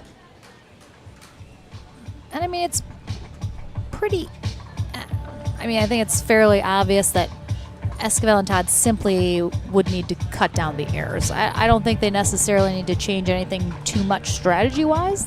Right. I don't know if you see anything, but I mean, the errors is what's killing them these last couple rallies. Yes, exactly. The last few points have just been mostly errors on their part. You saw some attacks from Stratman and Johnson, but really those were due to balls being a little high from Esquivel and Todd.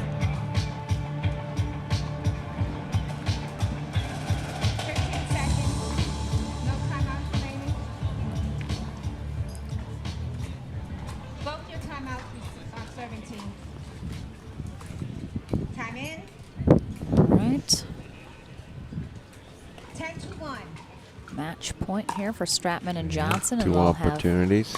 Still on first serve. Yep. Yeah.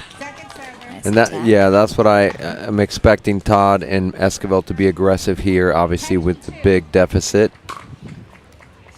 Take some chances. we see it there.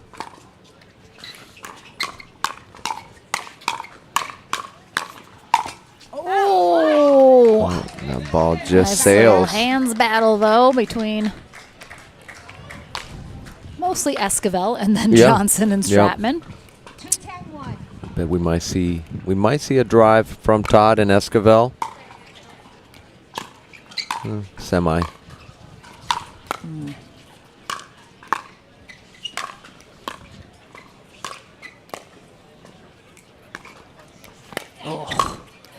Oh yeah, good get from Todd, but just leaves it a little high. Yeah, it was, that sort of half drive drop from Esquivel seemed to really set off that chain of events because it was just a little too high, Yeah, and too then kind high. of put them on Right. defense instantly. Exactly.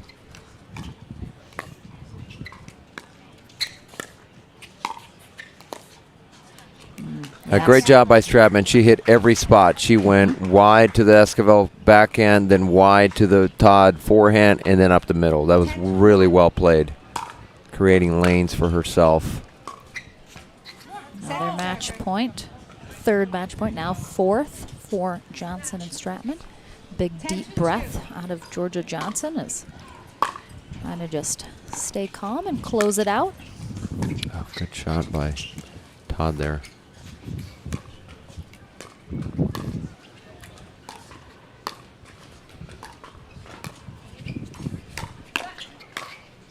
Yeah. Really nicely done from Lauren Stratman, and Georgia Johnson made that big adjustment in game 2 and never really looked back from there.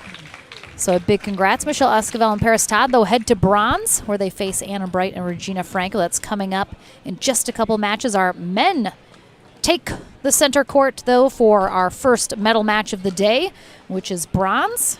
Don't go anywhere.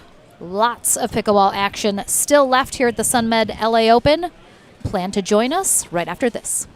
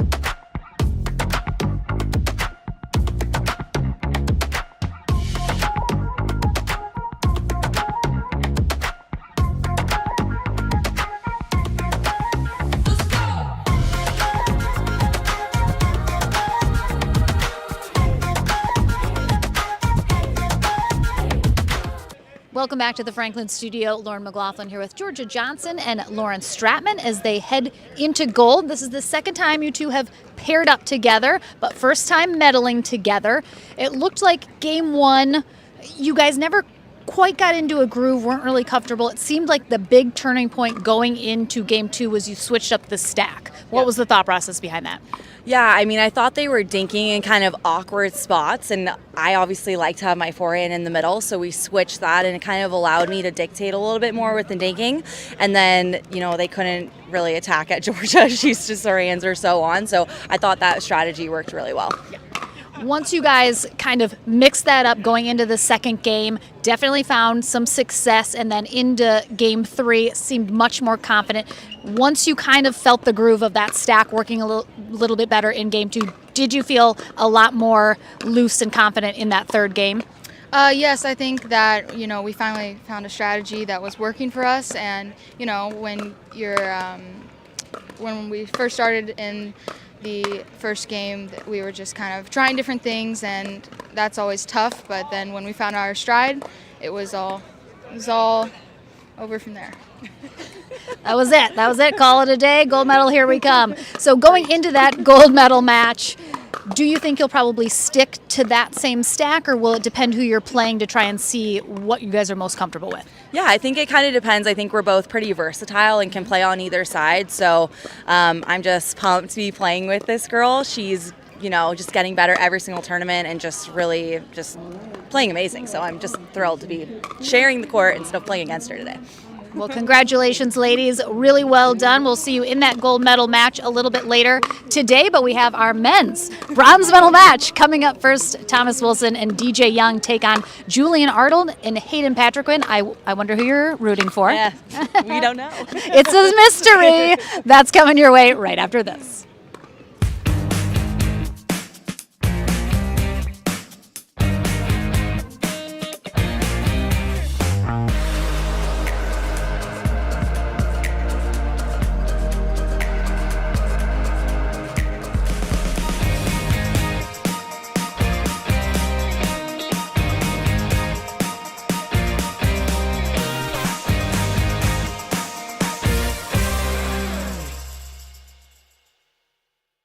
If you like to dink, then Pickleball Magazine has what you're looking for. Our bi-monthly print publication will help you become a better player with instructional tips, drills, and articles from the top teaching pros in the sport. And you'll become a healthier, stronger player with psychological, nutritional, and wellness advice from experts in their fields. Finally, if it's product reviews or the latest news, we have that too. To learn more or to subscribe today, go to pickleballmagazine.com.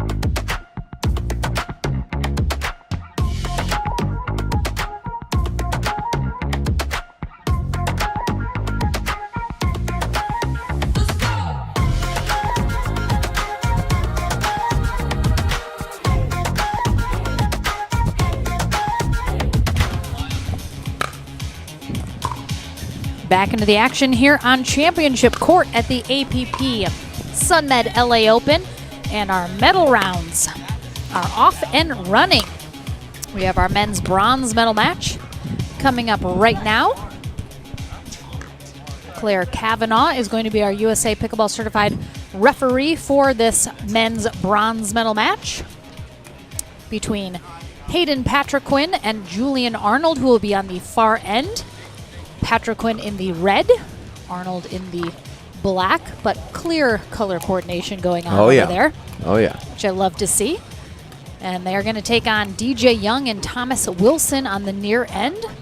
Young in the black on the left, Wilson in the green. Looks like Patriquin's going to start us off serving here in game 1. Okay, this is men's pro doubles bronze medal match. See if Hayden's going to be using his spin serve. Nope, he's not. Side out.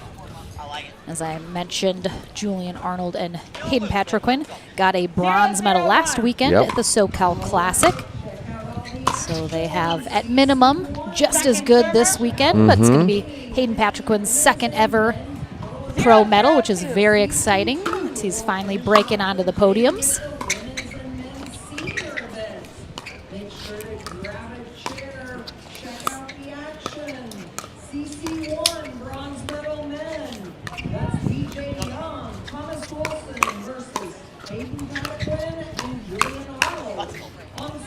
Side out. Thomas Wilson and DJ Young got a gold medal together last time they played, but that was in December of last year, so lots changed in the pickleball landscape since then. Yeah. Let's see if they can get back into that gold medal match where J.W. Johnson and Dylan Frazier are waiting. They knocked them into this bronze medal match in the winner bracket final.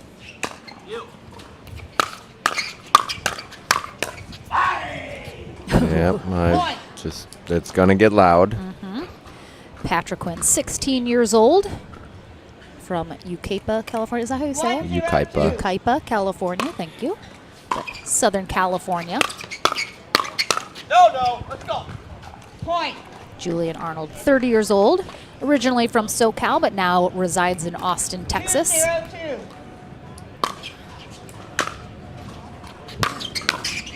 Yeah, I mentioned it last week in SoCal. I just think it's a really cool story. Wait after this point.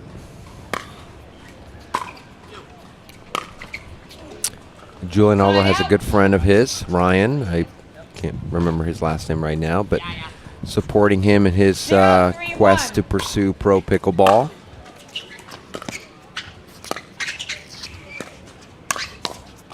And, thank you, Ryan. Yeah, thank you, Ryan. Julian lives at Ryan's place in Austin, which is a perfect location for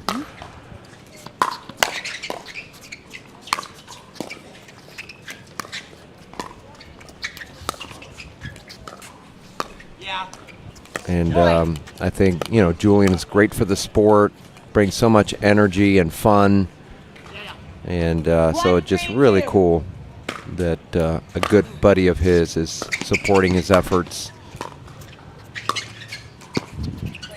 and pursuing his pickleball career. So that's really, it's just really cool.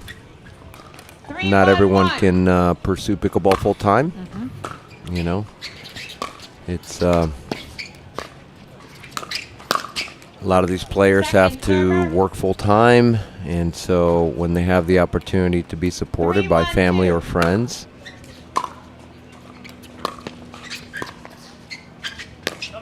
that's nice.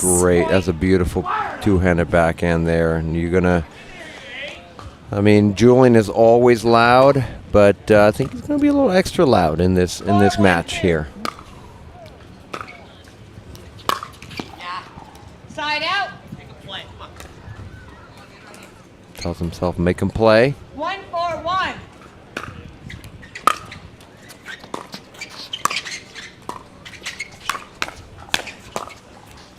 Second server.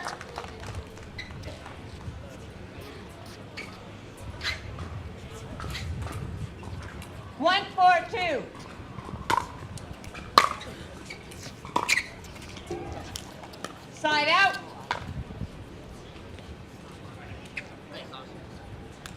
Go. 4-1-1.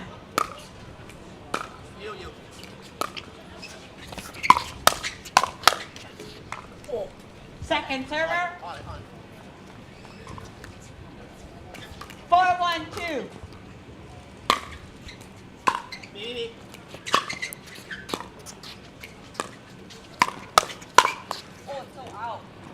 Side out.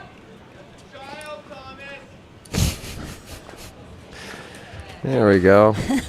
We were wondering how long it was going to take Warnick to chime in. I love that all the pros will stay around and watch their peers play when they're done for the day. Oh, the court's not wide enough for that. Point.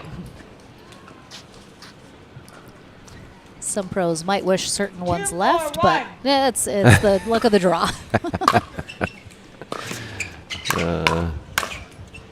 Yeah. Second server.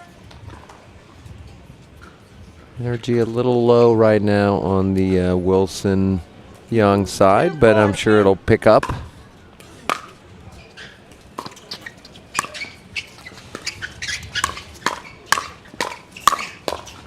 Oh, yeah, that's nice. Yeah, they have been sitting a little bit longer than Patrick Quinn Right. and Arnold since they had to work their way through the back draw, so they're perhaps a little warmer. We'll see if 3-4-2. Wilson and Young can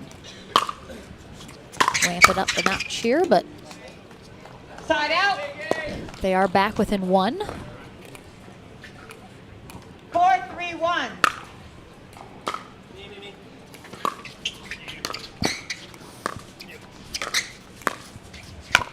No, it's just like. Point.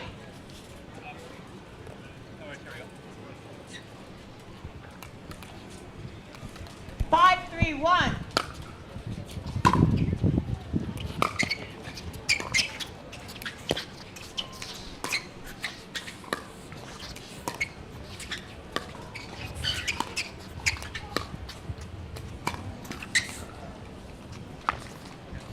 Point. Yeah, often it takes players when they've been sitting for a while. It just takes, you know, a few more points to kind of get into it, get in rhythm. Oh, that ball. Point. That's a great spot from Yeah. Patrick Quinn. He's apologizing, and we always say, you know, they're not really sorry. I don't know why they say it. 7-3-1. I'd be good if no one said sorry. Made me want to sing. It's been a minute. I'll say, is it too late now to say sorry? Little Justin Bieber. Little Justin Bieber shout out. Little Beebs. Oh, the Biebs. Ooh, yeah, that's tough. Side out. Similar to a net cord, right? You usually say sorry, even though you don't totally mean it. 3-7-1. I don't know why we do it then either.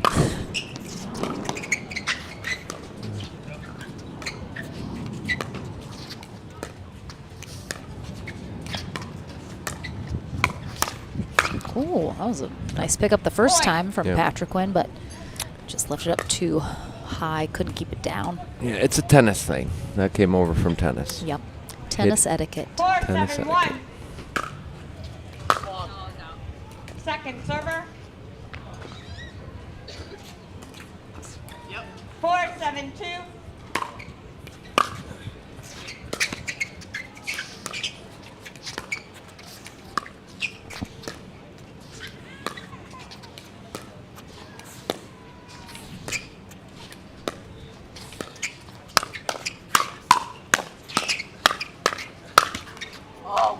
Point.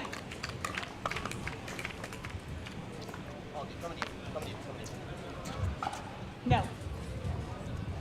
I mean, what a great exchange there. Yeah. Yes, you're good. 5-7-2.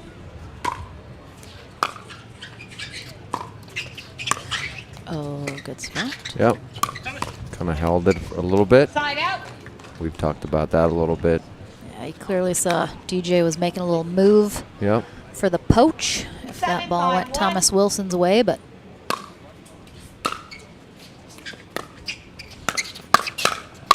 Oh, wow. Ooh, ooh.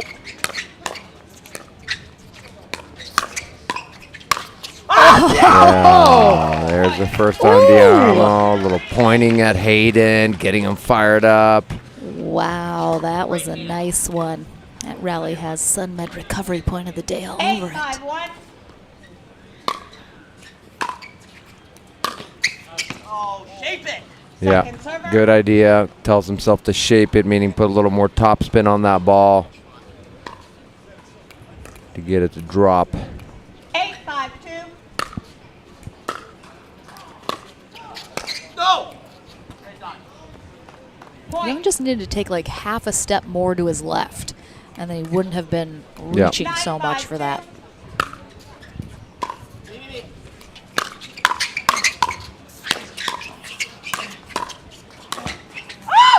Side out. Ooh, that was like a Celine Dion octave level right there from Julian Arnold. Hit the high note on that one. 5-9-1.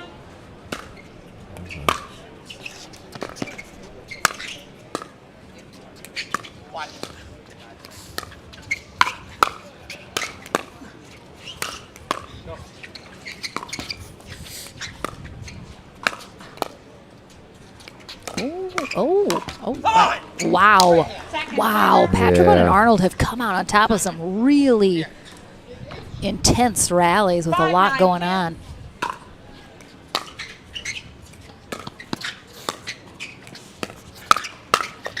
Oh, yeah. Good spot. Yeah, I think Young and Wilson, I would assume they're going to be targeting Patrick Quinn a little bit more than maybe they have. Right. As Arnold's been very involved in these rallies.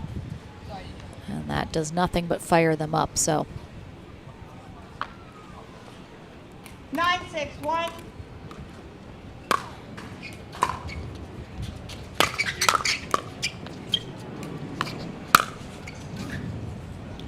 Second server. Good job by Young to get out of the way.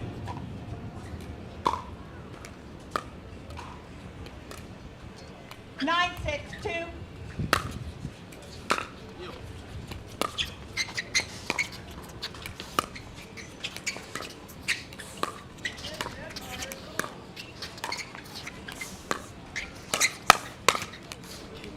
Point. Patrick Quinn and Arnold, game point here in game one of our bronze medal match.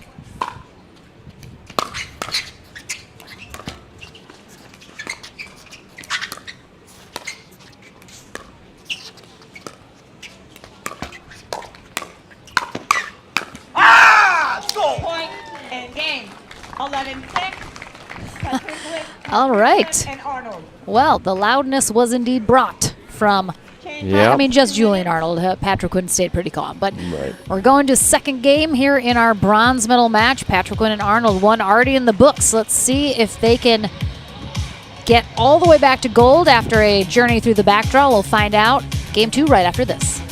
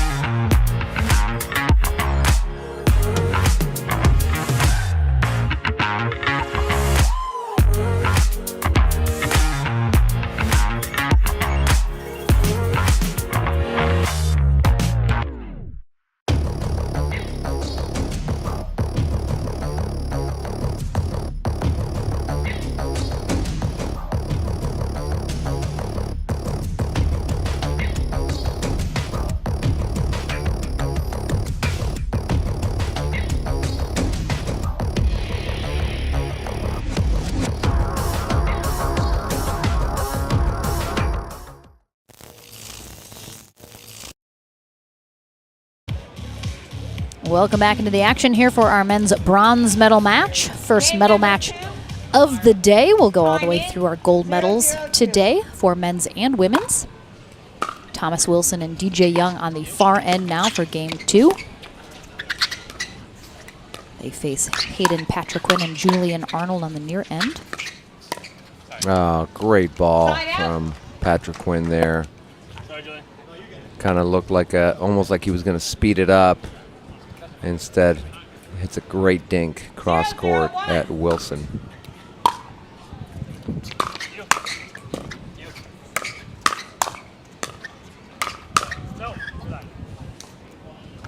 Yep.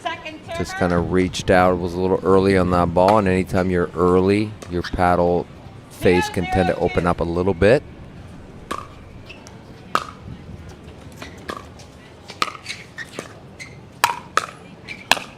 Oh, yeah.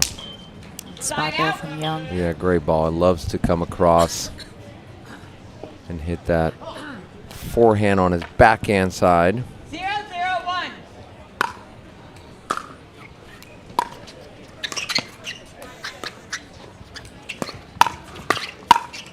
Yep. Yeah, nice job by Julian.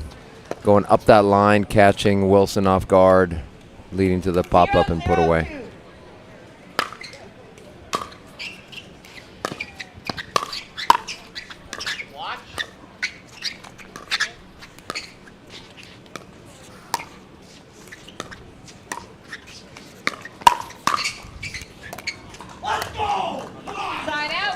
Patriquin and Arnold took game 1. And 0-0-1. Julian Arnold is gonna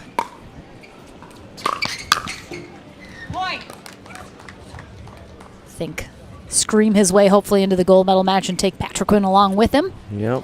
If they can get it done. We mentioned you talked to Hayden Patriquin last weekend in SoCal, and he was a little nervous going into, you know, the bronze medal match last weekend. Oh. Second. He's good. He's good. He was just taking a little rest. But you know, it was Patriquin's first ever medal match. So although he's been playing at the pro level for a little while now, you know, getting into that medal match does ramp up the pressure a little bit. Can kind of bring on the nerves. And while you know he's 16 years old, he's playing against players that he knows, you know, bigger, stronger, have been around the game a little bit longer. So that can weigh on you a little. But I'd say, you know, he's got the first one in the books. He's got the second one coming up. I imagine it will only get easier for him as he continues to get in more and more of these medal matches.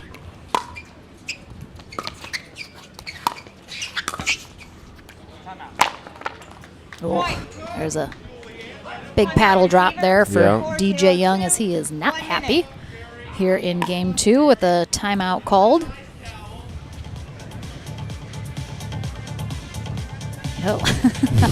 Oh, look at that motley crew. Lee Whitwell, Michelle That's what that guy needs. He needs airtime. Jeff Warnick. He needs to be encouraged. Not that he knows he's on camera. That's true. That's true. Has no idea, but Rob Cassidy in front of him with Jesse Irvin just below.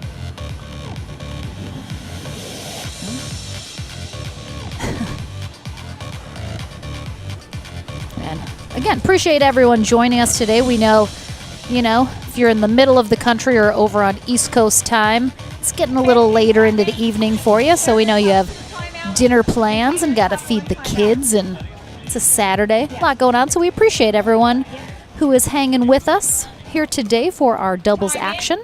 4-0-2.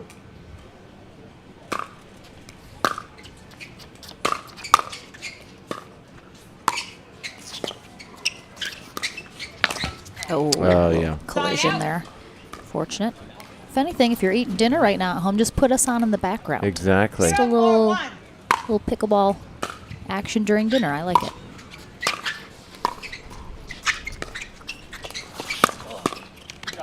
Nice ATP there from Young. Arnold read it well, but just couldn't quite get a clean hit on it.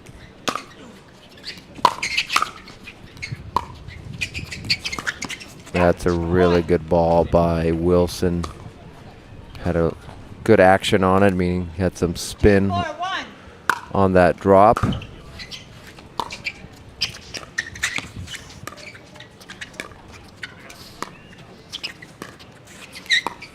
Wilson and Young have switched up their stack the Yep. last couple rallies. Yep. Looks like they decided to do that coming out of that timeout.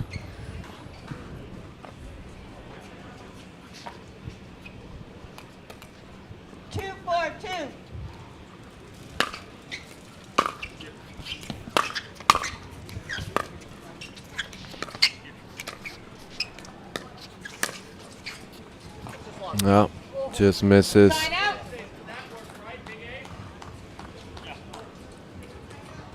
4-2-1.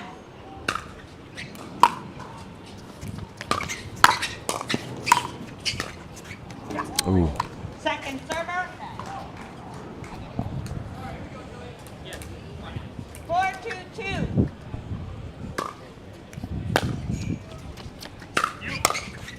Oh, wow. Julian getting big in the middle on that poach.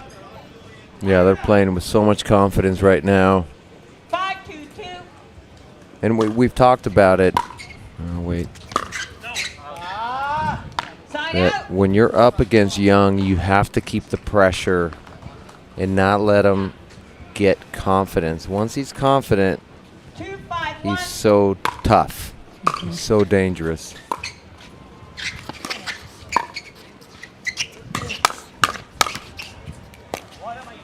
Yeah, you see just how he's frustrated yelling he at is. himself over there. And yep. Tough. 5-2.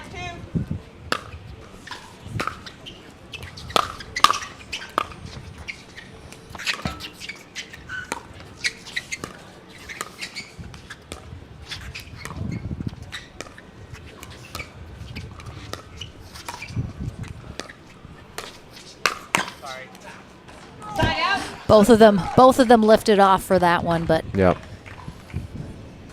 Young trying to mix it up a little, throwing something different. 5-2-1.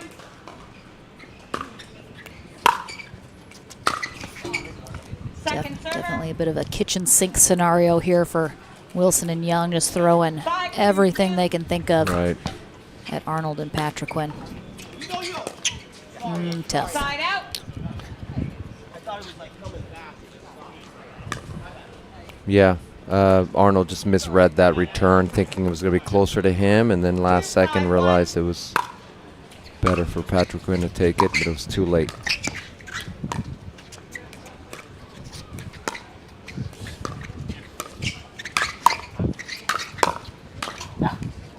Point.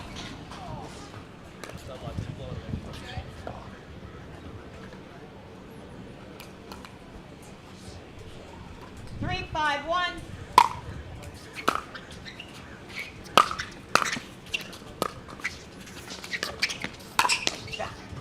Point.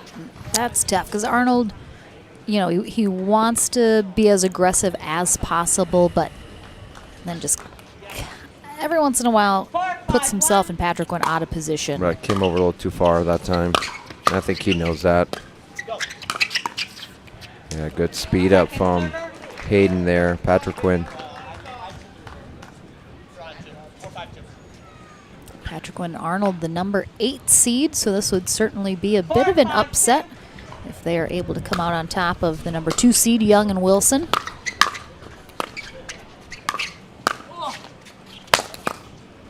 And for people who don't know, what determines the seedings? Is it the rating? So for the APP, we determine our seedings based on the World Pickleball Rankings, which is kind of part of pickleball tournaments umbrella. Yeah. So a lot of times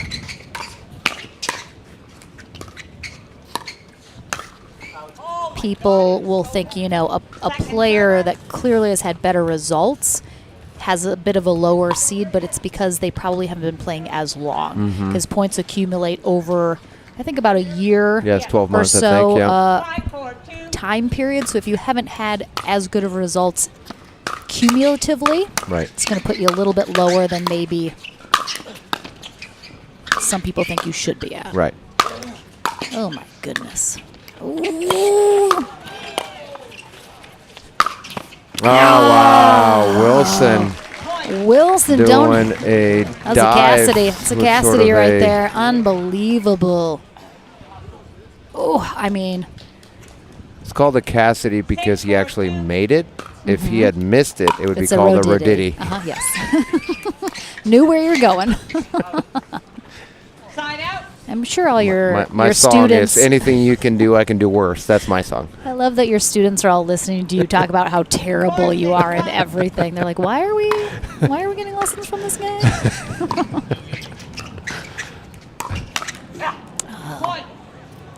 Well, he Good had it. spot. Yep. 5, 6, 1.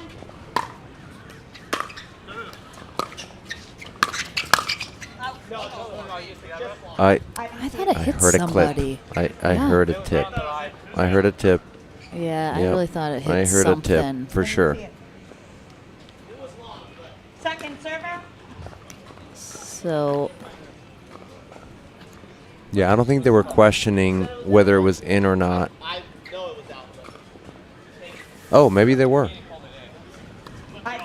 Excuse me? You thought it was in?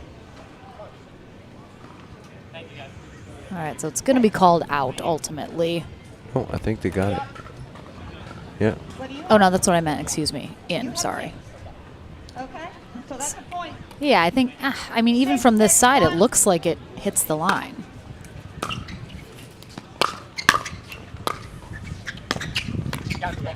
Nice spot. I actually Yeah. thought that it had hit either I Arnold thought or that's what they Patrick were Witt. questioning. Yeah, I I didn't. thought I heard it hit something before Right. it hit the ground.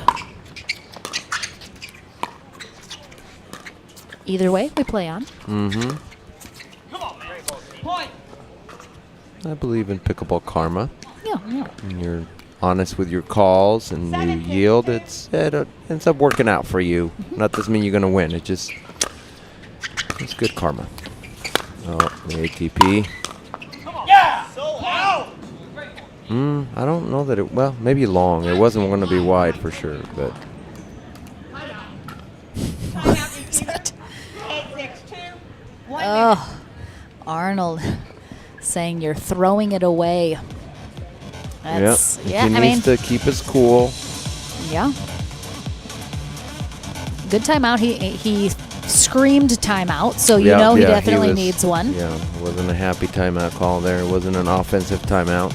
It's funny, Lauren Stratman's standing next to him, and I think she knows this isn't necessarily the right time to give any advice. Yeah, or get She's too going to go close. talk to Patrick Quinn a little bit. Yeah. And get him to settle down. So we've seen a couple ATPs from Young. He had an ATP in Mesa against Hayden and Wyatt Stone that was by far the best ATP I have ever seen in my life. Wow. He had his back turned, he was sliding to the ball, and he flicked it sort of behind his back. Yeah, he's got some So look that up for the viewers. Not right now. Yeah, not now. We don't Stay want with to lose us. you. Yeah. You can look that up anytime. Oh, nice digs from Wilson. Oh, no, that's No, well in. Well in, yeah. The wind. Oh, Yeah, there it is. There's the. There it is, and that's why you don't want Young to get a lead, because that's what you get. You get them 9, 6, 2. confident. Come on, man. Point. Timeout. And another very quick timeout. 1 minute. We've talked about it a little with Young in the past. You know, Young's the type of player that, you know, just an unlimited amount of talent. Sometimes a little streaky, but, you know, I don't think it's unfair to say. Generally, he's a player that will sometimes have some ego involved, and I think, you know, that last one we saw him yell very loudly, that's a little, you know, back at you, Julian Arnold. I can scream just as loud as you can, and I'm going to get just as fired up. So I love it. I love when there's a little Yeah. ego at play on the court as well. Makes it a little more entertaining, a little more fun. It's like a little something extra on the line. Sure. Seconds. Server has 1 timeout. Receiver has no timeout. Time in. 10-6-2. Game point here for Young and Wilson. Side out. Big hold. Yeah, good timeout there. 6-10-1.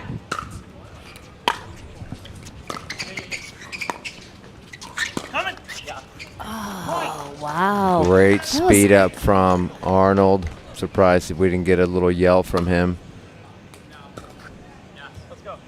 7-10-1. Yeah, I mean, Young was already trying to get out of the way of it before he hit it. Yeah, but I thought that was going to stay in. Well, I thought maybe, it- yeah, it maybe didn't with the look like wind, it was but too yeah, it was crazy. really low. I mean, it barely hit him on the hip, so that was probably staying in. Yes.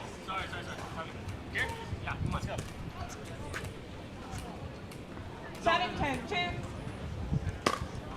Okay, stop play. Wrong receiver. Oh. Point. It looked like Young knew that instantly.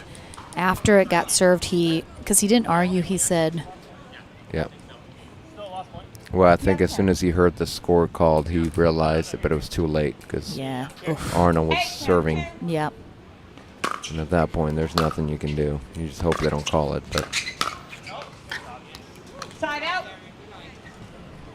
Yeah, even with that missed, the receiver fault, right. they hold them to just 2 points, so they still have a 2-point lead, and they remain on game point. Second server. Yeah, this is a scary Julian Arnold when he's quiet. 10-8-2. It's like he's still so mad from earlier. He's not going to celebrate until it's done. Side out. I think if they get this next one, and if it's off of a speed up or some kind of hands battle, we're gonna get a yell from Julian if they can manage to get within 1. Point. Oh, still quiet. I told just you, simmering. he's too. Just Yep, simmering. it is. It's a simmer, absolutely. Yeah, it's about to blow up when they tie it up here.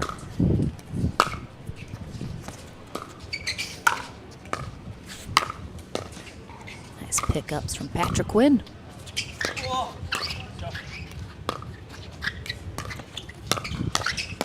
Oh, Hayden Patrick Quinn. Again. That rally was all Big H, Young as he's just kinda- affectionately known. Yeah, Big H. Young kind of laughed at it. Patrick Quinn apologizes. A little bit of a miss hit, a little shank you. Good try. Second server. But they tied it up. Yeah, So we're now tied they're, up at if nothing 10s. else, you're going to force them to get 2 instead of 1, obviously. 10-10-2. But you still have a chance. You can get a match point here if you can win this point.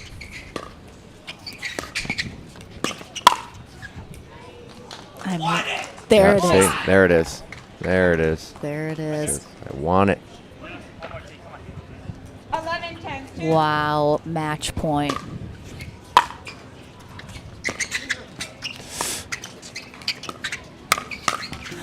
Oh, Hayden Patrick Quinn, that was it. I just want everyone to know that Daniel Roditi almost pushed me off my chair just now. Oh, I love these matches so much. Oh, yeah. Yep. Yep. Yep, Julian was hoping that was out, but Yep. on the line. I mean, beautiful shot there Yep. from. Again. Yeah. Young. Corrected himself. Yeah, I mean, tied Arnold's super fair player. Right. Point. Yeah. All right, and we're back the other way with a Game game point. point. My goodness.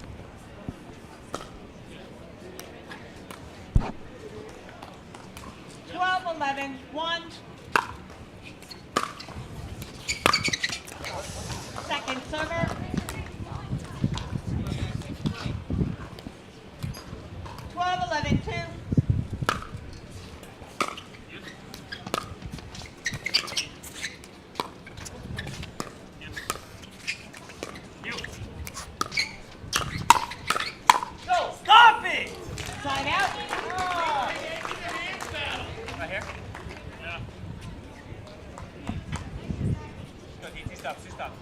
11-12-1.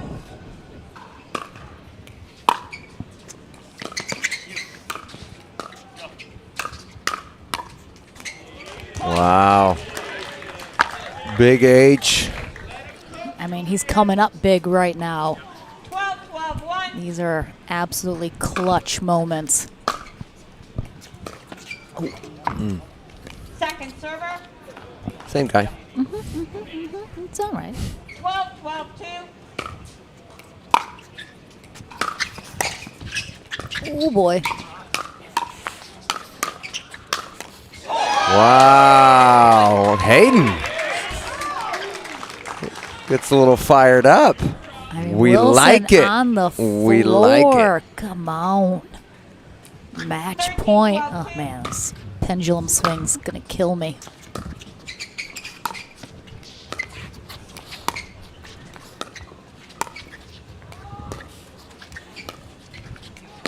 Oh, yeah. No. I thought he might speed it up. No. Ah, that's tough. That's tough. I mean, in the moments that matter most, patience will always serve you well. Second server.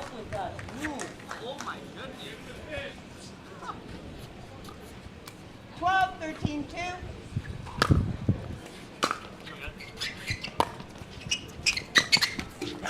Point.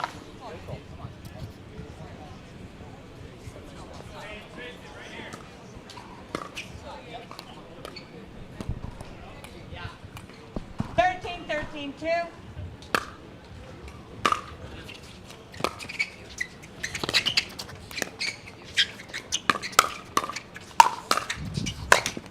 Oh. Sign out. Wow. Oh. Yeah, Wilson was trying to go literally at the feet of Arnold. Oh, that is tough. Cut it too close.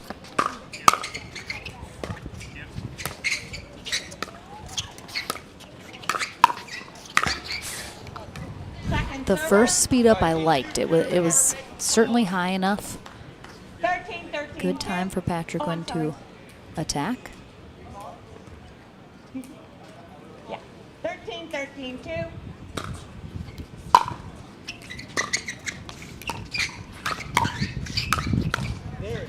Exact same setup Yep, as same the shot, previous yep. one. This time Patrick Wynn delivers. 14-13-2.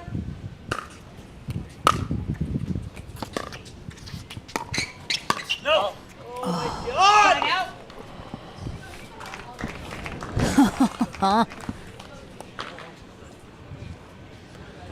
Wow. 13-14-1. Smile from Young. I like seeing that. You don't normally see that when he's down, so. Second server. It might be a ironic, sarcastic smile that actually isn't good. I was giving him the benefit Oh of the no, doubt. I just no. I keep it real here. This is real talk time.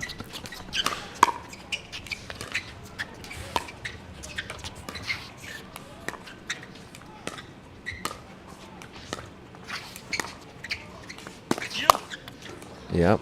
Side out. Unbelievable hold there for Patrick Wynn and Arnold. They Yep. maintain their match point, so they'll have 2 chances at it. 14-13-1.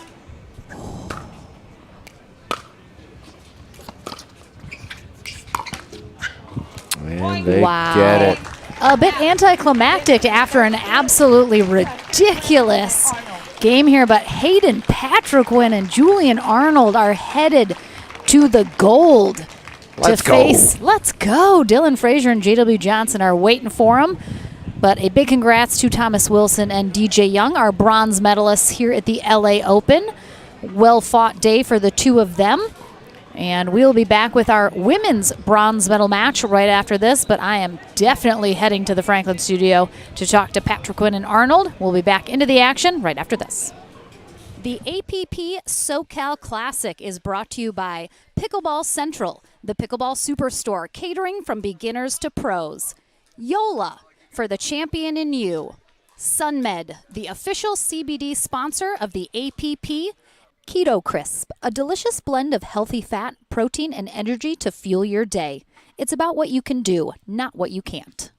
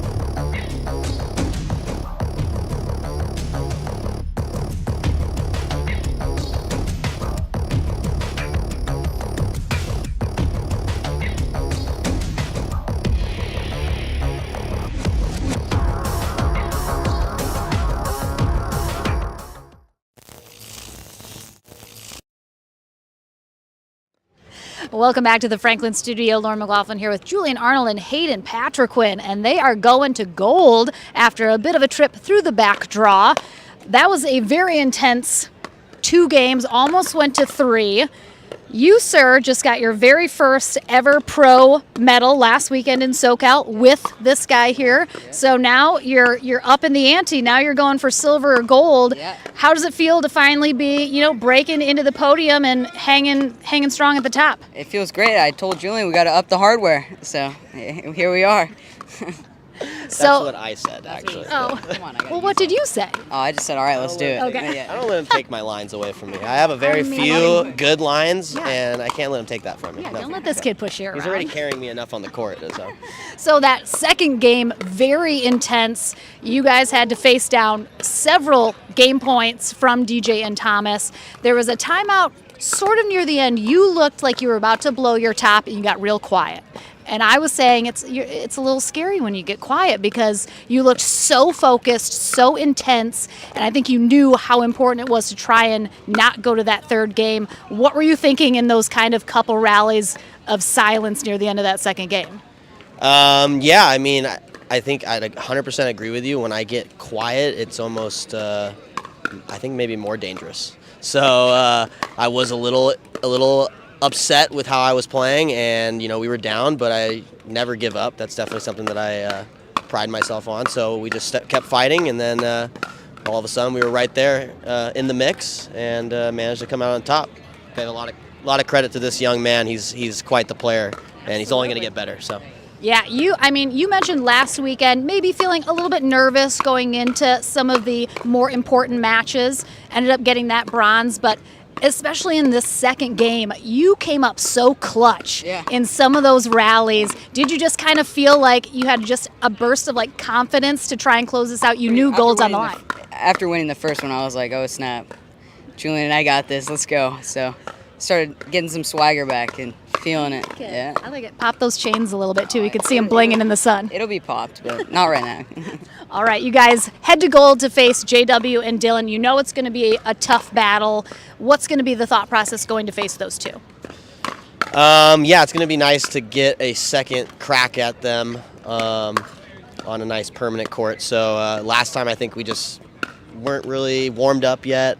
It's tough playing on the tape. The lines can be slippery. Sure. So, I think we're just going to try and play just fundamental percentage pickleball, which is what we've been doing for these last couple matches when we know we're definitely the underdog.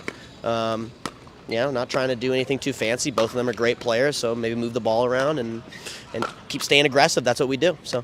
All right, well, either way, we know you guys are going to bring the entertainment and the skill to the gold medal match, so we'll see how that goes in just a couple matches. But we have our ladies' bronze medal match up next. Paris Todd and Michelle Esquivel will take on Anna Bright and Regina Franco. That's happening right after this.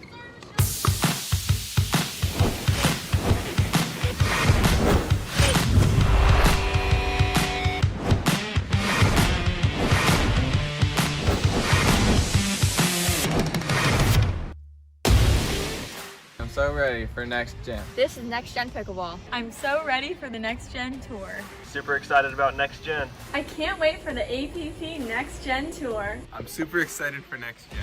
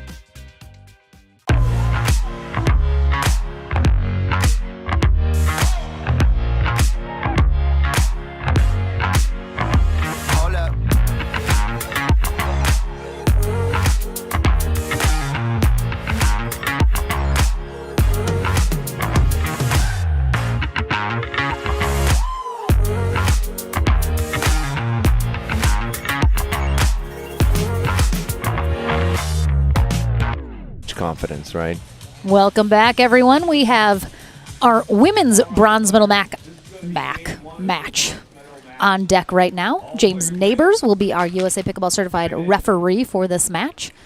Regina Franco and Anna Bright making their first appearance here on championship court today. They're on the far end. Franco in white, Bright in the green and purple. And they face Michelle Esquivel in black and Paris Todd in white on the near end. No outfit change from Todd? Every once in a while. She can't do it every match.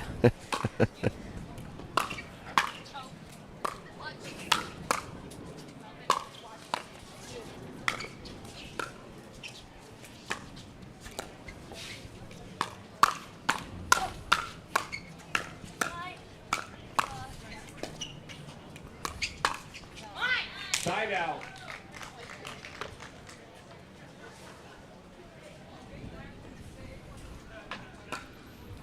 We got baby Mia right behind us.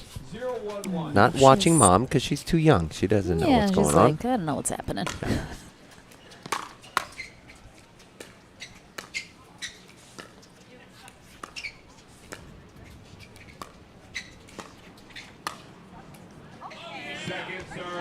There's the Regina. middle. There's the middle ball right there. We talked about it. Sorry. No, Franco, 26 years old, as you mentioned, married to fellow pro Johnny Goldberg. They live in Southeast Florida.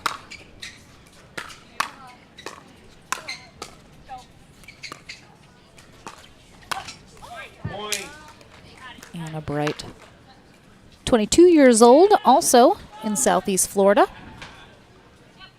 1-1-2.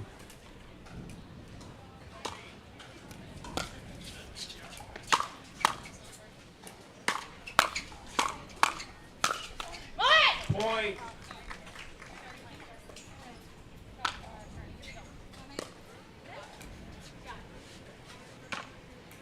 Two, 1-2.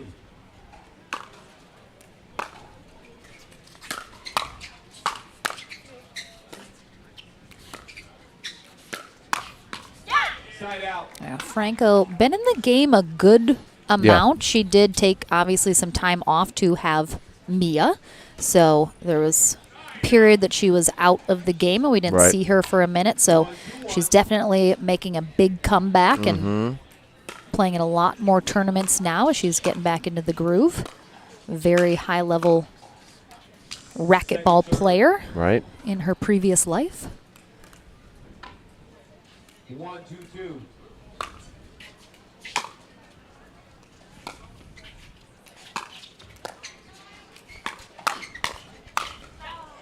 Oh, stayed in.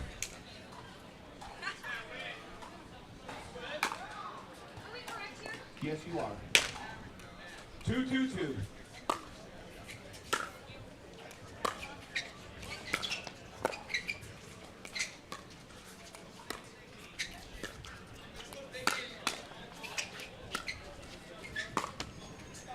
Oh. Stays in after a little net cord there from Esquivel.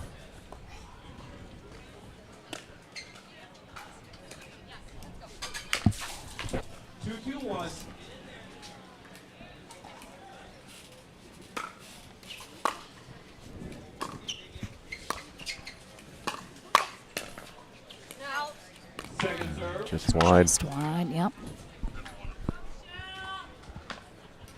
2-2-2.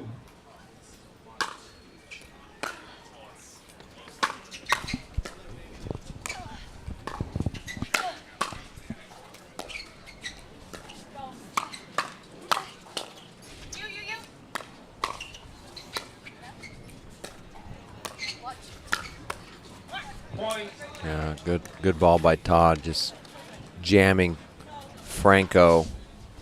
3-2-2.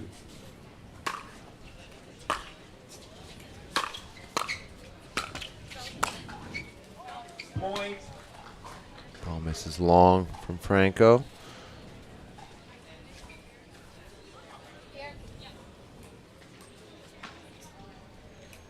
Four, 2-2. Side out.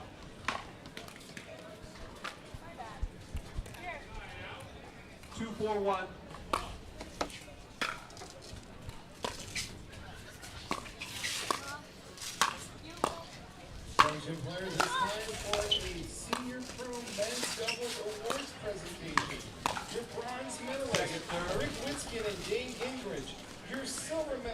and Paul Owen in your 2022 LA Open SUNMED gold medalists Dave Weinbach and Scott Crandall.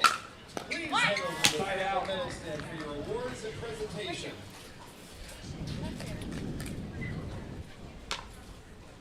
Four, two, one.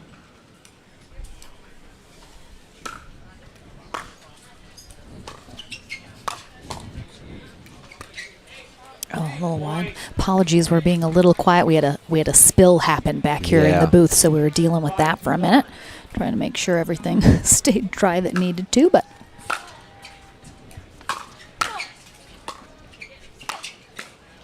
Second serve.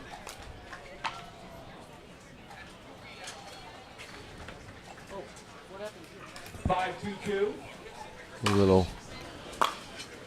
Wait here after this point. Side out. Little men's senior pro doubles update was just announced. The bronze medal goes to Witskin and Gingrich. Silver to Morariu and Olin. And the gold medalists, Dave Weinbach and Scott Crandall, taking gold. Point. Yeah, good ball by Franco, keeping it nice and low at the Esquivel backhand. 3-5-1.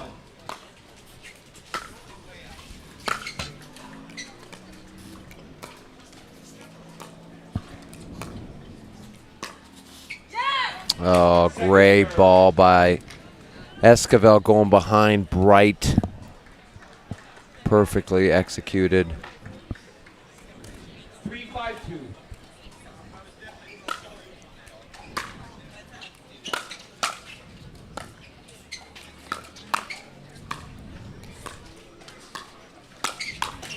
oh yeah, just awkward spot there from Yeah. Bright. She speeds it up at Esquivel. Yeah, Esquivel waiting for a forehand, instead got a ball to her left shoulder and just try to get it with her forehand, and just kind of, like you said, an awkward sort of spot.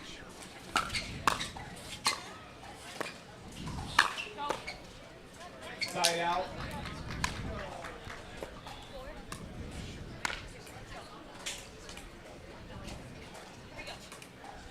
Five, four, one.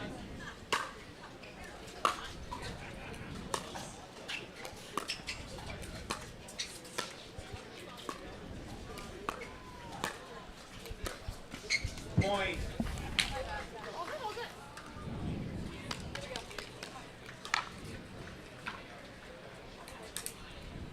Six, four, one.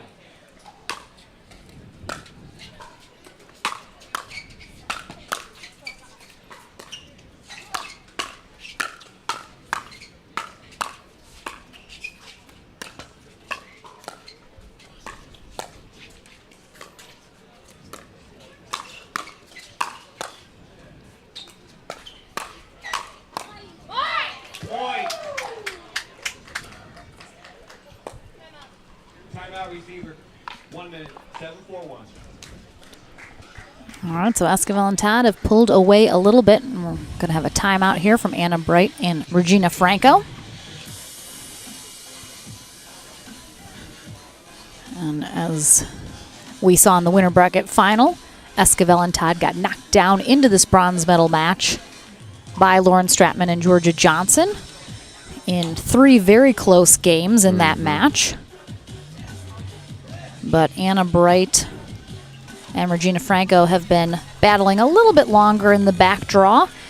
They had to take out Lacey Schneeman and Christine McGrath, then Mary and Maggie Brasha, then Millen Rain and Olivia McMillan, then Susanna Barr and Etta Wright. Yeah, great run by them. Oh, and there's baby Mia. And that's Regina's sister, who also is a very good pickleball player, medaled yesterday in 5-0, 19 plus. Oh, awesome. It looks like she's in her jammies. I'm hopefully there soon as well.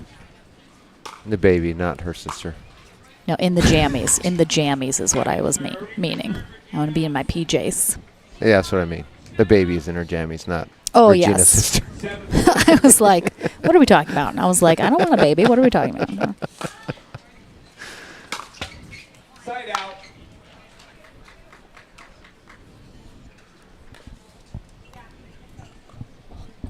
Four, 7-1.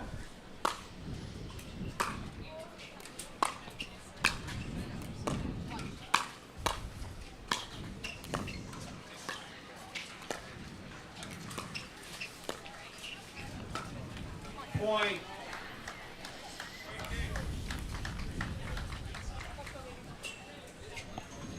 Five, 7-1. Point. A little long there, and generally the wind has been behind Esquivel and Todd on that end of the court, so run the risk of pushing some shots a little long because of that.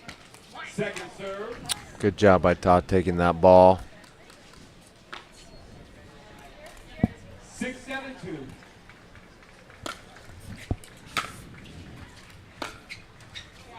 Side out.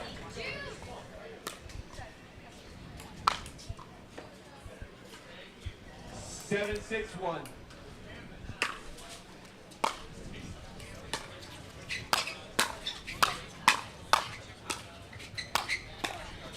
Second serve. Yeah, Bright and Franco have really turned it on here.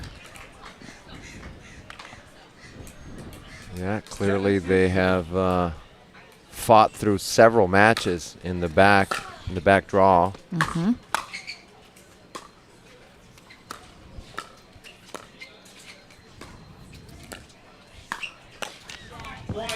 Oh, a little bit of a miss hit there from Franco. Yeah, they got knocked down in their second match of the day, so I feel like there's always a little bit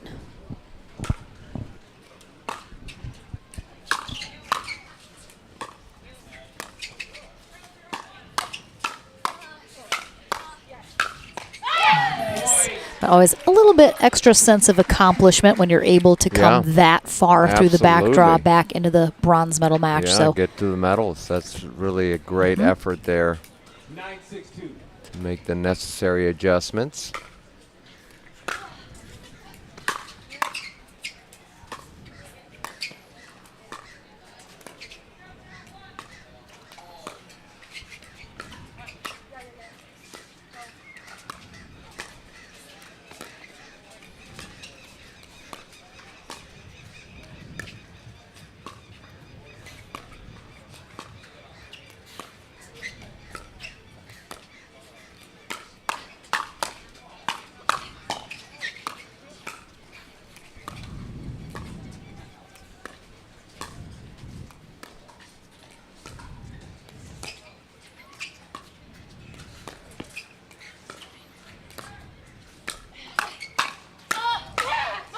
Oh, yeah. Wow.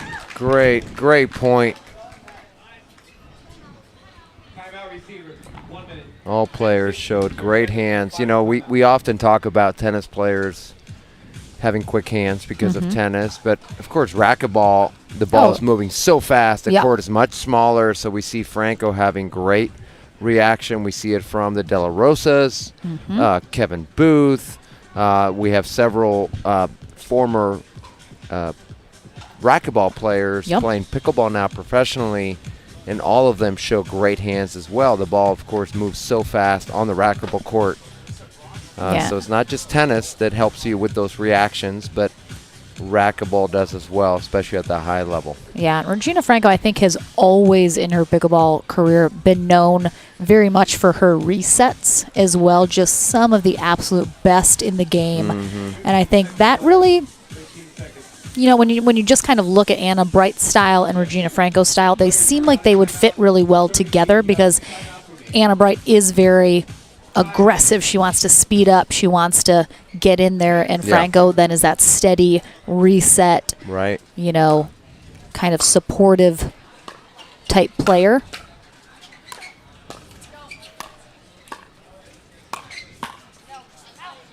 And as you mentioned earlier, chemistry may be the most important thing in a partnership. So on paper, they could look like they work really well together, and then they just don't. It just doesn't work for whatever reason, and that's fine. There's lots of partners that don't work out. But, I mean, so far they've made a really great run through the back draw, and so I'd say they've found a way to make it work here. Bright just frustrated with herself, knowing that she had an opportunity there, a ball that she would normally make. 6-10-2.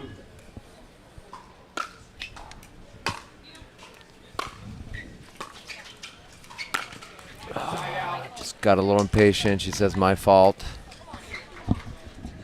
We have a game point again for Todd and Esquivel. Second serve.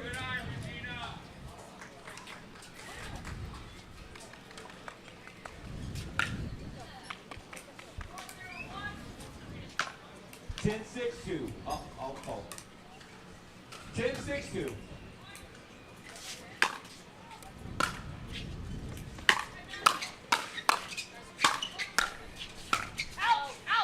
Side out. I like that from Todd. Just she's already up at the line. Esquivel was a little further back. I like the idea. Just missed it.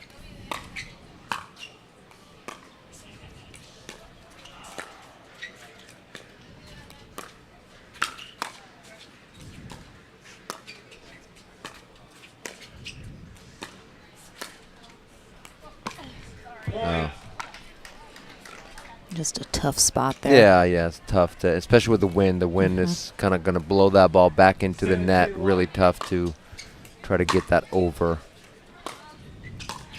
I think it was a good read by Esquivel. Bright was sliding to the middle. It was a tough ball, but I think it was a good read. Just leaves it short. We're going to have a timeout now from Todd and Esquivel as Bright and Franco making their closer. move here. Yep. Within 2, they'll still have the serve coming out of this timeout. Again, we said earlier, similarly with our men, you know, Todd and Esquivel have been waiting a little bit longer here. They've been sitting for a minute, so Bright and Franco a little bit more warm perhaps, having to play all those matches to 15 in the back draw. Right.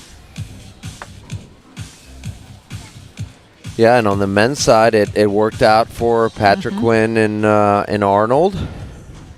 Yeah, that was an intense match. Yeah, that second game was so good. So good. Yeah, we're going to have our men's gold medal match coming up after this. Well, let's see if Franco and Bright can still make a little bit more happen here in game 1.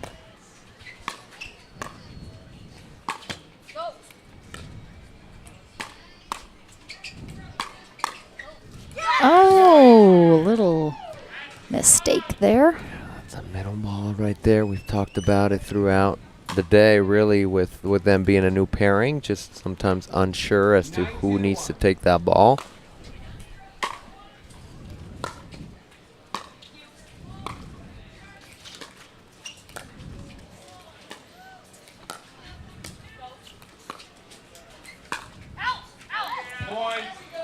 And Todd and Esquivel have 2 times they've played together before, but again, that's still very new. Right. You know, you're not gonna just figure everything out in 2 tournaments. But we're all tied up here. I mean, look at the resets. Yeah, so just good. So good.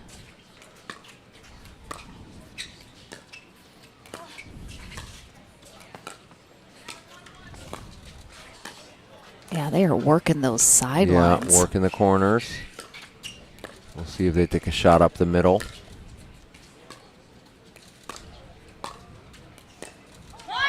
Yeah, that was really great job by Esquivel and Todd working the corners there. 10-10-2.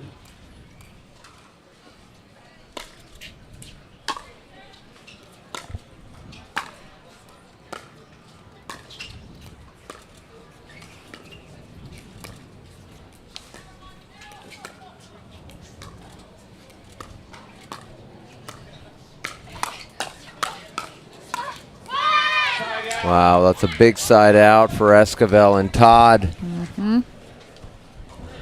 Not allowing Franco and Bright to get their first game point.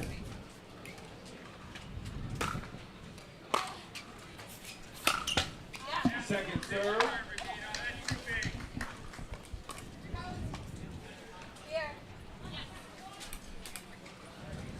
10-10-2.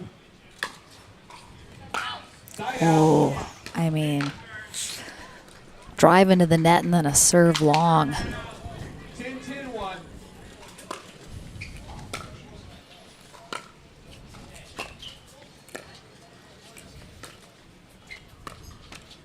Second serve. Yeah, I mean, Franco and Bright got a side out after hitting one return. They hit one ball. Yeah, I can't. They got to do something with it right now, though. Yep. Yep, they're on second now.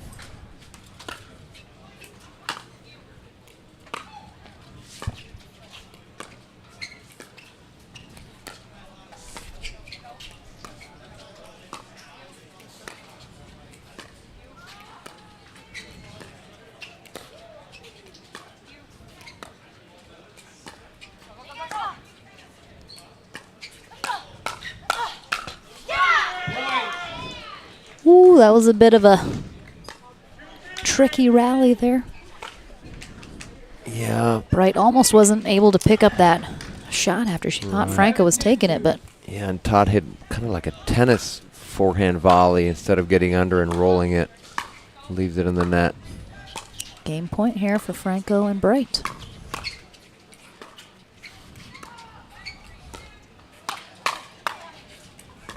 Great resets. Oh. Ooh, it stays in. I thought that might sail long after the net cord. Oof, I mean, Yep. that was close. Yep. 10-11-1.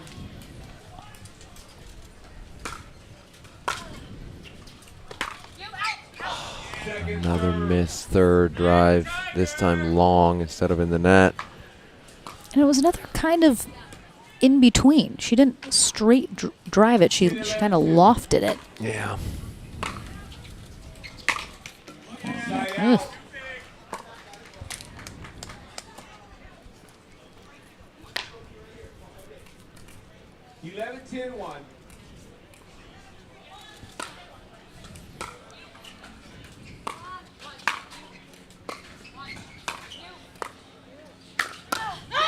Yeah, great ball from Todd. Gets the high ball, attacks Bright as she was the nearest person to her, which is what you want to do when you get a ball you can attack.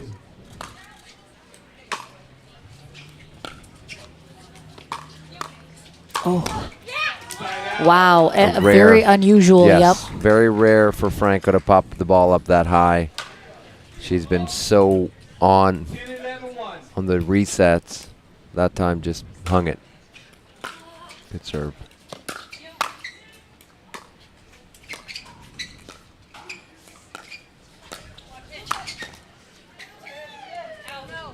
The ball almost stays in. It looked like it almost rolled down her arm and, Yeah. up and off. 10-11-2.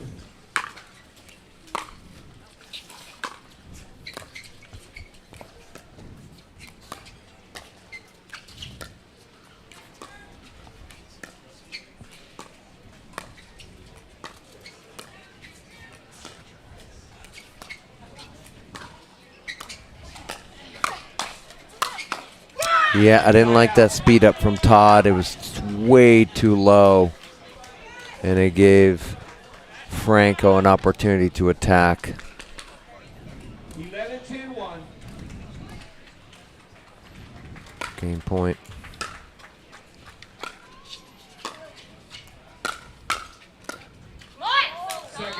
We are just absolutely stuck right here at 11-10. 11-10-2. I feel like we've had about 5 side outs with no one making a move.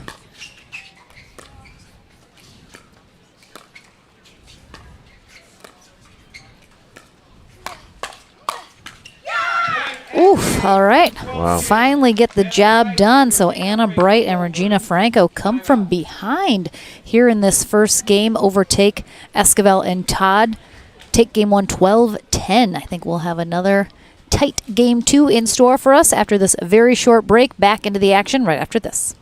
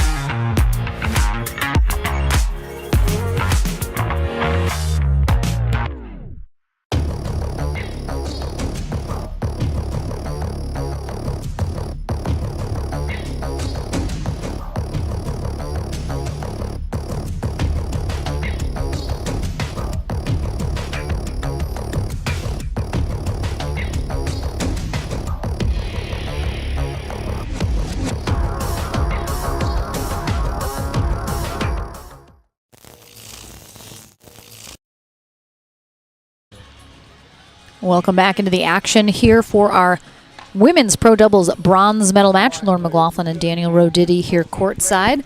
We will have 2 final matches remaining after this. Our gold medal men's match followed by the gold medal women's match. And one of these teams will be heading into gold where Lauren Stratman and Georgia Johnson are waiting.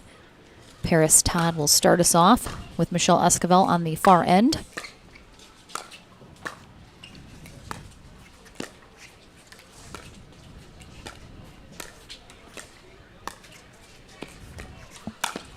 Oh, what a reach from Todd with a really nice angle from Franco. Regina Franco and Anna Bright on the near end. They took game 1 after a bit of a comeback, being down 10-6. Ultimately taking it 12-10. So Esquivel and Todd will need to win this second game. Yeah, Esquivel and Todd seemed in control in game 1.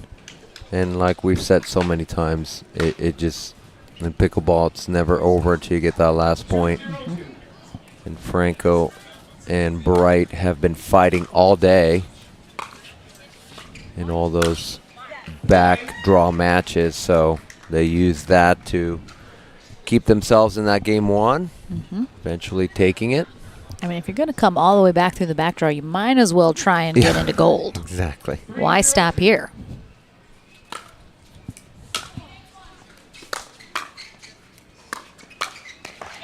Side out. Bright and Franco have had some success going to that middle. 0-3-1.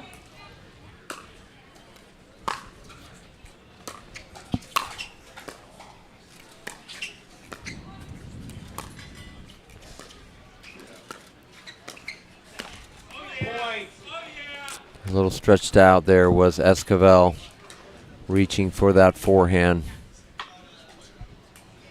1-3-1.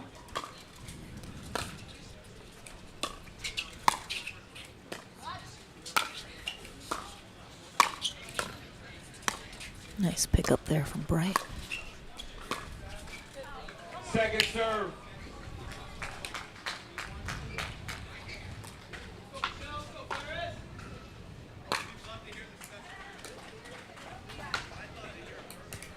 1-3-2.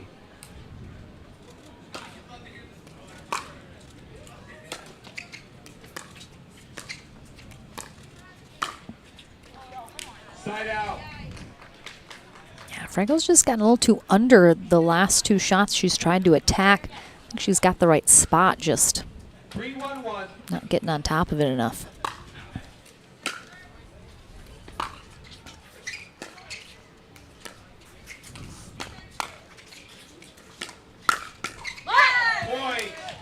Yeah, and of course, the coming from racquetball, the topspin roll is not something that comes as natural, just because in racquetball you tend to go high to low. You kind of chop the ball, trying to keep it nice and low. There's no net.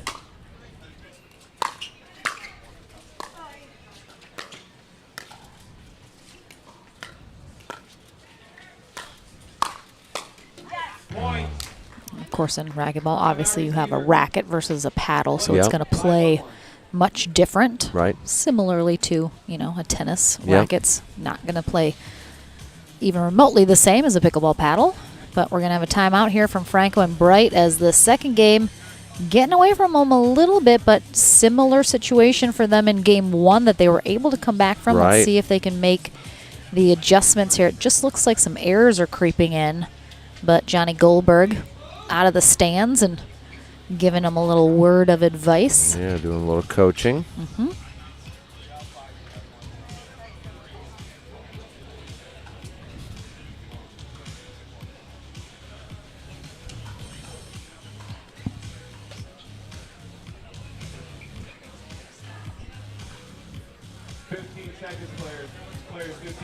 Coming up next, our men's gold medal match will be J.W. Johnson and Dylan Frazier taking on Hayden Patriquin and Julian Arnold. And then I mentioned our final match of the day will be our women's gold, which will be Lauren Stratman and Georgia Johnson versus the winner of this match.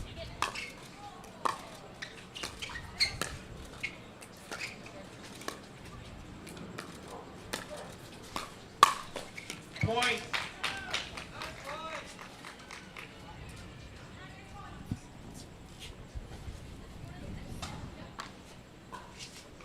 Six, 1-1.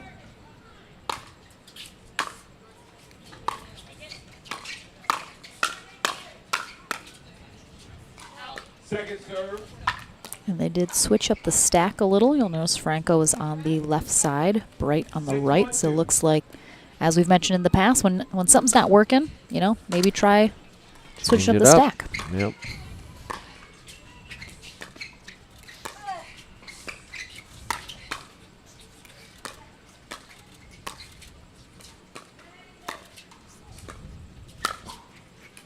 Nice leave.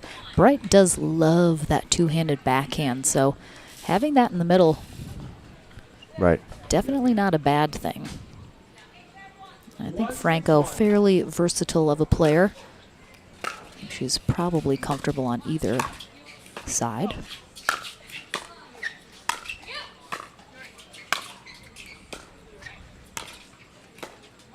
Second serve.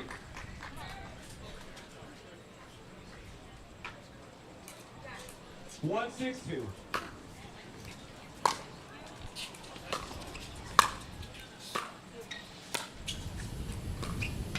Side out.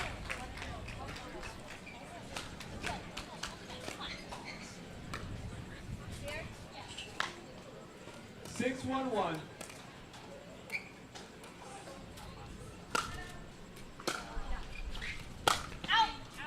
Second serve.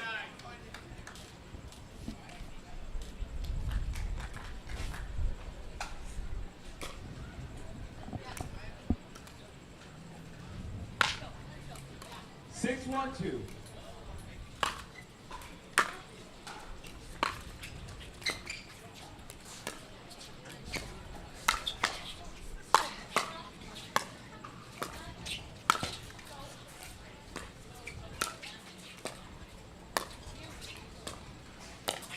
Side out. There you saw, as you've been mentioning, Franco's defense keeping them in that point and then resulting in getting it ultimately.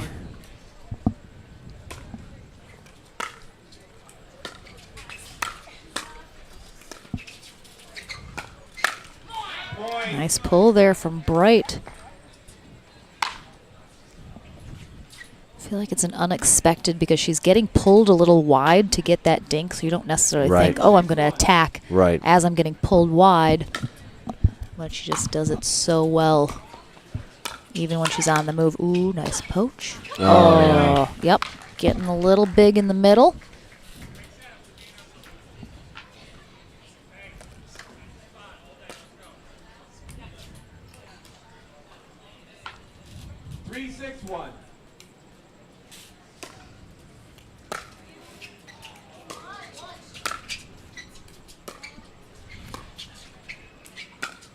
Oh, she pulled that right at Esquivel. I don't think Esquivel thought that was coming to her. Right.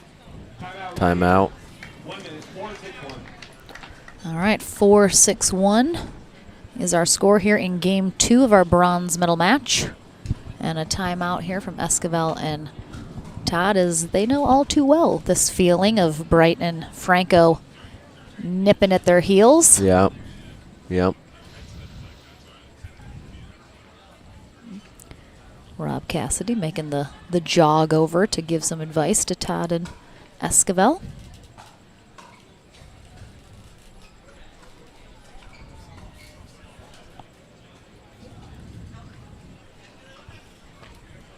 I mean, as I said before, I think these are two very evenly matched teams. And I think it seems like they're going back and forth between the streaks of not having as many errors, then having a couple errors. So both these teams being a little streaky, going on short runs. No one's really kind of pulled away significantly all at once. The breeze definitely picking up.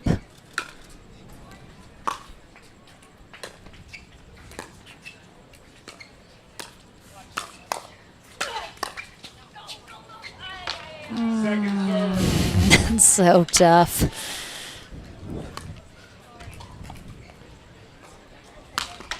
Could you tell us Cavell was not sorry? I appreciated that very much. Right. No Hands up in sorry the from air. her.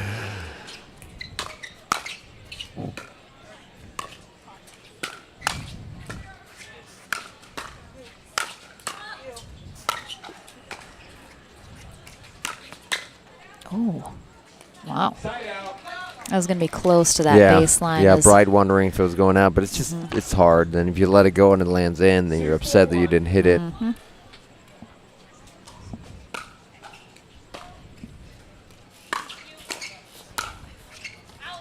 I think if Tom Hanks can tell us there's no crying in baseball, then we should be able to say there's no sorries in pickleball. Unless you accidentally hit someone in the face, and then you should definitely say sorry, because that's not cool. Unless you meant to, then. I mean, that tells us all we need to know right there.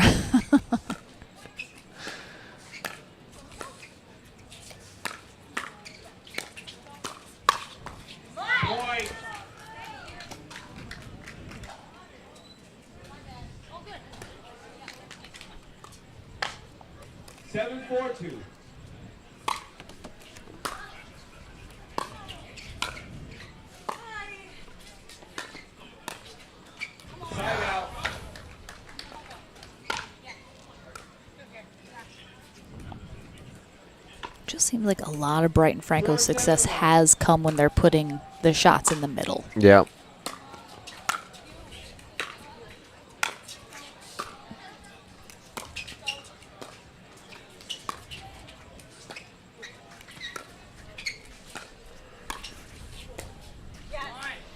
Yeah, Franco just backed up off that line a little too much. I think really didn't need to. Yeah, I don't know if she thought Esquivel was going to pull the trigger and attack, but instead she just dinked it inside out.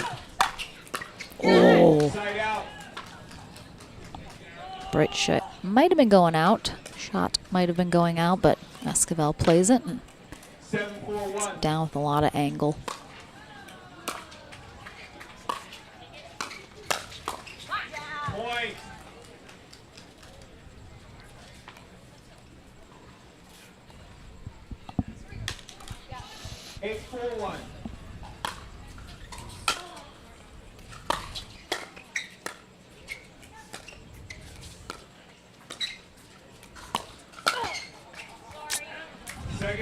Yeah.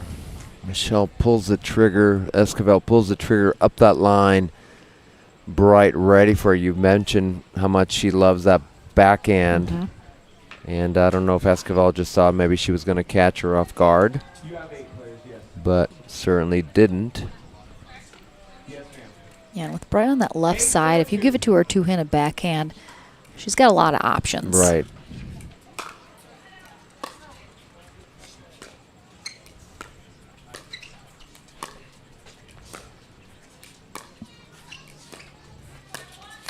Side out. Yeah, I felt like she could have pulled the trigger on that one. That ball was high, certainly high enough. Yeah.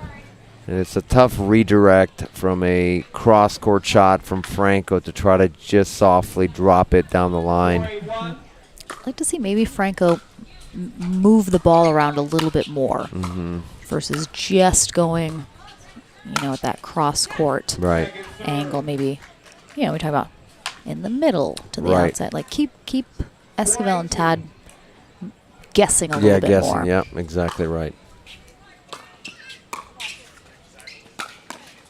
Yep, there's that pull from Brighton again. She can go down that sideline behind Todd, but she's having success pulling it across her body right at Esquivel, who's not quite ready.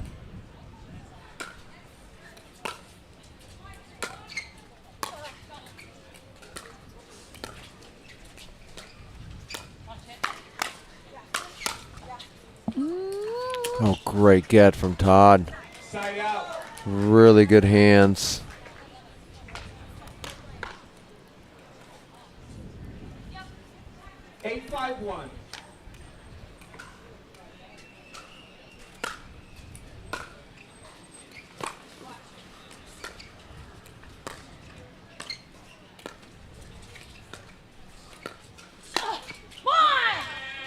Second serve. I didn't see it. See this. No, I think she was clear. Yeah. Did she think she wasn't clear, or was she asking if it was out? I think it sounds like they were wondering if it was out. At first I thought I heard something. I didn't know if she hit the net, but she wasn't even close to it. Side out.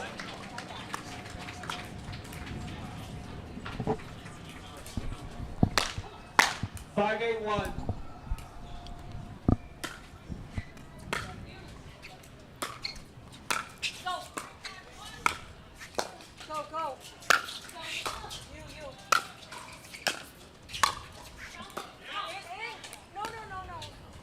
I didn't see it. The call in court will stand.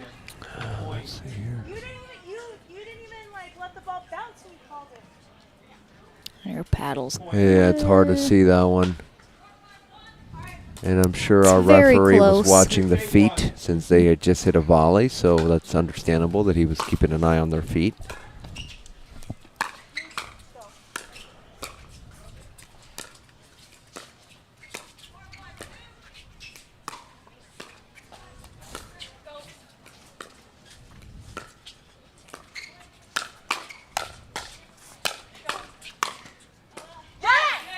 Second serve. Really nice hands from Esquivel and Todd there. Yeah. A doggy. Excuse me. Sorry.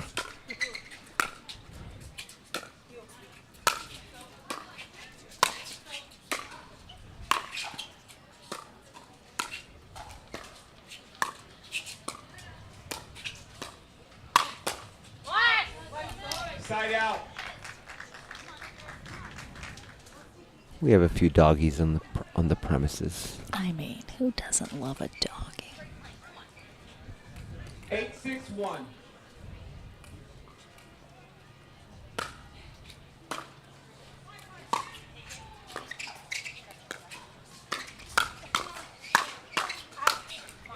Point.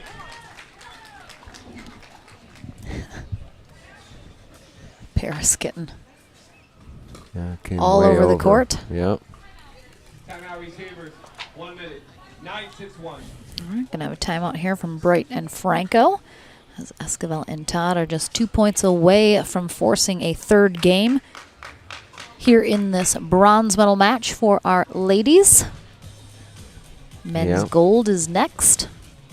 See our players milling about in the stands or in our pro tent. See, look, there's the doggy, guys. There it is. Yeah, there's a few it's a doggies golden, here and today. I love a golden. The Brosh has brought Wilson. I didn't get to meet Wilson. Oh, look at that Yeah. puppy. Oh, it looks like he's getting a little treat.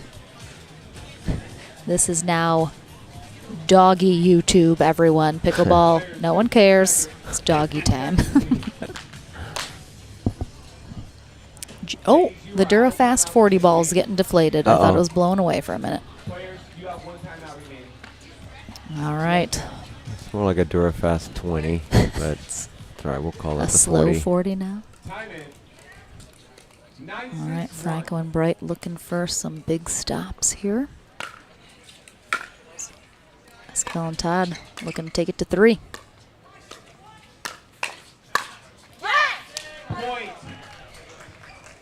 well done there. I just think with Franco trying to go cross court so much, he's leaving him up a little high. And if she were going middle a little bit more, it would kind of cut down maybe some of the opportunities that Todd's getting. Speed those up. Right. There it is again. All right, that'll be game 2 in the books. Michelle Esquivel and Paris Todd figure out what they needed to do.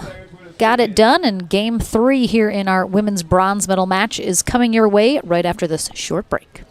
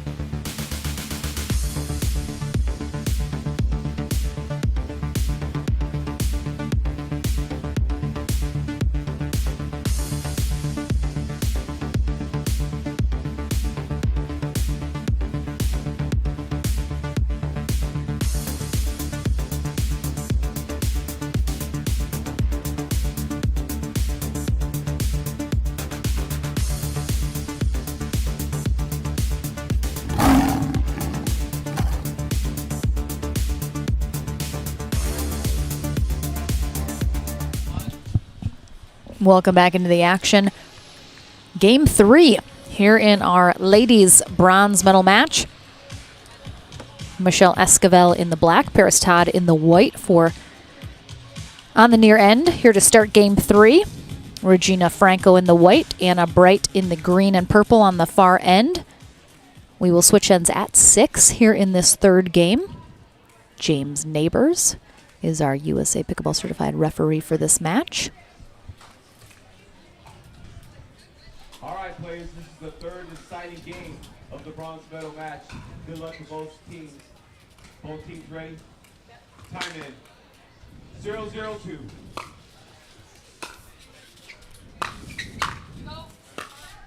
Side out. Let's see if Esquivel and Todd keep the momentum rolling from game 2, or can Bright and Regina Franco make the adjustments they need to.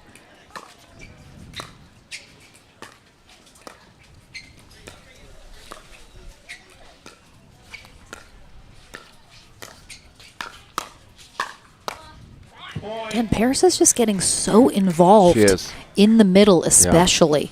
Yeah. And what's the solution for Franco and Bright to try and negate that?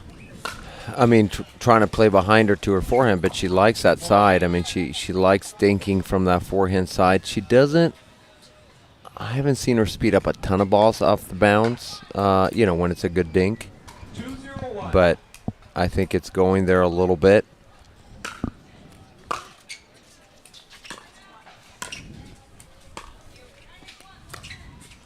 There they go.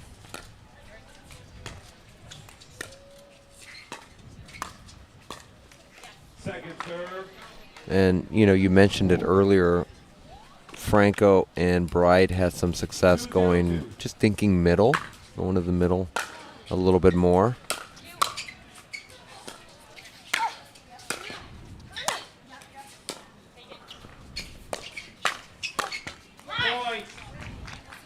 Yeah, Franco, after game 1, when she was just so solid, just seems like in game 2 she struggled a little keeping her shots lower. Down, yeah. Or not putting them in the net. She's just not quite hitting the sweet spot like she was in game 1. Yeah, and then we have the end switch, right? So I don't know how much was the wind carrying some of her dinks a little bit more than now that she's going against it.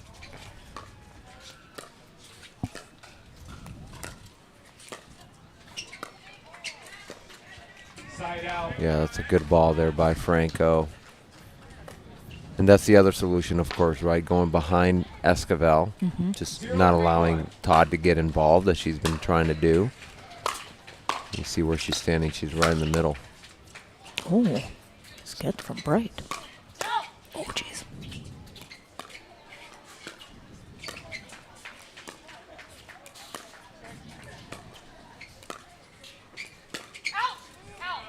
Yeah, that was a little impatient from Todd on that ball.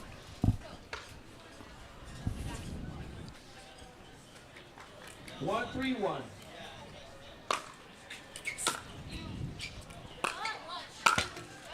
Point.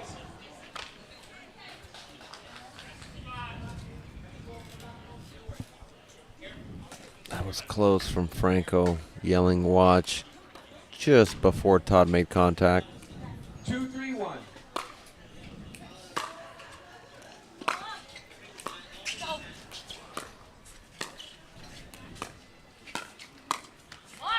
Second serve. Good ball.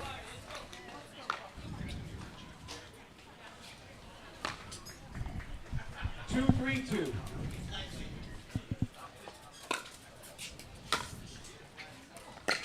Oh, that looked like it. I mean, caught the outside-ist of the outside of that line. Yeah, good return. That slice forehand kind of kicked a little bit out to Bright's back in. Second serve.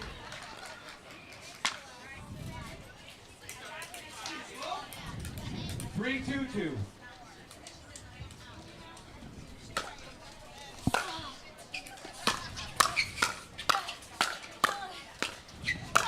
Yeah, I literally was just like, Regina, she's on the other side of the court. Right. Like, Right. look at the open court. Yeah, and Esquivel not sure obviously where to go on that situation. Wasn't sure if Todd was going to slide back out to the right or if she was going to keep going to the left. Yeah, that was a full eye formation earlier from Todd and Esquivel, which is tough. 3-3-1.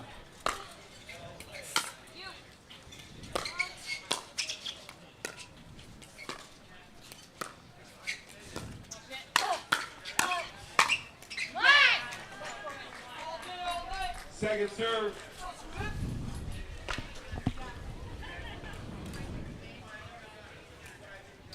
Three, 3-2.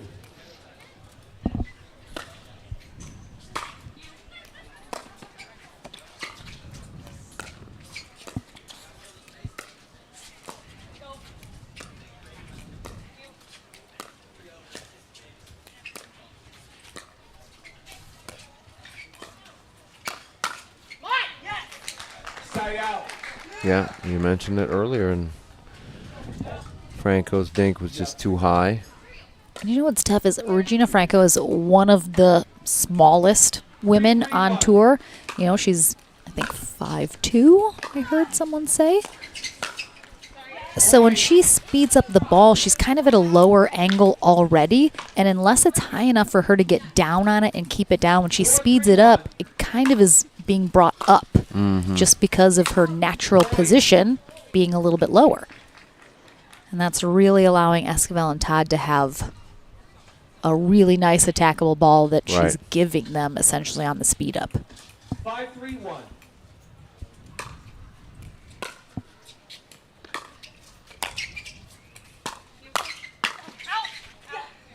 Yeah, good call there by, I think it was Bright that called it.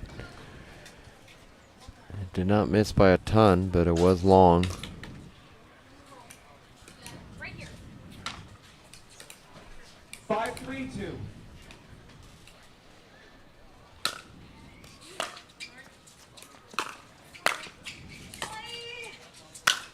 Come on! Side out. Nice job from Bright. Good angle on that as well as a little bit of power. 3-5-1.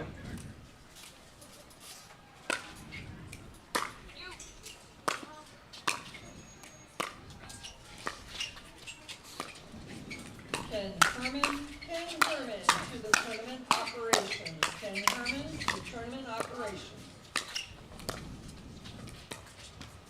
Oh, nice little exchange there between Esquivel and Bright. Yeah, good defense from Franco and Bright. Esquivel was attacking. 4-5-1.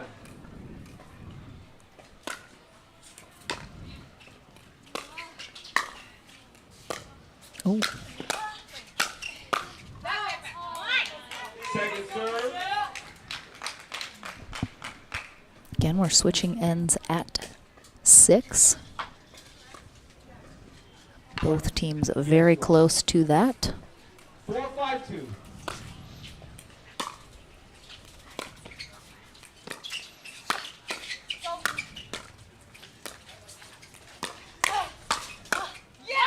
Side out.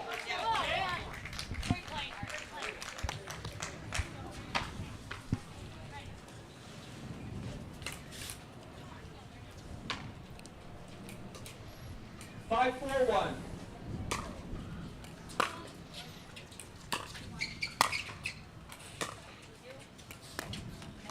Point. Timeout. Good drop from Esquivel. That will be the 6th point for Esquivel and Todd. Triggers the end change here in Game 3 of our women's bronze medal match. Lauren Stratman and Georgia Johnson in the gold. Oh, Julie Johnson's got Mia right by the little pro tent. I mean, everybody wants a piece of Mia. What can I say? Someone else different has her every time I see her. Yeah, she's so cute. Oh.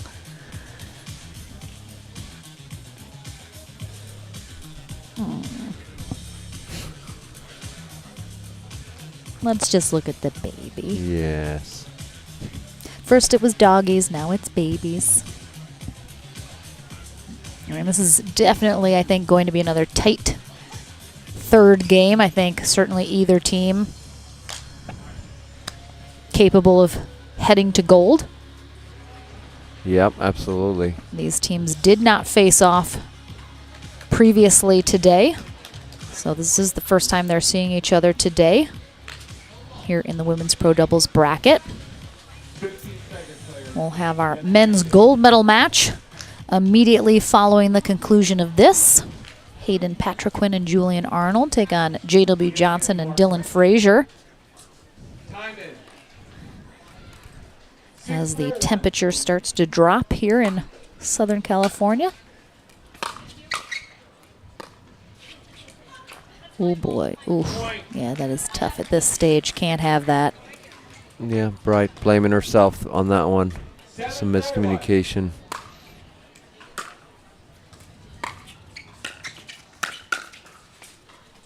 Yeah, great third by Esquivel, setting up the opportunity for Todd to come over.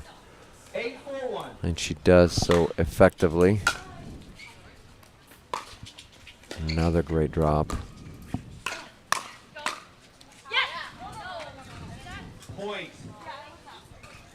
Yep, ball's called out. Two great thirds by Esquivel. And that looks pretty close. Looks like it might have cut a little bit of line, but again, in live action, it's a little harder to see. It's so fast. We yes. have the hindsight of a slow-mo replay, but we're gonna yeah, have and if you feel like as a player on Esquivel and Todd's side, if you feel like it might have missed, you call it out. The ref can correct you if you were wrong, if you made the wrong call. And obviously, they don't want to make a bad call, but you also don't want to give up, not make the call, and maybe it did miss, and it's so fast. It happens so fast. You really have a split second to make the call.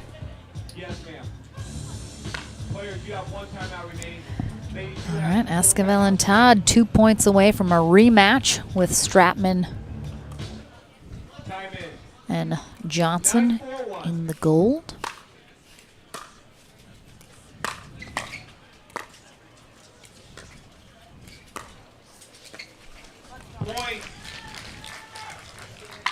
Mm. 10-4-1.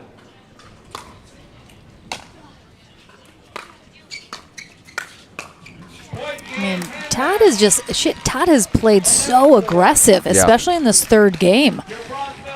All right. So a big congrats to Anna Bright and Regina Franco. They battled all the way through the back draw and got themselves a bronze medal. So well done for those ladies. But Michelle Esquivel and Paris Todd, they're heading to gold, which we will see in 2 matches. But we have our men coming up first. Gold medal match right after this. The APP SoCal Classic is brought to you by Pickleball Central, the Pickleball Superstore, catering from beginners to pros. Yola, for the champion in you. SUNMED, the official CBD sponsor of the APP. Keto Crisp, a delicious blend of healthy fat, protein, and energy to fuel your day. It's about what you can do, not what you can't.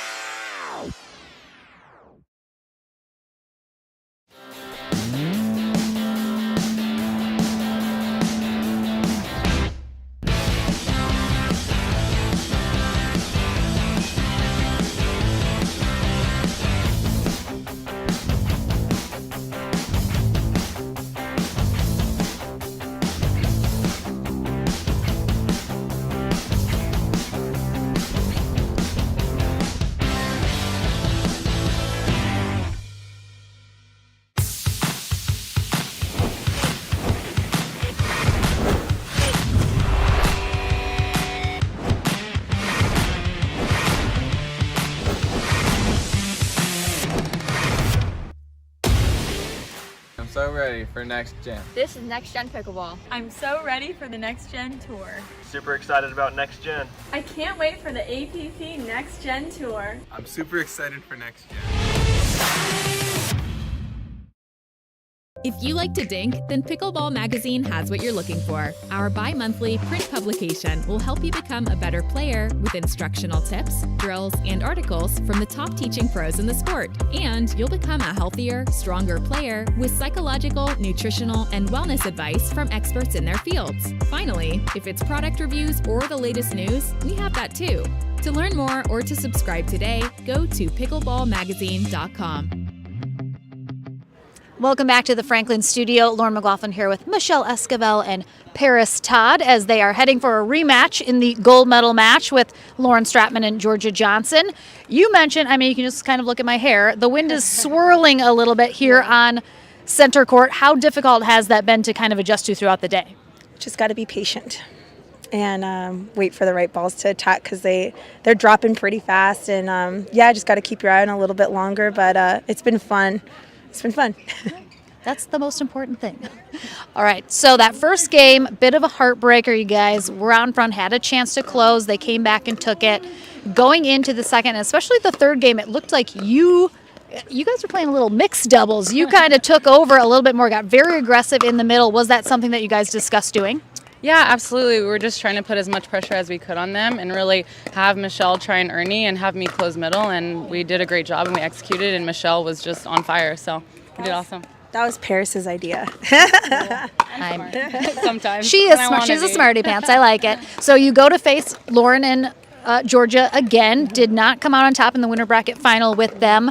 Do you think there'll be any adjustments that you make knowing how that went that you want to change up going into this gold medal match? Yeah, I want to play more consistent all the way through, just make less errors and come out with more confidence. Anything you would add to anything you're going to try and change or do differently in the gold? Yeah, I think we're just going to mentally stay as strong as we can and put pressure on them. And it's their match to lose, so we're going with nothing to lose, and we're going to play with confidence and do our best. So I love it. Congratulations, ladies. We'll see you after our men battle it out for gold. That's coming up right now.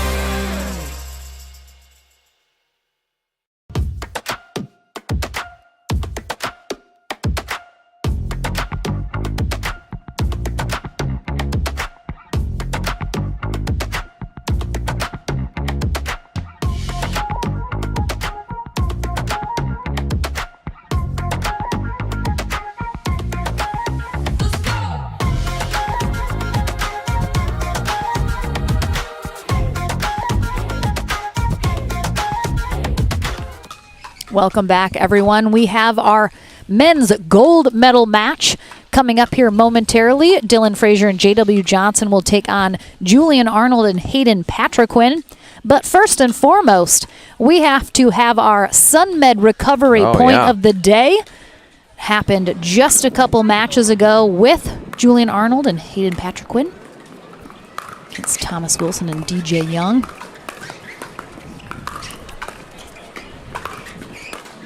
Great defense from Young and Wilson. And then the drop. Wilson dives. Young with the pickup, but then can't quite get back on the court. But that was our SUNMED recovery point of the day. Well earned. Great rally between those four gentlemen. Yeah. But Julian Arnold and Hayden Patriquin making their way through the back draw, through the bronze medal match with Thomas Wilson and DJ Young. Came out on top, and Hayden Patriquin's going to get his second pro medal in just as many weeks. Yeah. Got bronze last weekend with Julian Arnold, and now the duo has upped the ante. They're looking for silver or gold this time around. Oh, Howard Hepworth is going to be our lead referee for this gold medal match. Inga Carr will be our second referee.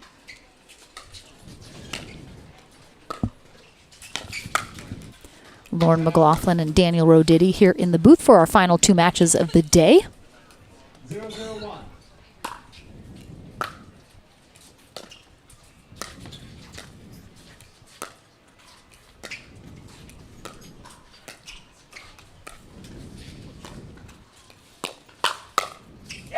Ooh, nice hands. This is a rematch of earlier today. Johnson and Frazier are who knocked Arnold and Patriquin into the consolation bracket. He didn't even have to say it. Yeah, we were going to say it, but I mean, thank you, Arnold. I mean, he is basically self-commentating his own matches all the time. Oh, Patriquin. Let's go, Big H, talking some trash to JW. We love it. We love it. He got a big smile out of JW Johnson. Yeah, of course. They're going to have a good time. It was all in fun.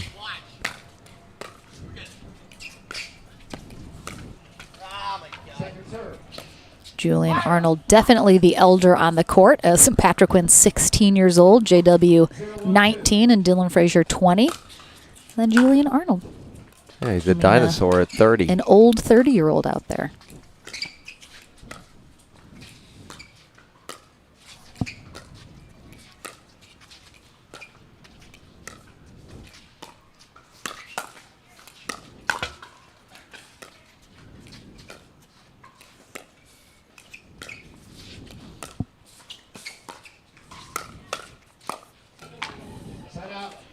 Good speed up there from Patriquin, but no trash talk this time nope, from nope. Hayden since it It's didn't hard go to his way. Yep, hard to trash talk when you lose.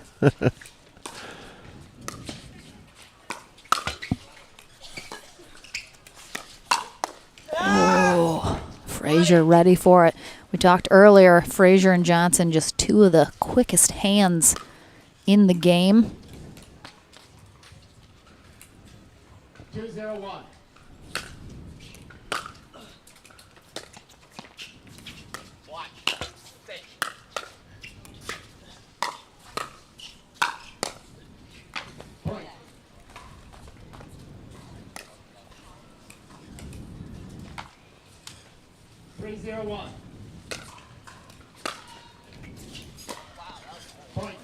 Just long there on that return.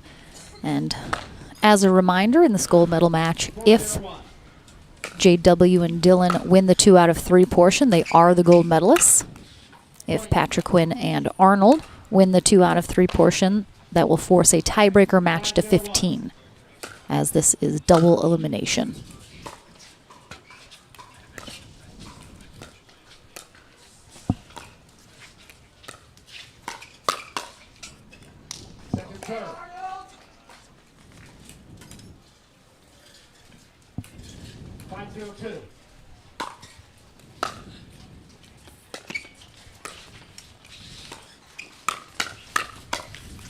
As Esquivel mentioned in their interview just before this match, wind kind of swirling here on center court, which can make it a little difficult to execute what you want to when you got the wind as that third player on the court, as it were. Yeah, their previous match, obviously going Frazier and Johnson's way, 11-2, 11-1. Relatively easy. I'm sure Patrick Quinn and Arnold would like a different result. Or at least, you know, a slightly more competitive match. Yeah, absolutely.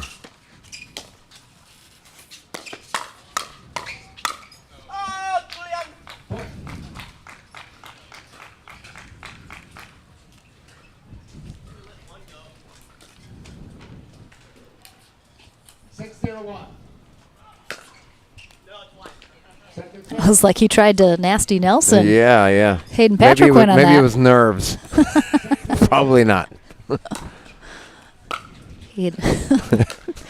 was funny.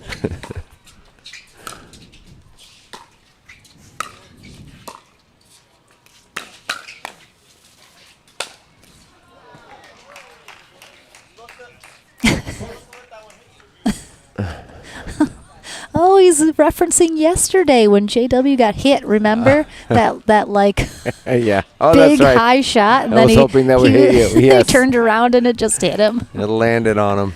That was a good time yesterday. Yeah, that was funny. Nice throwback to yesterday.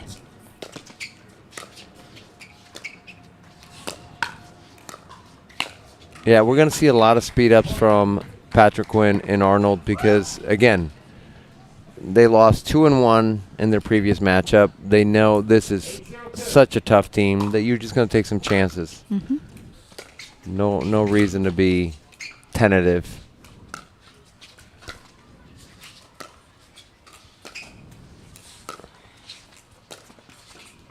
Side out.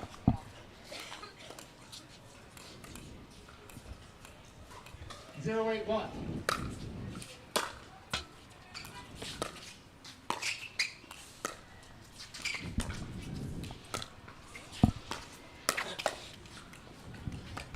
Nice Ernie Yeah, there little from Ernie Arnold. for Arnold. 1-8-1.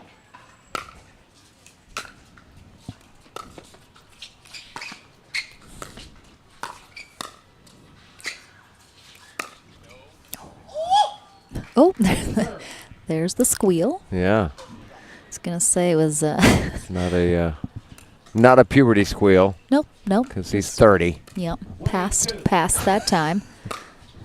I mean, just some remnants maybe left over. 2-8-2.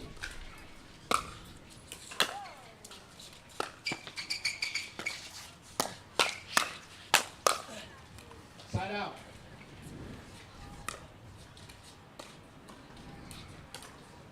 Eight, 2-1.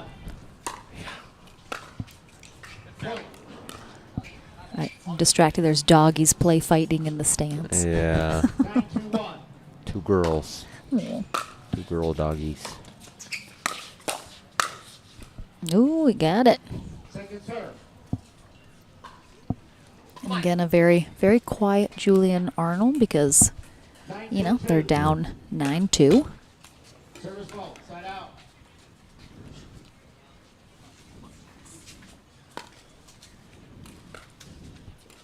Two 9-1.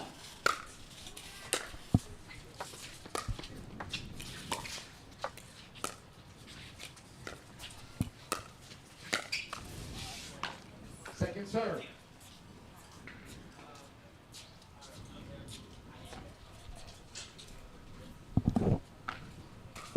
Two 9-2.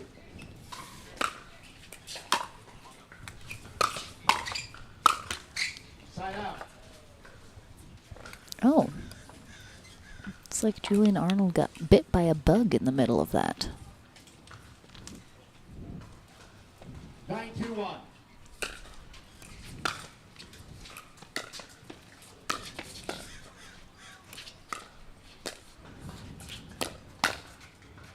Oh, the lean didn't quite get that quite back make the ball in. go but in.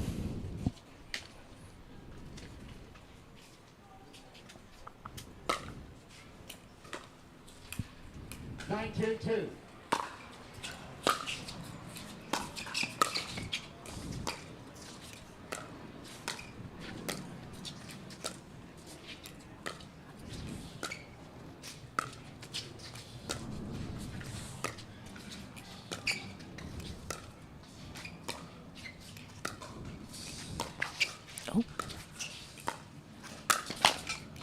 Nice pull there from Patrick Quinn. Got a high enough ball that he could attack. 291.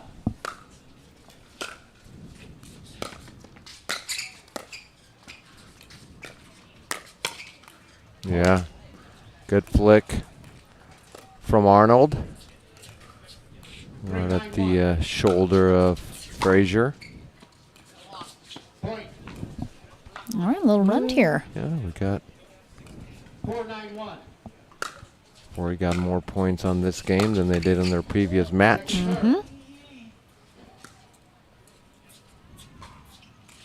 492.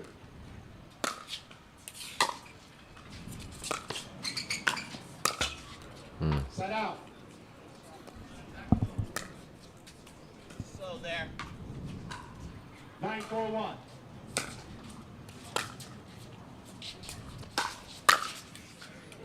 Second serve. Yeah, Frazier leaves that up much too high, and Johnson's already crashing the net, so gets caught by Arnold.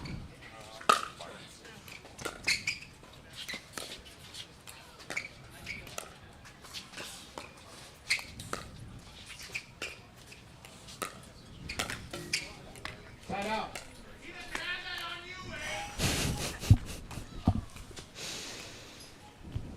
Four nine one.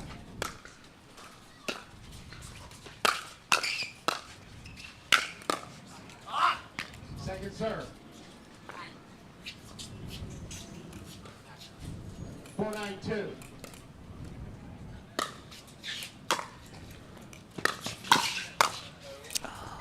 Side out. It's a free lunch. Come on. Yeah, really saved Frazier there. 941.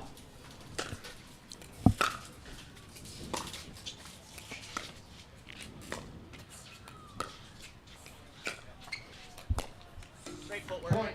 So good. Come on. 1041. Game point here for Johnson and Frazier.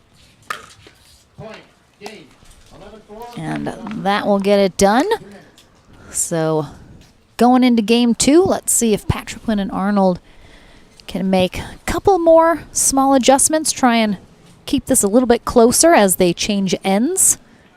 We will take a short break, back into the action here in our gold medal match right after this.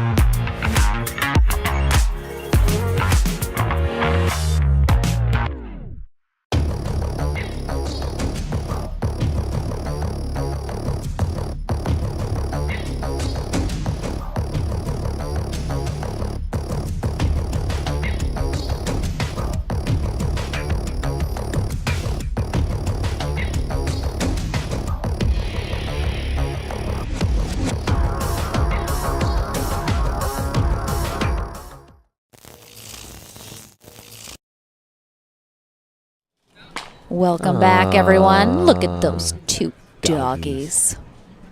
They're having a good time. They're enjoying some pickleball. Oh, they're getting a little snack, too. Getting a little snack. We have game number 2 here in our men's gold medal match. Kicking off right now, Dylan Frazier in the red, J.W. Johnson in the green. On the far end, I mentioned they were doing Christmas colors, but they also could be doing Mario and Luigi. Oh, if they were trying to do a little Mario Kart action over there. Yeah, I mean, they're young enough.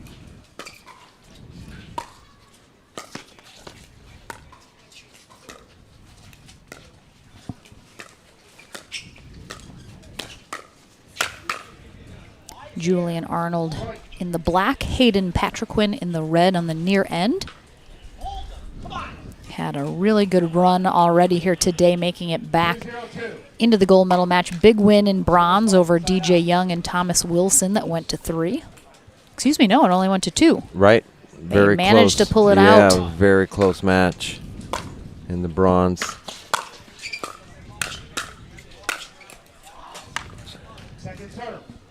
Yeah, and you know, Frazier and Johnson make you go for so much because you just feel like that's your only chance to win. And so they can force errors just because you feel like you have to do so much with each shot. Yep. And that you can't make a mistake.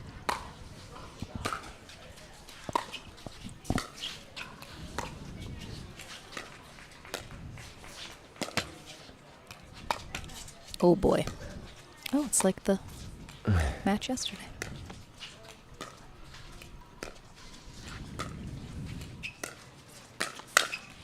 Yeah. And obviously, Patriquin and Arnold having a great tournament, a great couple of weeks, and they're so good. But it can be so, like, deflating when you're playing against these guys, and they're just not giving you a lot to work with. I mean, we've seen a handful of errors, a couple missed serves from Johnson. You see a missed drop from Frazier, but outside of that, once they get to the kitchen, it's so tough. Yeah, and Johnson and Frazier have really kind of started to separate themselves from the pack in the men's doubles game as a pairing. Just continue to get better and better, and they're already so good. And they're so confident. Yeah, it's obvious. I mean, they're smiling, and which is great for them, but when you're playing against them, you just feel it's kind of demoralizing a little bit. Set out.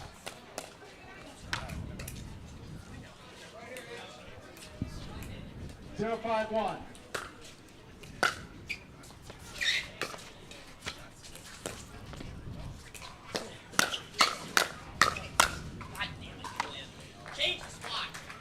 Second serve. Opening up space.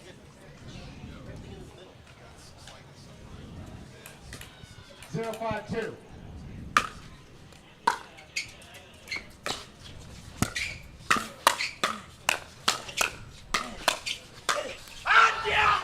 All right. There we go.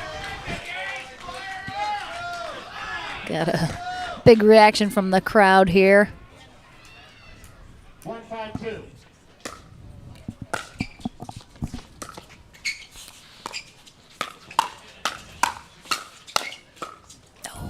Side out. Good attempt.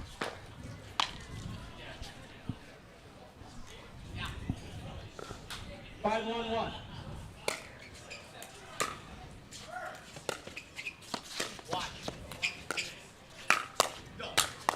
Ooh, bit of a miss hit there from Patriquin. 5-1-2. Need a crowd microphone. Oh my gosh. No, we don't. Hi, mate.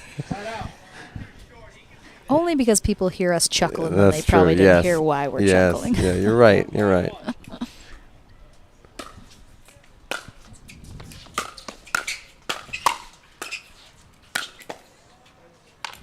Second serve. 1-5-2.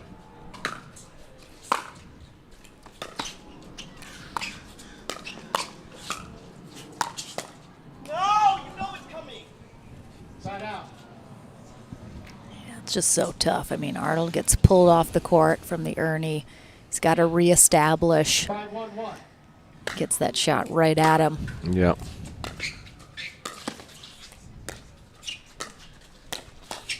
Oh, the hands from Patrick went on that. Very impressive, but again, we talk ad nauseum. The hands from Frazier and Johnson just kind of next level at this point. Oh, caught them both crashing the net. 6-1-2.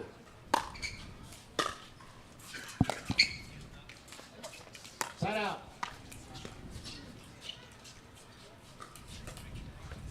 1-6-1.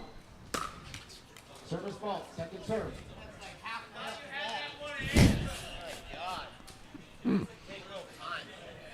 Yeah, he kind of rushed that serve. He's 1-6-2. telling himself to take some time.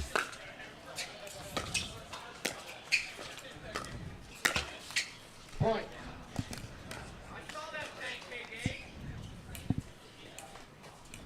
Two, 6-2.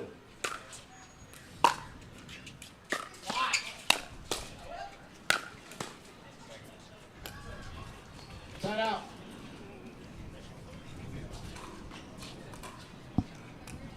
6-2-1.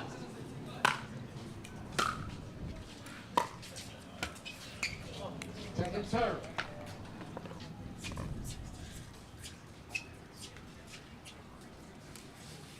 Six, 2-2.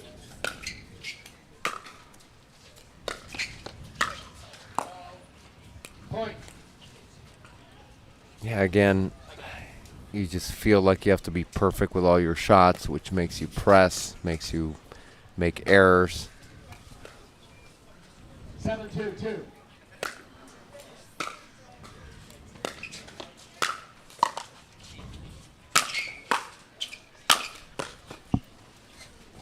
Side out. That was as much frustration as it was trying to win the point.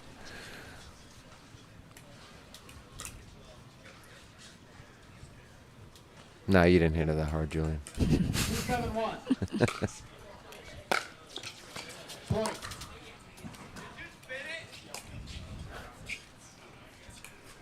3-7-1.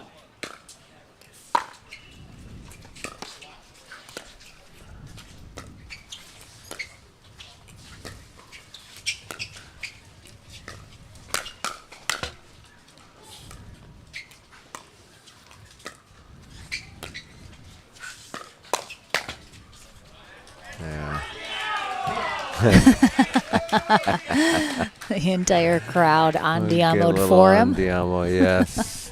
Yes, sure. 4-7-1.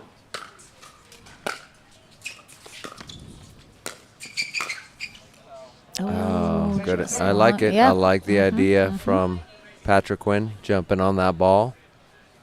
I've been meaning to ask Hayden why he's not using his spin serve. I haven't remembered to do it.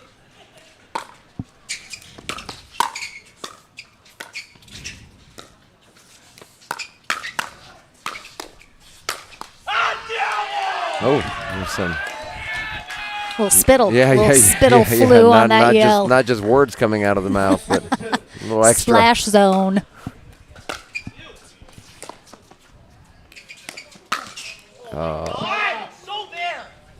We would have gotten another big one there if he made that shot. I like it. 7-5-1. And they're back within 2. Yep. Keeping it much closer this second game. Oh, too much.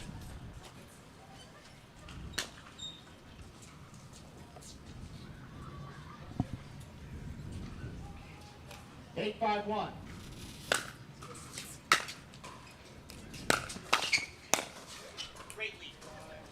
Second serve.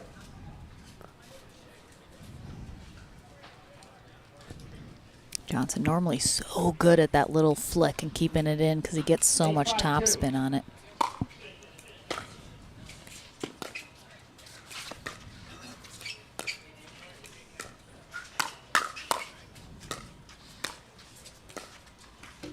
Point. Yeah, I think that time Patrick Quinn, the previous point, he was a little further back from the line, so it allowed him to recognize that ball was going to go. Oh.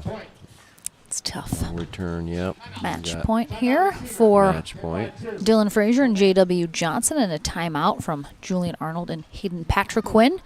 They're going to try and do their best to maybe just cool them off a little here, ice them a little bit here in this timeout. And Yeah, I maybe like the call. Yep. Not just giving up and assuming that you don't have a chance to come back. I like the timeout. And they're going to strategize really they just need the stop Right. at this point. So let's see if they can get that done. But our final match of the day is coming up after this one, which is our women's gold medal match. Michelle Esquivel and Paris Todd will take on Lauren Stratman and Georgia Johnson for the second time. And we are back tomorrow morning at 10 a.m. Pacific time for our men's and women's singles to conclude our second weekend here in beautiful Southern California. So please plan to join us again tomorrow for some singles action. Always a good time. Yeah. See some faces that you don't see in doubles back out here, like Gabriel Joseph.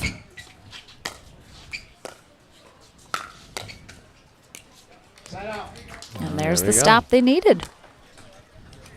So we'll see if Arnold and Patriquin can get a little something going here.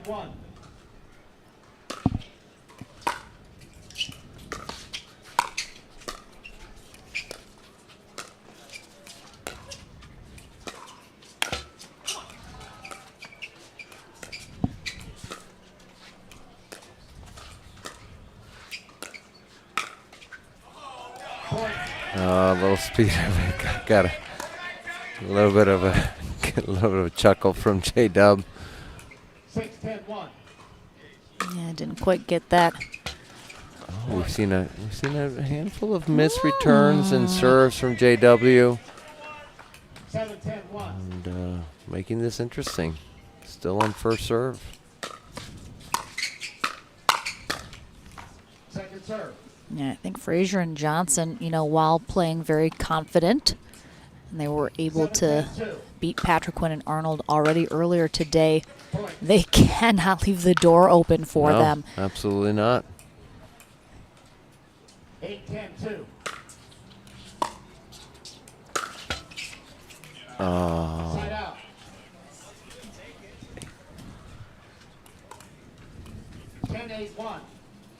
Second match point. Oh.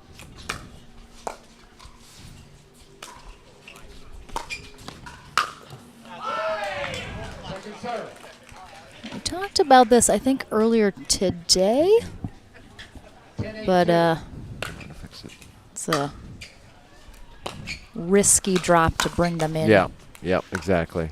You try to fake the overhead. Oh, he's not trash, No, everyone. he's A not. big congrats to Julian Arnold and Hayden Patriquin, silver medalists here at the APP SunMed LA Open. Really nicely job done by them. But J.W. Johnson and Dylan Frazier are gold medalists here for the second weekend in a row. We'll head to the Franklin studio and conclude our day with our ladies' gold medal match right after this. If SoCal has you wondering, where do I begin? Start here. Cheering for the visiting team? Here's your line of scrimmage. Come for a culinary odyssey? Tonight's special is everything. Here for work? Hang around for the weekend. Hit 3 theme parks. Crush coffees or crafty beers or whatever strikes your fancy. Because with friendly locals, Main Street vibes, easy accommodations, and all of SoCal within reach, no matter what you've come to get up to, in El Segundo, we'll invite you to start here.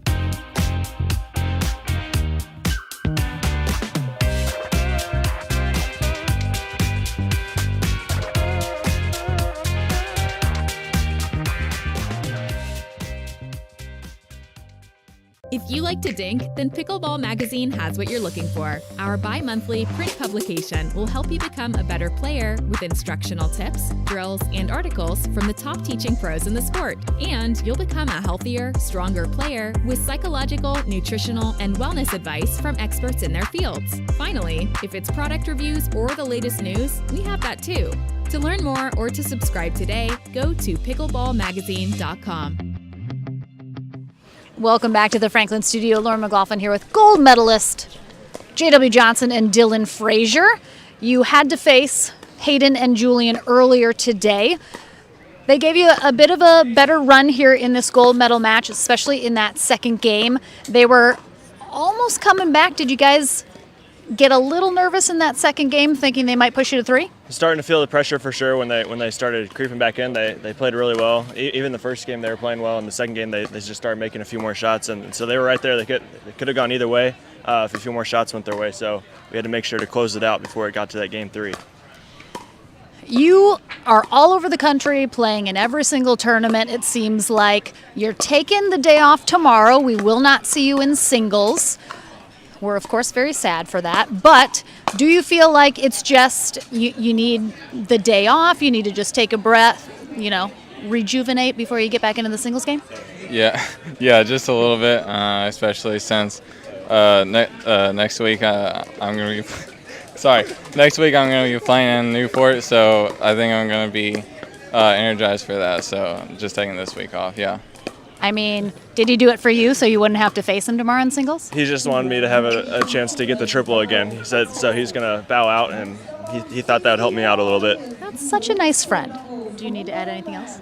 Well, I should probably be nice and say he could possibly get the Triple Crown since I'm not there, so that's going to be exciting for him. I mean, you've already gotten it. It's let Dylan try. Have a chance. We'll bring in Ken Herman here with our trophy presentation, and again, congrats to our gold medalists. Thank you. Oh, JW and Dylan, we were just here last week. Bobby Riggs passing you all the trophy, passing you another trophy. You guys are doing exactly what you all should be doing right now, playing a lot of matches, getting a lot of mental toughness, physical toughness going, and you guys are well on your way to being one of our, if not the top Americans team, well on your path of doing that. So for picking up the LA County, or the LA SUNMED title, congratulations to both of you. Well played again today. Great round of success all day long. Here you go. Thanks, Ken. All right. Ladies are coming up next. They're fighting for gold. Are you cheering on little sister? Well, of course, yes. Oh, okay, good. Family. I mean, sometimes you're a little iffy with that, but we'll see. This guy tomorrow going for the Triple Crown. JW will perhaps be cheering his friend on as well, but taking the day off. So don't go anywhere. Our ladies' gold medal match is coming up right after this. The APP SoCal Classic is brought to you by Pickleball Central, the Pickleball Superstore, catering from beginners to pros. Yola, for the champion in you. SUNMED, the official CBD sponsor of the APP. Keto Crisp, a delicious blend of healthy fat, protein, and energy to fuel your day. It's about what you can do, not what you can't.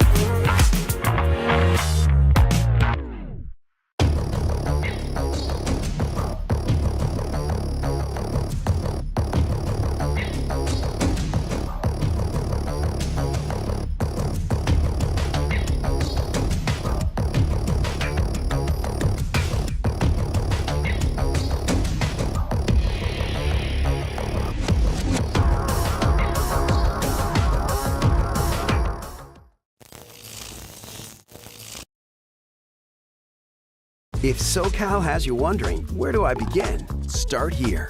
Cheering for the visiting team? Here's your line of scrimmage. Come for a culinary odyssey? Tonight's special is everything. Here for work? Hang around for the weekend. Hit 3 theme parks. Crush coffees or crafty beers or whatever strikes your fancy. Because with friendly locals, Main Street vibes, easy accommodations, and all of SoCal within reach, no matter what you've come to get up to, In El Segundo, we'll invite you to start here.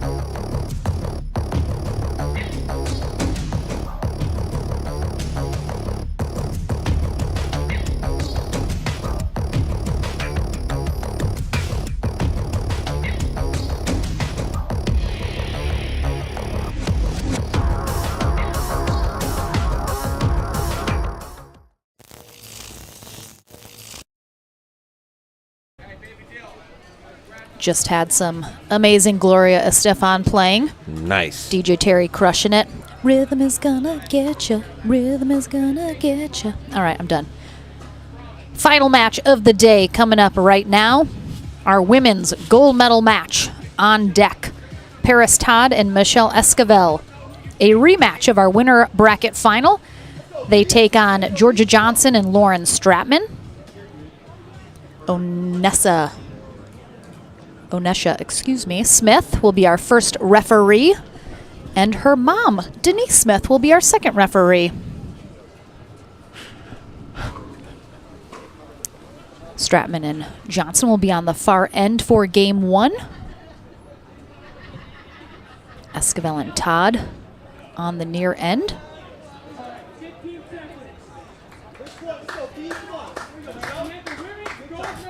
And a reminder, Stratman and Johnson came out on top in the winter bracket final, so they're undefeated still today.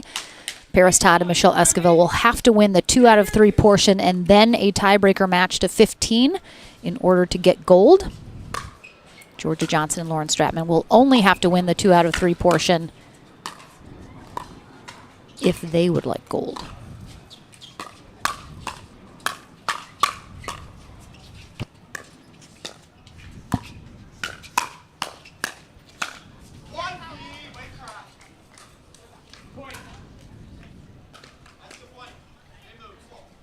And yes, thank you so much, everyone that's joined us all day today. This fabulous production put on by Pickleball TV, a.k.a. Spencer Laurent and Mitch DeVoe. Lauren McLaughlin and Daniel Roditi here in the booth. We'll be back tomorrow morning, 10 a.m. Pacific time, with our final day of coverage here in Los Angeles, which is going to be pro singles.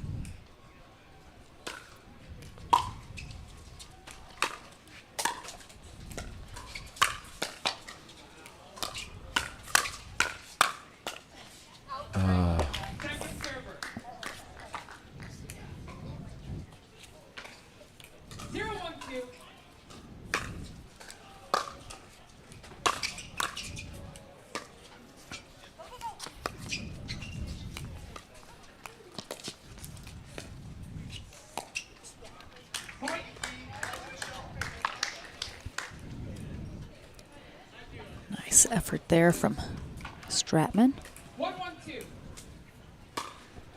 But ultimately leaves that second one short.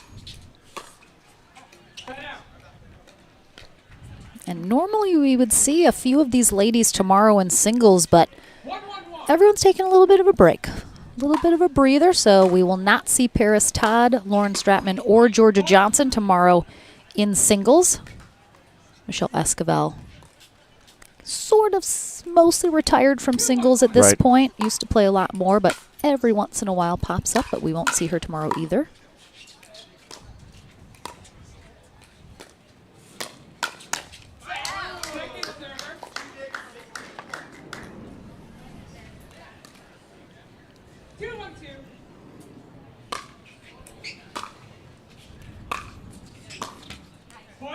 And we saw in the winter bracket final when these two faced off, Stratman and Johnson lost the first game and then switched the stack in the second and third, which worked much better for them. They come out right away in that same stack with Stratman on the left side. Right, and now we see Todd and Esquivel with same, trying just something different.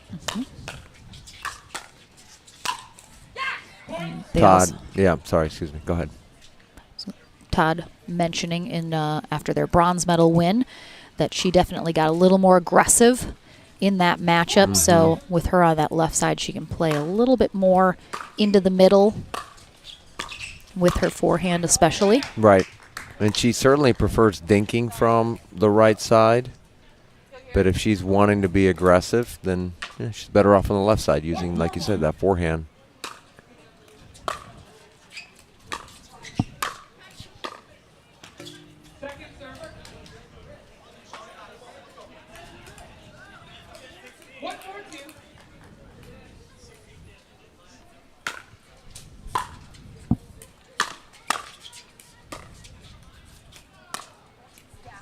Yeah, good ball by Johnson. Rolling it between Todd and Esquivel.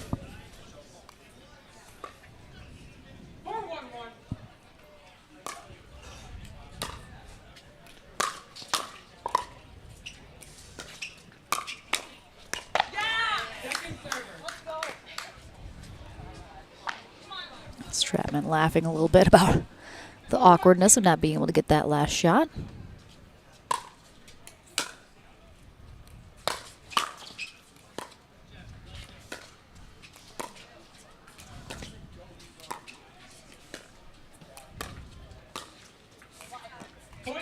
Both Stratman and Johnson, sponsored by Chicken and Pickle, which is where we will be at next weekend for the following 2 weeks in our Next Gen series.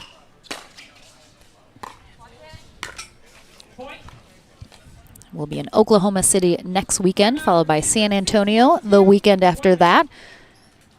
So a big thank you to Chicken and Pickle for their partnership in that Next Gen series with some of our younger players. Yeah, it's exciting to see players that have been participating in Next Gen having success at the pro level. Jack Foster, Brashes, Hayden, of course, Georgia and JW, DJ, Young. Gabriel Tardio. Yeah, absolutely. And there'll be a new wave of players coming through Next Gen, I'm sure. Pickleball is just getting younger and younger. Absolutely. It's if you gonna have, continue. you know, a young person in your household that loves pickleball and wants to play but